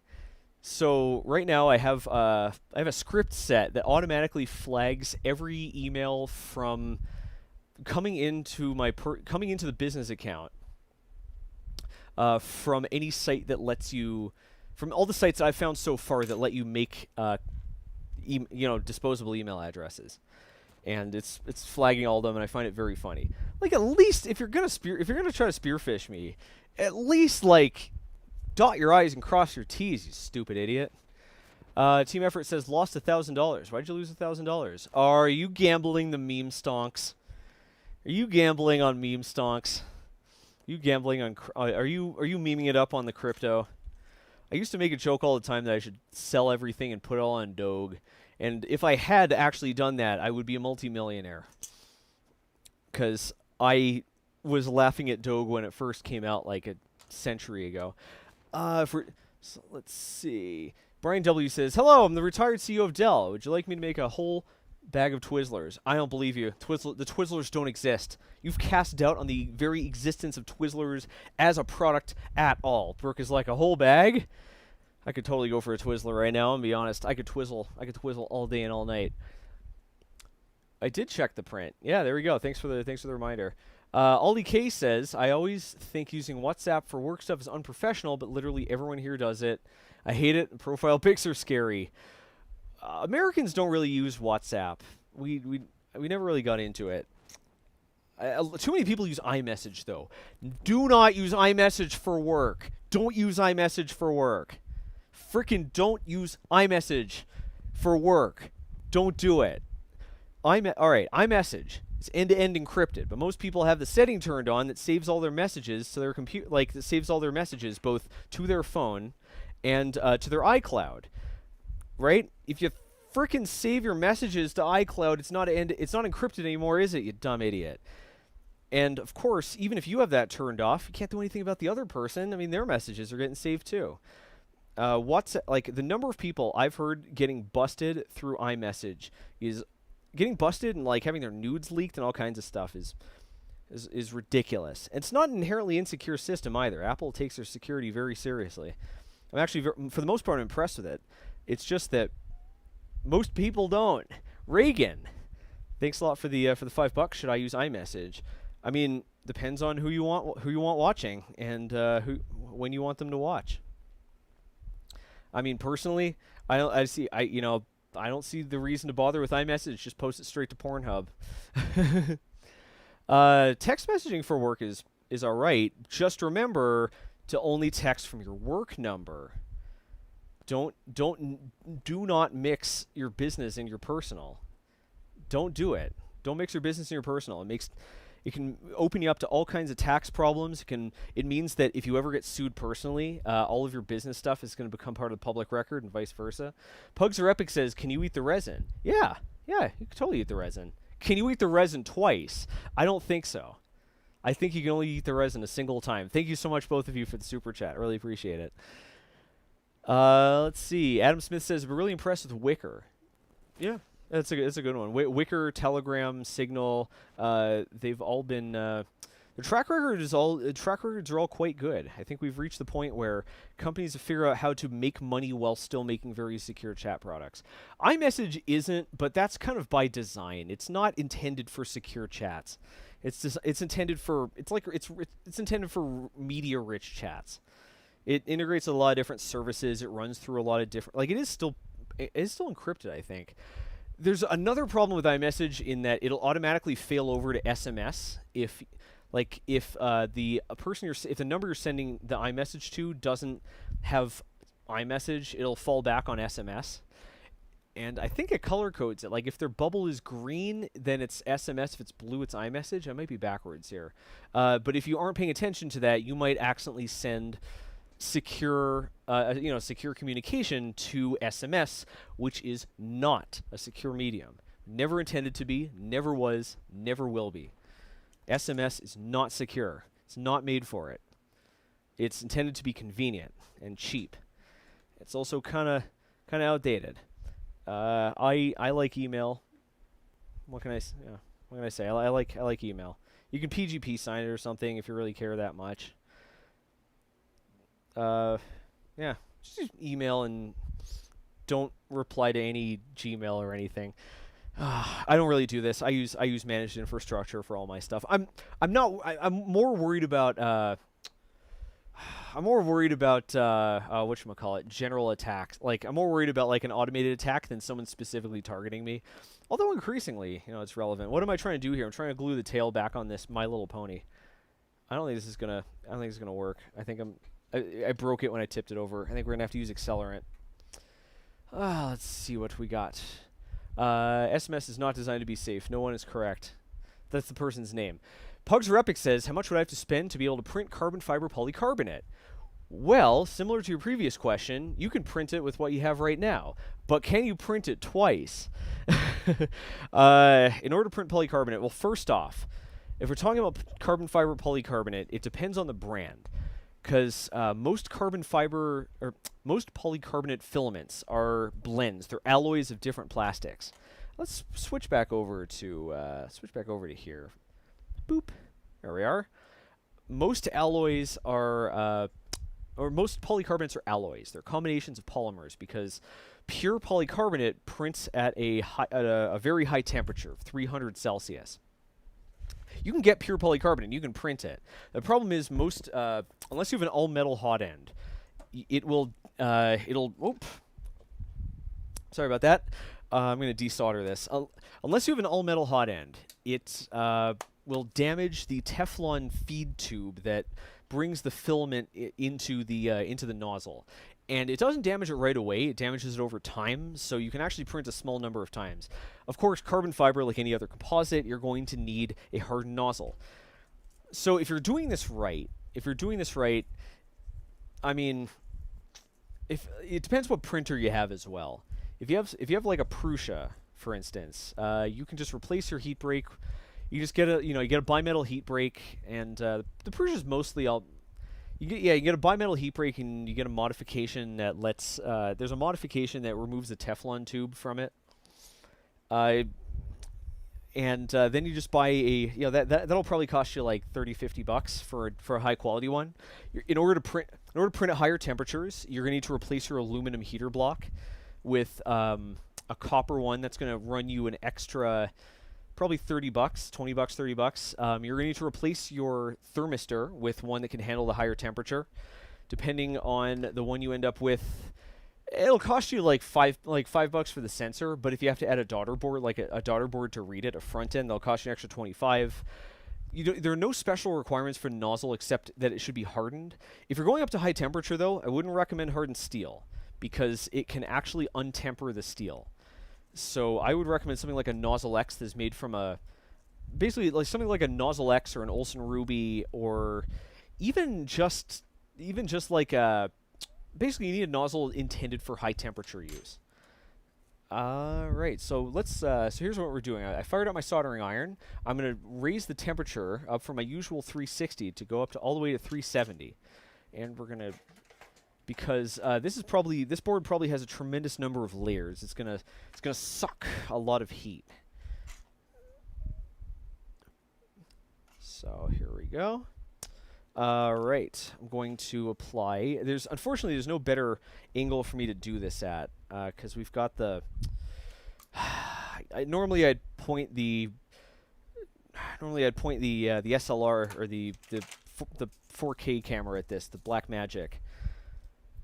But I can't because our capture card seems to have taken some damage somehow. Grab myself some chip quick. I just restocked. A bunch of the parts for the cyber deck came in. Yeah, oh my god, the backflips we're doing in order to build that thing the way I want it, to the constraints I want to build it at, is bananas, so in a manner of speaking. I forgot I have to add some flux to the pads, to the thermal pads. So, looks like I have a cone nozzle on here. That's fine. Add a big old glob of chip quick. But the chip quick is, it's basically solder. But instead, it's sort of like, it's basically solder. But instead of solidifying at about the same temperature it melts at, it fully solidifies at a super low temperature. And what this means is we put a giant blob of it onto our board. It amalgamates, it mixes in with the solder that's already on the board, and kind of overwhelms it, and it drops its melting point down to like the temperature that water boils at. So that means that it stays molten for a very long time after we remove the iron, and that gives us plenty of time to heat up the entire part and proceed to remove the piece.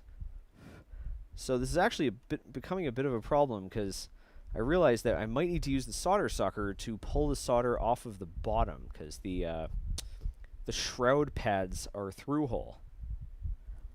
This would be, I mean, we could do this with a hot air gun, but the odds of being able to do it successfully without, in the process, melting, damaging, desoldering other components is very high.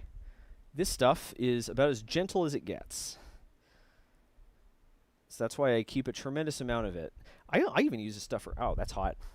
Almost like I just heated up with a soldering iron. We're going to need a glove. No glove, no love. All right. Grab our glob of chip quick and throw it back on here. You can see that it's still molten. Like even after being pulled all the way off and landing on the table and sitting there while I put on a glove, it's still molten. So let's see. I think we're going to have some trouble here, because our shroud is... oh, no, never mind. Huh, very nice. There's no rush with chip quick. Like, the whole point of it is it's slow as heck. It cools and solidifies slow as heck. So it gives us plenty of time. There we go. To yank it free. We might have... yeah, I think... yeah, we also have this plastic piece here. So you can see that... the port, the USB port itself, USB plug itself, I think might have taken some damage. I think we creased and snapped one of these conductors, so we'll have to replace this. But that's pretty much it. You know, like, it's very simple to use. It makes it super easy to... Let's see if there's any, now that I'm thinking about it, see if there are any clues here for how many layers this board has. What I'm looking for is an area with no solder mask with a number next to it, because sometimes they layer the stack up. I'm seeing a 3 here, so that could mean that this is a 3-layer board. Oh, check that out. Oh, look at that. I never actually thought about how these things work. It's got a lattice, it's FPGA in it, right? Or is it a CPLD? Focus now. Yeah, check that out. It's probably an FPGA. That's probably how it's doing the video processing. That makes sense because you could just use a you could just use a dedicated converter chip, but then you have no way of improving the product over time. If you use a FPGA, then you can use a firmware update to improve the performance and to add features and fix bugs in the hardware level. So yeah, we don't want any chip quick remaining. So chip quick even a small amount of chip quick interferes with regular solder. So we want to be really, really careful to get every last drop of it. We want every single drop out of here. So for that, like we got some of these through hole pads, so I'm going to heat that up, and then we're going to remove it using the power of inertia. Believe it or not, this is actually like a legit technique for clearing out a plated through hole. Yeah, look at that, totally clear. Let's do that with the other. Solder sucker would work, but then I would need to grab the helping hands to hold it down, because I don't have enough hands to hold it, apply the solder, and apply the iron and apply the solder sucker. Yeah. All right, I think a sufficient amount of time has been killed. Let's think here for 1 sec. This looks like it's using every one of these pins, or at least it could be. No, now that I'm thinking about it, I have to bust out a magnifying glass because I'm really old and my eyes I can't see no good no more. But it doesn't look like there are traces coming off of every. It doesn't look like there are traces coming off of every one of those pads. Focus. Do it now.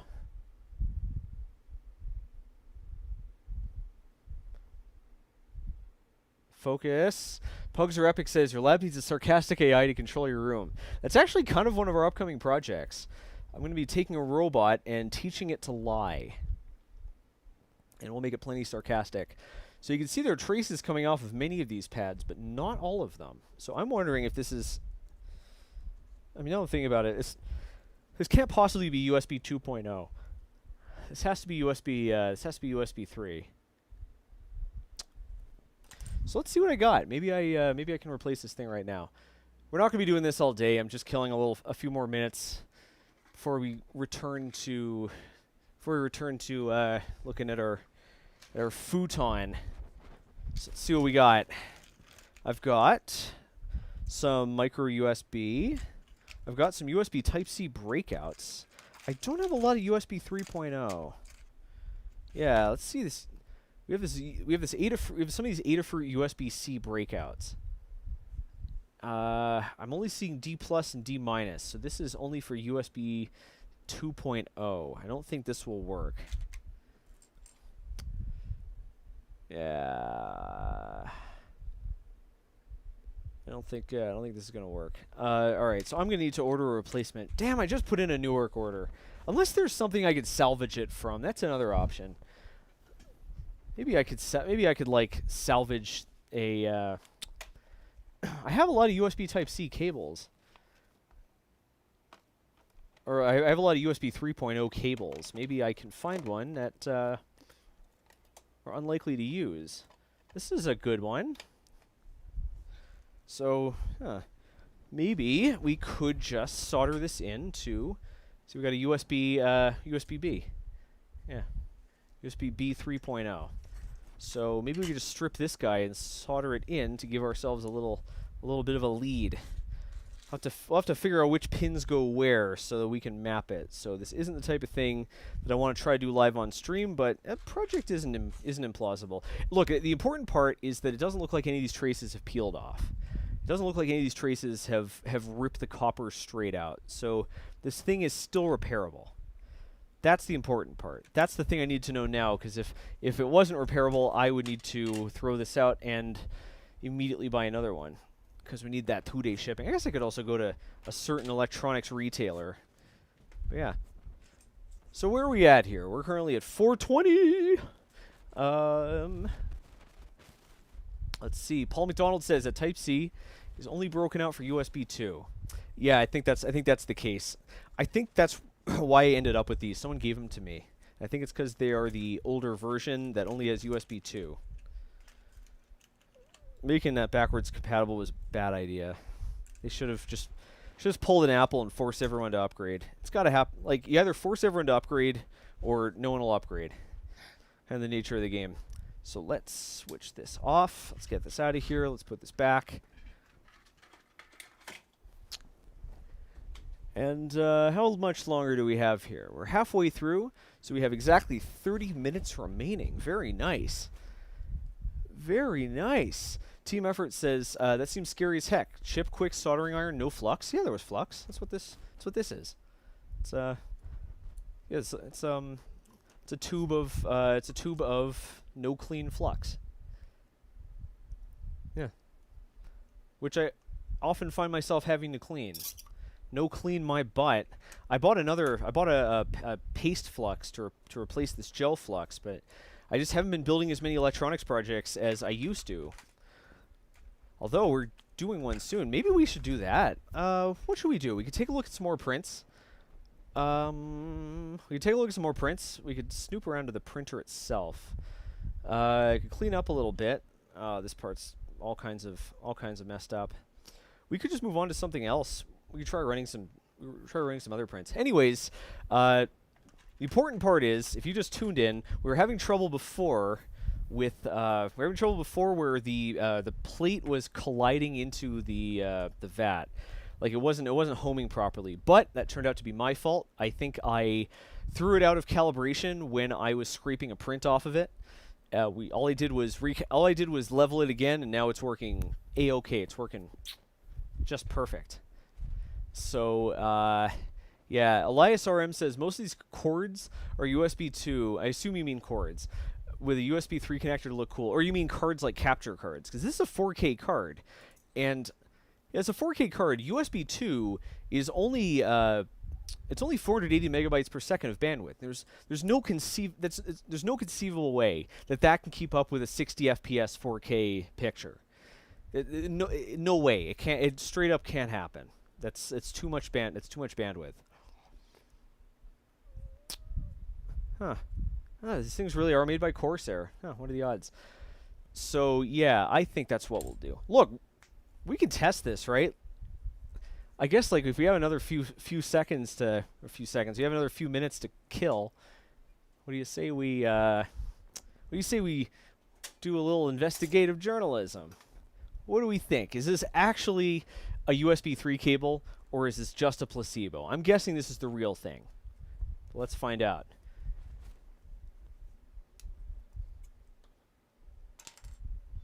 Here we go. All right. So here's how this... I'm going to try to get a cleaner cut here. So here's how this works. If there are 5 wires inside, 4 or 5 wires, then this is going to be USB... This is USB 2.0. It says power, ground, data plus, data minus, possibly another one for the sheath. If this is USB 3.0, it's going to have, I believe, 9 wires, because it adds a few more differential lines, I think. So I'm just stripping this off. We got the sheath here.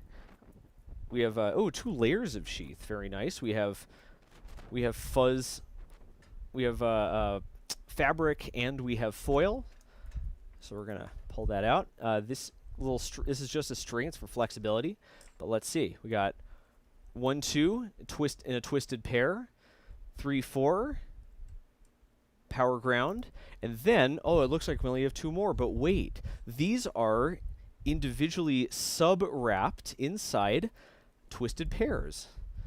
So this is definitely an authentic USB 3.0 cable. Hang on, I have to strip this off because it's got a plastic sheath around it. So yeah, it looks like, in fact, not only is this USB 3, but it looks like they actually went all the way in implementing the standard, and they put EM shielding around the 2 differential pairs.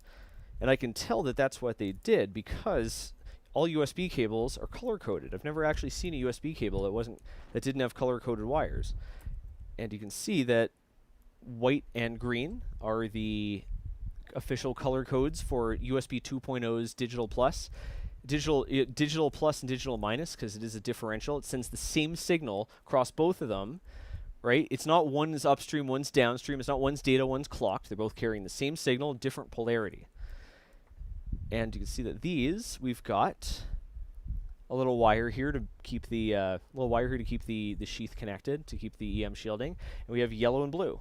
And in here we have 2 more. I thought it was 5, but I think it's actually 4. Yeah. So over here, I think one of the last 2 colors, I think they're purple and orange. I don't remember. I keep getting the color. I keep getting color codes for these various protocols mixed up with the color codes for what's it called? RJ45. Yep, there we go. Purple and orange. Nailed it. Hashtag nailed it. So yes, this is a 100% standards compliant USB 3 cable. So we'll solder this guy on. I don't want to have to look up the friggin' pinout. I'm very lazy. So I'll do that afterwards. Unless we get very bored. But yeah, check that out. So yeah, this episode's sponsored by Anycubic. If you are interested in what you see, I'm pretty impressed with this printer. I didn't know a lot about Delta printers when I first didn't know a lot about DLP printers when I first got into this, but not only have I learned a lot, but I think this is actually a fairly good one. The quality is very, very good.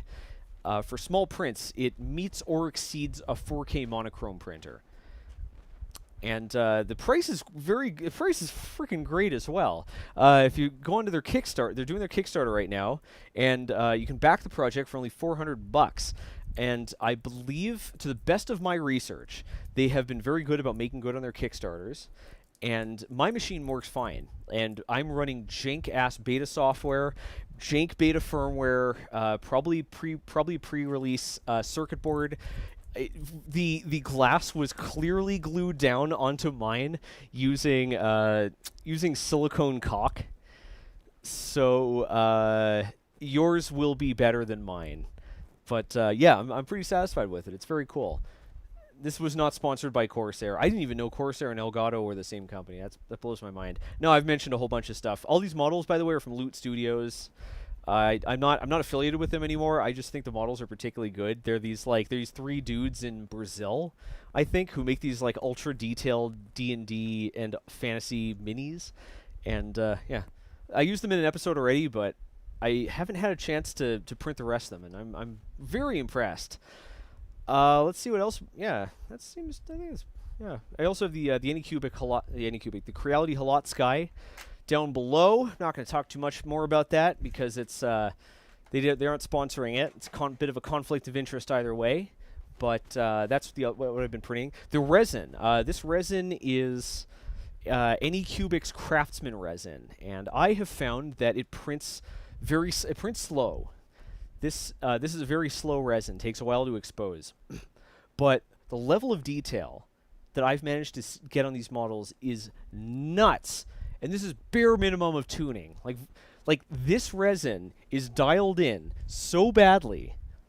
This resin's dialed in so badly that I lost most of the prints on the plate because they were because it was underexposed and they fell off. Yet the level of detail we're managing to get on this is nuts. And yeah. Team Effort said caulk? Yeah, that's what it is. It's silicone caulk. That's what it is. You know, you dispense it with the little gun and use it to seal stuff. Look at that. Look at that troll butt. Look at that troll's butt. Oh, it's got a butthole. Looks like that's where they hid the drainage hole. Yeah, these models are really cool. Brooke's sister is gonna be so friggin' excited. Pardonnez-moi. Potatotron says I usually tune in or watch the electronics builds, but this has been very cool. I've been itching to get a 3D printer. Right now I'm just paying a buddy for prints. Well, which type of printer you get depends on what you want to make. Resin printers, if you're making super small, super detailed prints, or an FDM printer if you're doing chunky, tough prints. Let's see what we got. We got a little super chat. Detlev, thank you so much for the super chat. I really appreciate it.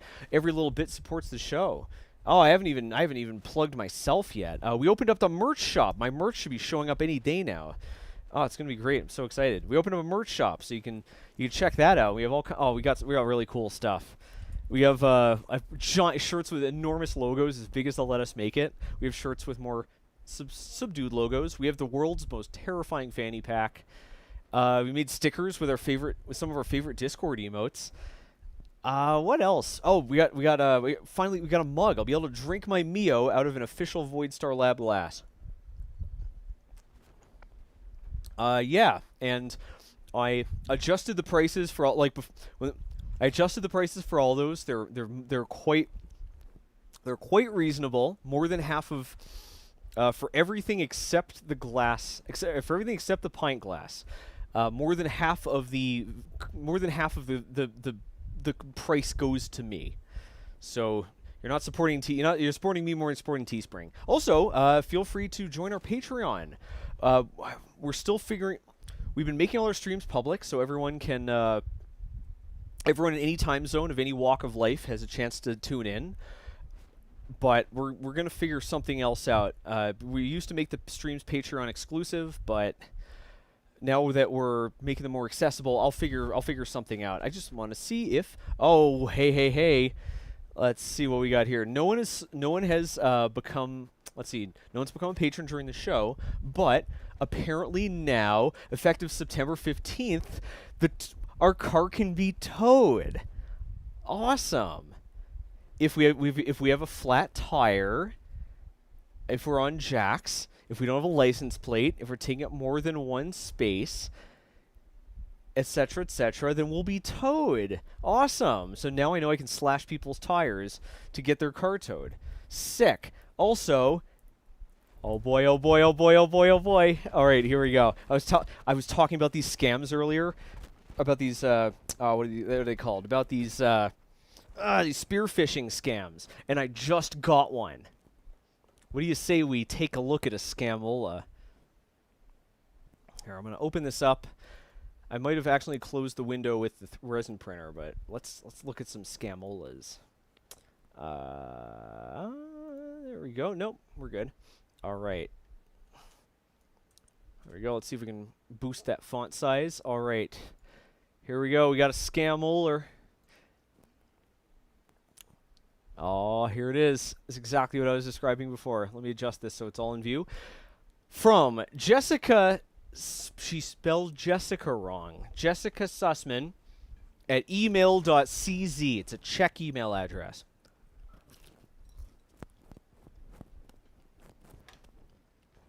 Subject line. Business. ASUS. Hi. I represent ASUS and am responsible for launching an advertising campaign to promote new technologies developed by our company. We create the best accessories from personal computers, as well as our own lines of personal computers. Your channel is suitable for us as an advertising company, so we decided to order a commercial from you about the new collection of our accessories, which will be released mid-September. Here are some examples of collaboration with other bloggers. This is new. I haven't seen examples yet. We're gonna see who they're ripping off. Maybe we can tell maybe figure out who the actual marketing agency was that ordered that, so they can press charges. The essence of the they spelled it European style. Interesting. Of the cooperation will be as follows. If you're interested, I'll send you instructions in PDF format and a link to download our catalog. You download the catalog and send us the model number of any 3 and 4 accessories and your postal data. We'll pay shipping. After receiving the accessories, you record a commercial, and on the day that we'll inform you about, you place the commercial on your channel. We will deliver the accessories for free, and after receiving them, they'll remain with you. Oh, all right. So this isn't an Amazon. This isn't an Amazon review scam, and this isn't a. It might be one of those. Maybe one of those like charge card scams. Please note, the new collection of accessories has not been officially released. We'll hold a presentation in early September. Thus, the information we will provide to you is exclusive and not subject to disclosure. Blah blah blah blah blah. If you're interested, blah blah blah blah blah. That's all right. It looks like they got rid of the WhatsApp. Maybe whoever's trying to spearfish me thinks that correctly that I'm blocking WhatsApp addresses using a filter.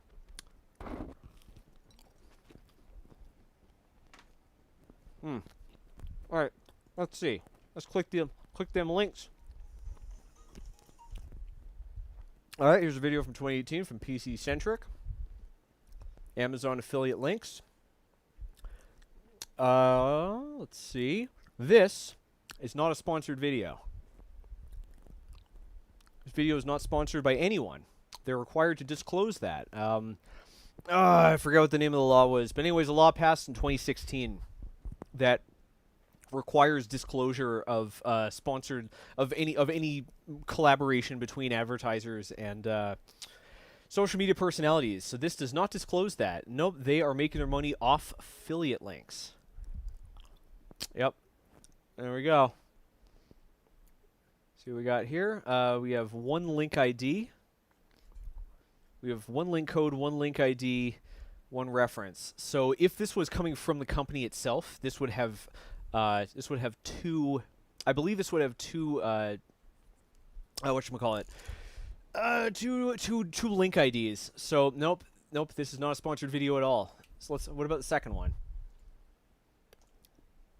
All right, this one is Tech Team Great Britain. Want one? It's another headset. Want one? Amazon. All right, here we go. At least this one was sponsored. Products shown provided by ASUS. So let's see. Let's see what their link takes us to. All right. So they've wrapped their affiliate link. So it's possible that it's likely this is official, that they're because they want ASUS to have the same analytics that they do. So they wrapped the link. Alrighty. By the way, where it says right here, as Amazon associate, like basically disclosing that you're an affiliate, not legally required. People just do this for fun, I guess. I don't know. I don't do it. You people should expect that I make money off everything. Let's look at one more of these links. What do you think? Number 3 or number 4? Look at number 4. That's the one they probably put the least thought into because they don't think I'm going to keep checking. Asus TUF K1 RGB gaming keyboard review plus typing sound test. Pinoy Tech review. Yeah, this is not a it's not sponsored either. This is just affiliate. They're just making their money off affiliates. Oh, hang on a sec. I'm wrong. This was sponsored, but not by ASUS. For those living in the Philippines, I got this keyboard from Game 1 PH. So this keyboard was provided by him, not from ASUS, not from Amazon, from a Filipino gaming gear supplier. So, yep, we got a scam hole on our hands.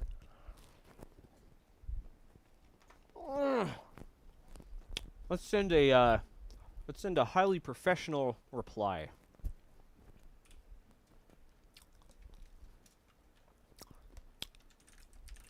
Here we go. Thanks for reaching out. I appreciate your interest in my channel. Unfortunately, I am sorry to say that I'm not able to take you up on your offer.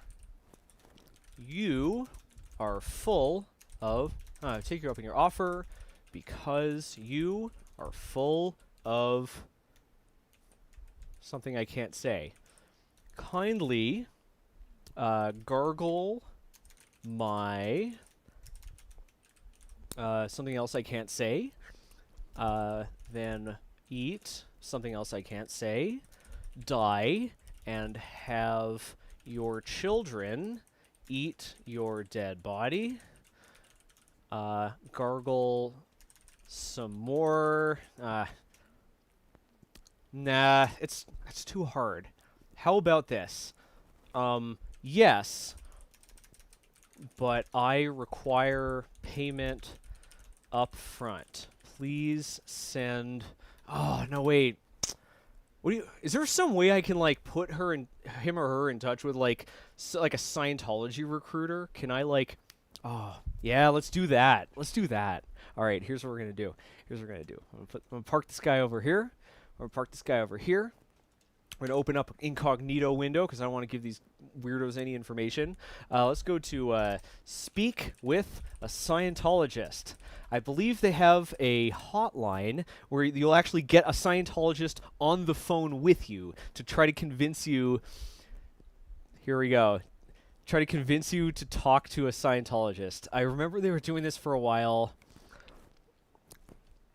I don't think they need to do this anymore. Probably because people kept scamming them so much. Let's see. Email address. Nope, it's just a web form. No, they have to have an email address. Like they gotta. How about the LA one? No, they're all using web forms. They're just too smart. Pugs or Epic says, "Show us your search history." Sure. Or how do I do that? How do I do that? All right, I'm going to reply. What should I reply? Adskavadskavadskavadsk. No. Hey, thanks for reaching out. Unfortunately, I am too smart to fall for this dumb bullshit. Oh, I said it. I appreciate your removing the WhatsApp. No. Oh, we're just gonna delete it. We can't give them any information that they even got through to me. Don't worry about tracking pixels either. These emails are actually plain text. Let's see.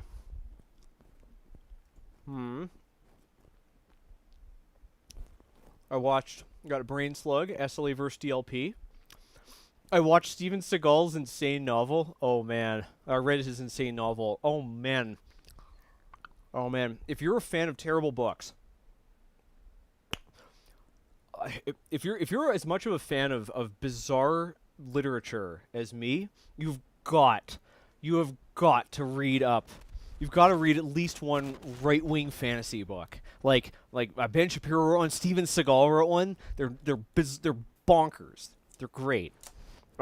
This one here, it's about like a bunch of I think like they're spec ops guys who are part wolf and have secret powers and are sent down to Mexico to break up a cartel that's also a jihad.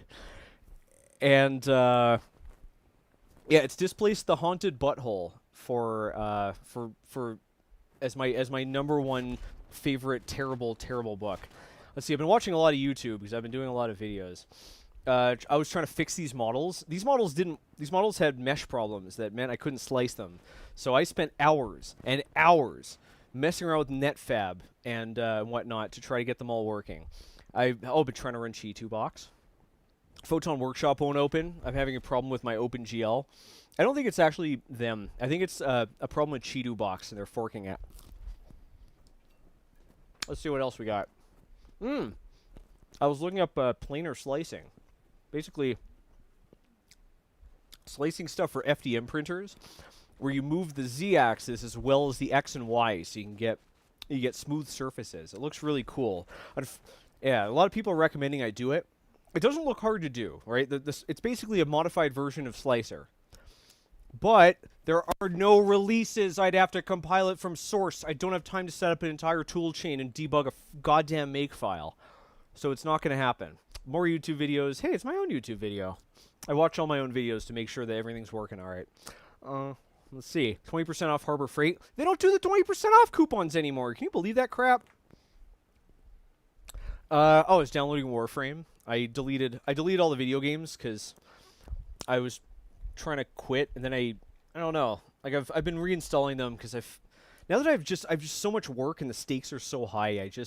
I don't have any trouble keeping myself from playing video games. Like before, I was having a hard time getting myself to stop, but now I'm having a hard time getting myself to start. Like there's just so much work that, like, I don't think I have to worry about letting go of my time anymore. Oh, someone on our Discord suggested that I make the Gary's Mod tool gun. First off, I'm amazed that people still play Gary's Mod. I mean, Minecraft. All right, Minecraft. I get how it stood the test of time. Roblox. I'm impressed. I'm glad they made it. Yu-Gi-Oh! A little stupefied, but still, solid game. Why the hell are people still playing Gary's mod? Anyways, they wanted me to make the tool gun, and it's one of those weird situations where, like, it would be really easy to make. Like, I could make a perfect function, like a perfect reproduction of it with, like, the screen that looks like it works and all the sound effects and everything. But I can't make it work, right? Like, none of the features the tool gun does are practical to do in real life. And I don't make props. I make things that work. And I can't figure out how to, like, make it spawn balloons or change the material something is made of or chain things together. So, yeah. Let's see. Oh, this is stuff from finishing the last client project. Amid all of this, I've been working on a full client project. Like, remember the last client project? Well, I had to finish that up and produce 10 units of it, and I have to produce 20 more. So I've been doing that too. Yeah, no, if I were to watch things that I wouldn't feel comfortable talking about in public, if I were to do that, I would never, ever leave tracks. Never. That would be idiotic. Never.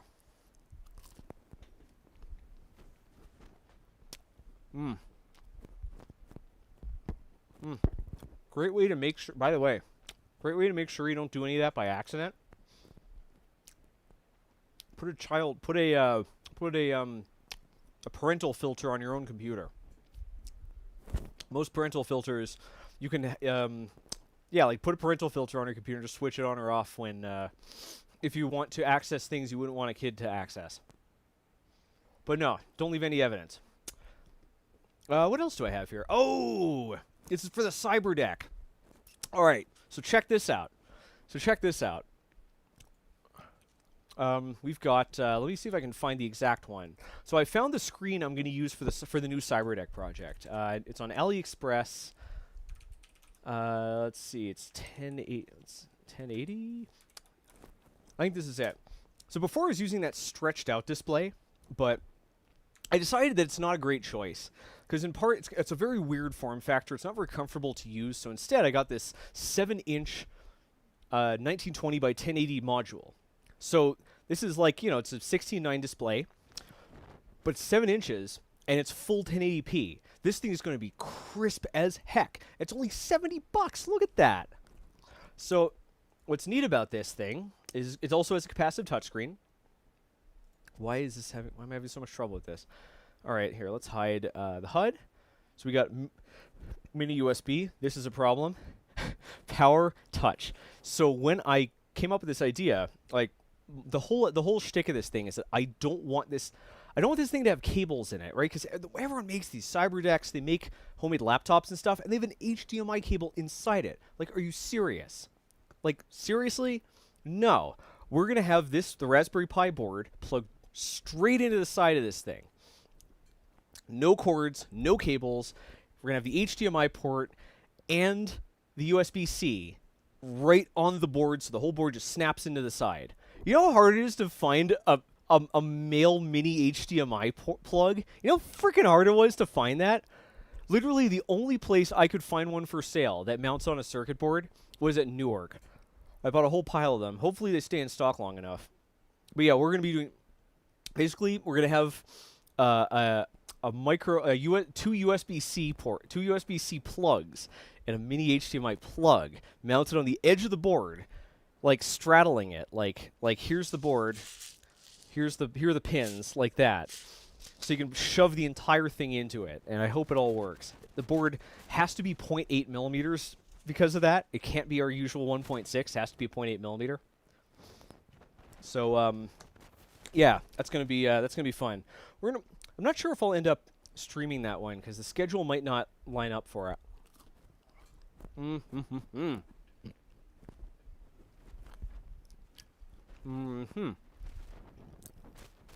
So Team Effort says use an e-ink display. No. I want our frame rate to be more than 1 frame per second. Anyways, this company Wise Coco, I really like these products. It's the same company that I made the display that's now on the Cyber Deck, the display that's on the tool changer. I really like their product. They're super easy to use because other ones have like other manufacturers will put like a VGA port on the driver board, like freaking seriously. But they're smart. They just put HDMI, power, touch. Sometimes the power and touch are combined, and that's it.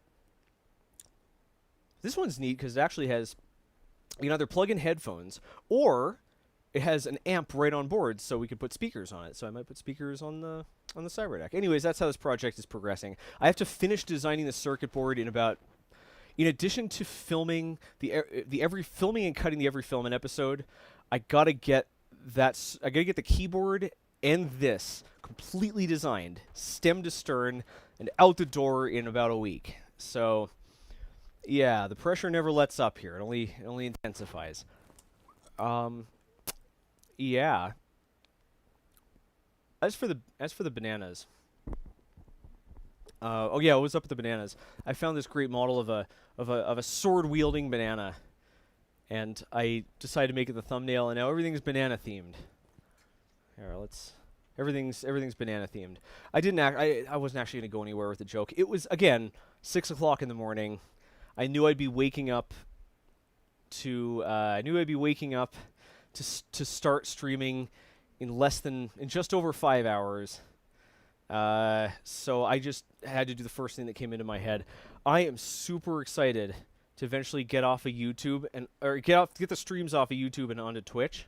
If only because I'm so sick of having to make a thumbnail and a description for every stream. What a stupid requirement. Having to make a thumbnail and a description for every stream. That's so stupid. It's not how it works on Twitch. On Twitch, the thumbnail is just whatever happens to be on stream at that time. And the description, there is no description because it's a stream. Anyways. Yeah. How much more time do I have to kill here? Almost none. We're almost finished here. We're 97%. So I'm going to switch. Whoa. No. Yeah. So we're going to switch over here so we can catch that moment of when the print rises up for the last time. Yeah, let's. Yeah, there's another. I know that there are plenty. On top of that, like I know that there are more people. Pardon. More people actively want me not to stream than. I think more people actively want me not to stream, than want me to stream or don't care. I lose I lose a few hundred subscribers every Monday and Thursday. The subscribers people who unsubscribe on the spot after receiving a notification outnumber the total people who subscribe after watching my videos. And yeah, it basically means that someone who is exposed to my stream is around 200 times more likely to unsubscribe than someone who is exposed to a video is to subscribe. So yeah, the time for the streams is coming to an end. So we're pulling that together. We're not going to do it out of the blue. Like, there will be plenty of notice.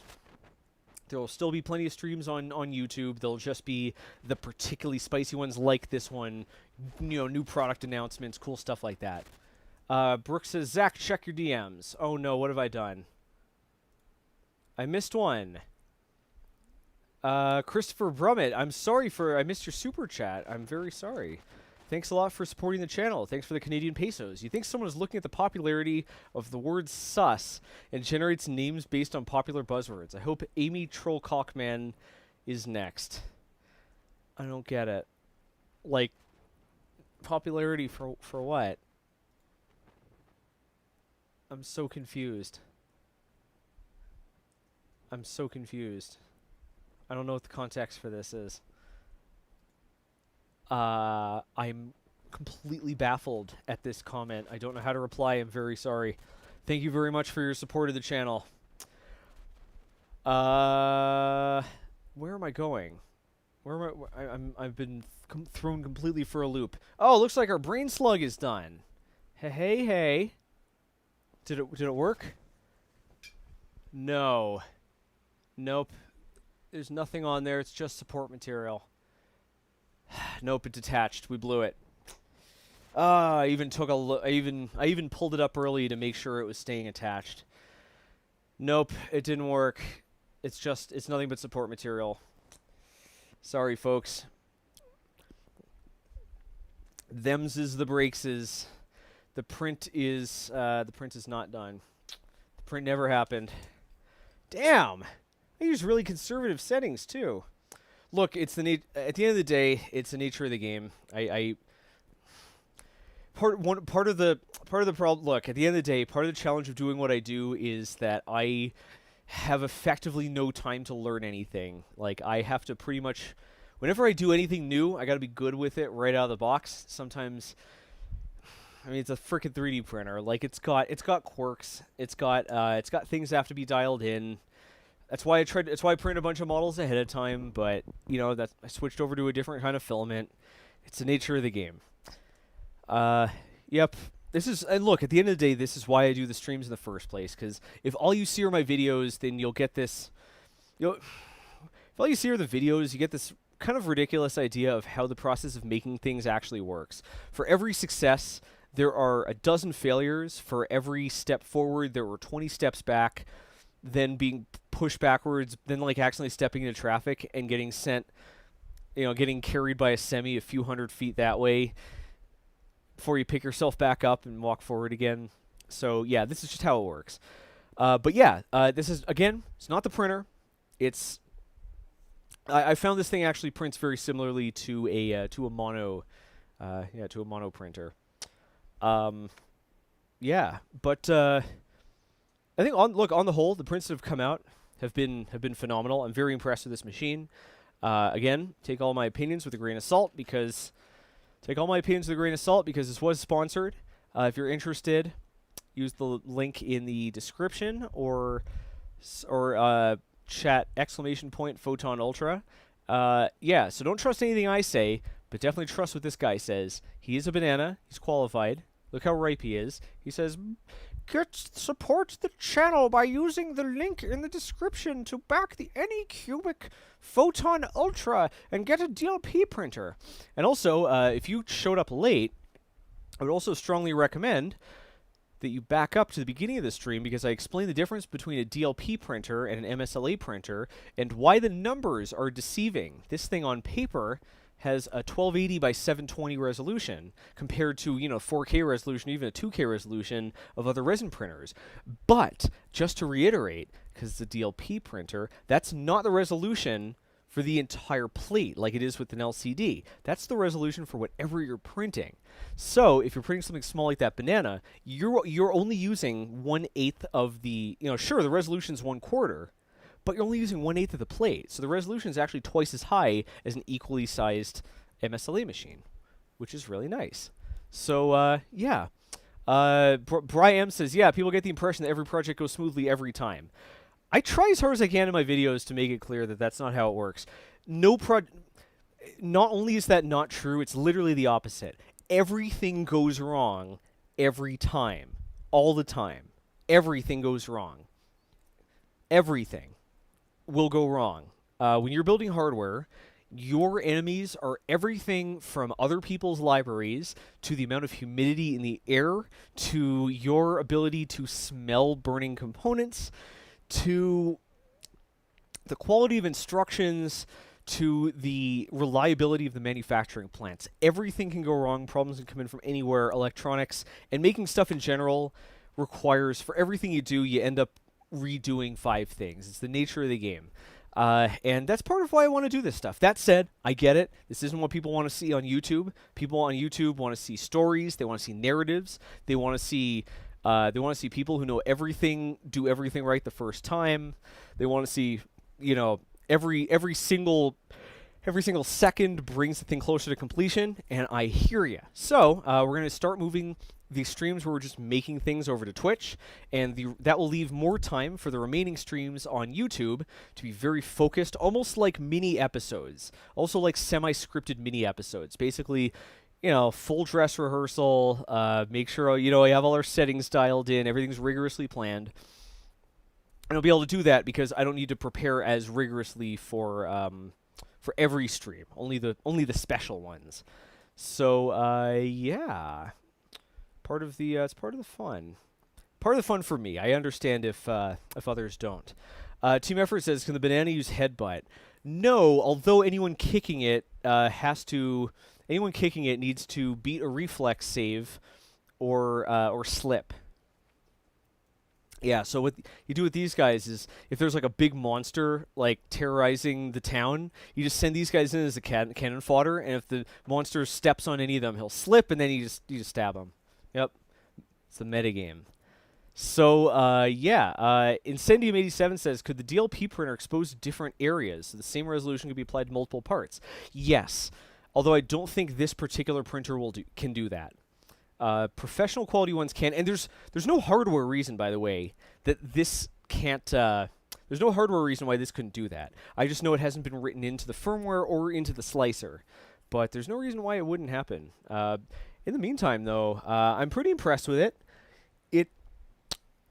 The big question, though, is does the Photon Ultra replace Sticky Vicky?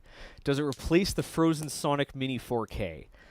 And I'm inclined to say yes. Because I already have the Halot Sky, which is a large format printer that can run off a bunch of stuff at once. But this thing is ideal for when I want to run off singular small objects. So I'm inclined to think yes. We need to come up with a name for it. So if you think of anything sufficiently sticky or tacky or otherwise reminiscent of the resin, then let me know, and it can accompany Sticky Vicky and Sticky Ricky. In the meantime, I've got a whole bunch of these D&D figures to send over to my C-store-in-law, and she's going to be so freaking excited. Oh, man. And now that I have all the stuff set up, I can run off more resin anytime we want. So yeah, I got to put up some Instagram posts. Please let me know if there's anything funny you'd want to see. Otherwise, oh yeah, Reagan, thanks a lot for this shirt. Yeah, Reagan got me this amazing Quagsire shirt. Sticky Mickey, it seems like the obvious choice. Someone said something like tacky, I forgot. That was pretty funny. Sticky Mickey, gelatinous sprue. Sticky Mickey's got 2 votes. Name it ad here. That's correct. Call it ad nauseum. Tacky Jackie, that's right. That's what it was. Incendium87, you recreated it. I think they call it Tacky Jackie, and I kind of like that one. I think it's pretty funny. Or Captain Tack Sparrow. We renamed Peter. Now that we're keeping him, we gave him a new name. Yeah. Now that we're keeping him, we gave him a new name. His new name is the Dread Pirate Roberts. His name is the Dread Pirate Roberts. Bot Grinder FPV suggests Adhesive William. That's pretty funny. Adhesive William. I think Tacky Jackie's taken the W on this one. Yeah, it seems to have the masses behind it and Brooks behind it. So, yes. Where's our... That's not what we want. Oh my god, I've got these printers.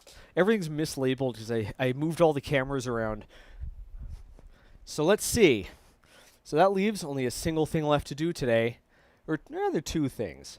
We of course need to have some straight up dog time. Oh, Puppy didn't come into the room last time, not because he was shy, but because he had to poop, and he remember the last time he went in and used the bathroom in my workshop, I gave him an earful. So I think he was worried. So yeah, I think it was a strategic decision on the part of the Dread Pirate Roberts. Anyways, by the power vested in me, by the Lords of Potassium, I hereby dub thee Tacky Jackie. So what do you think, Brooke? We bring in want to have a little Gooey Louie and Adhesive William. No, we're sticking to Tacky Jackie. It's already been I already knighted him. I'll have to deconsecrate it first. Yeah, so let's have some straight up dog time. Unfortunately, this isn't going to leave any time to tear this thing down. I know. I figured it made more sense to try to do a print on the printer than to break the printer. I know I said I would break it all over the place, but look, we do what we can. Oh, hey, hey, hey. Oh, look who it is. Hello, puppy. He hasn't seen me all day. He hasn't seen me all day. Look at that. Look at that curious pup. Look at that wiggly. Yeah, look at that waggy puppy butt.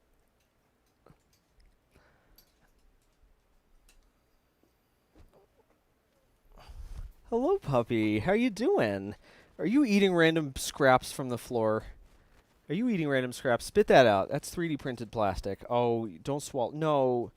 Oh, don't eat that. No, that's 3D printed. I think I'm needed. He sneezed. I think I'm needed here. Anyways, thanks to everyone for watching. Thanks to everyone who supported the channel.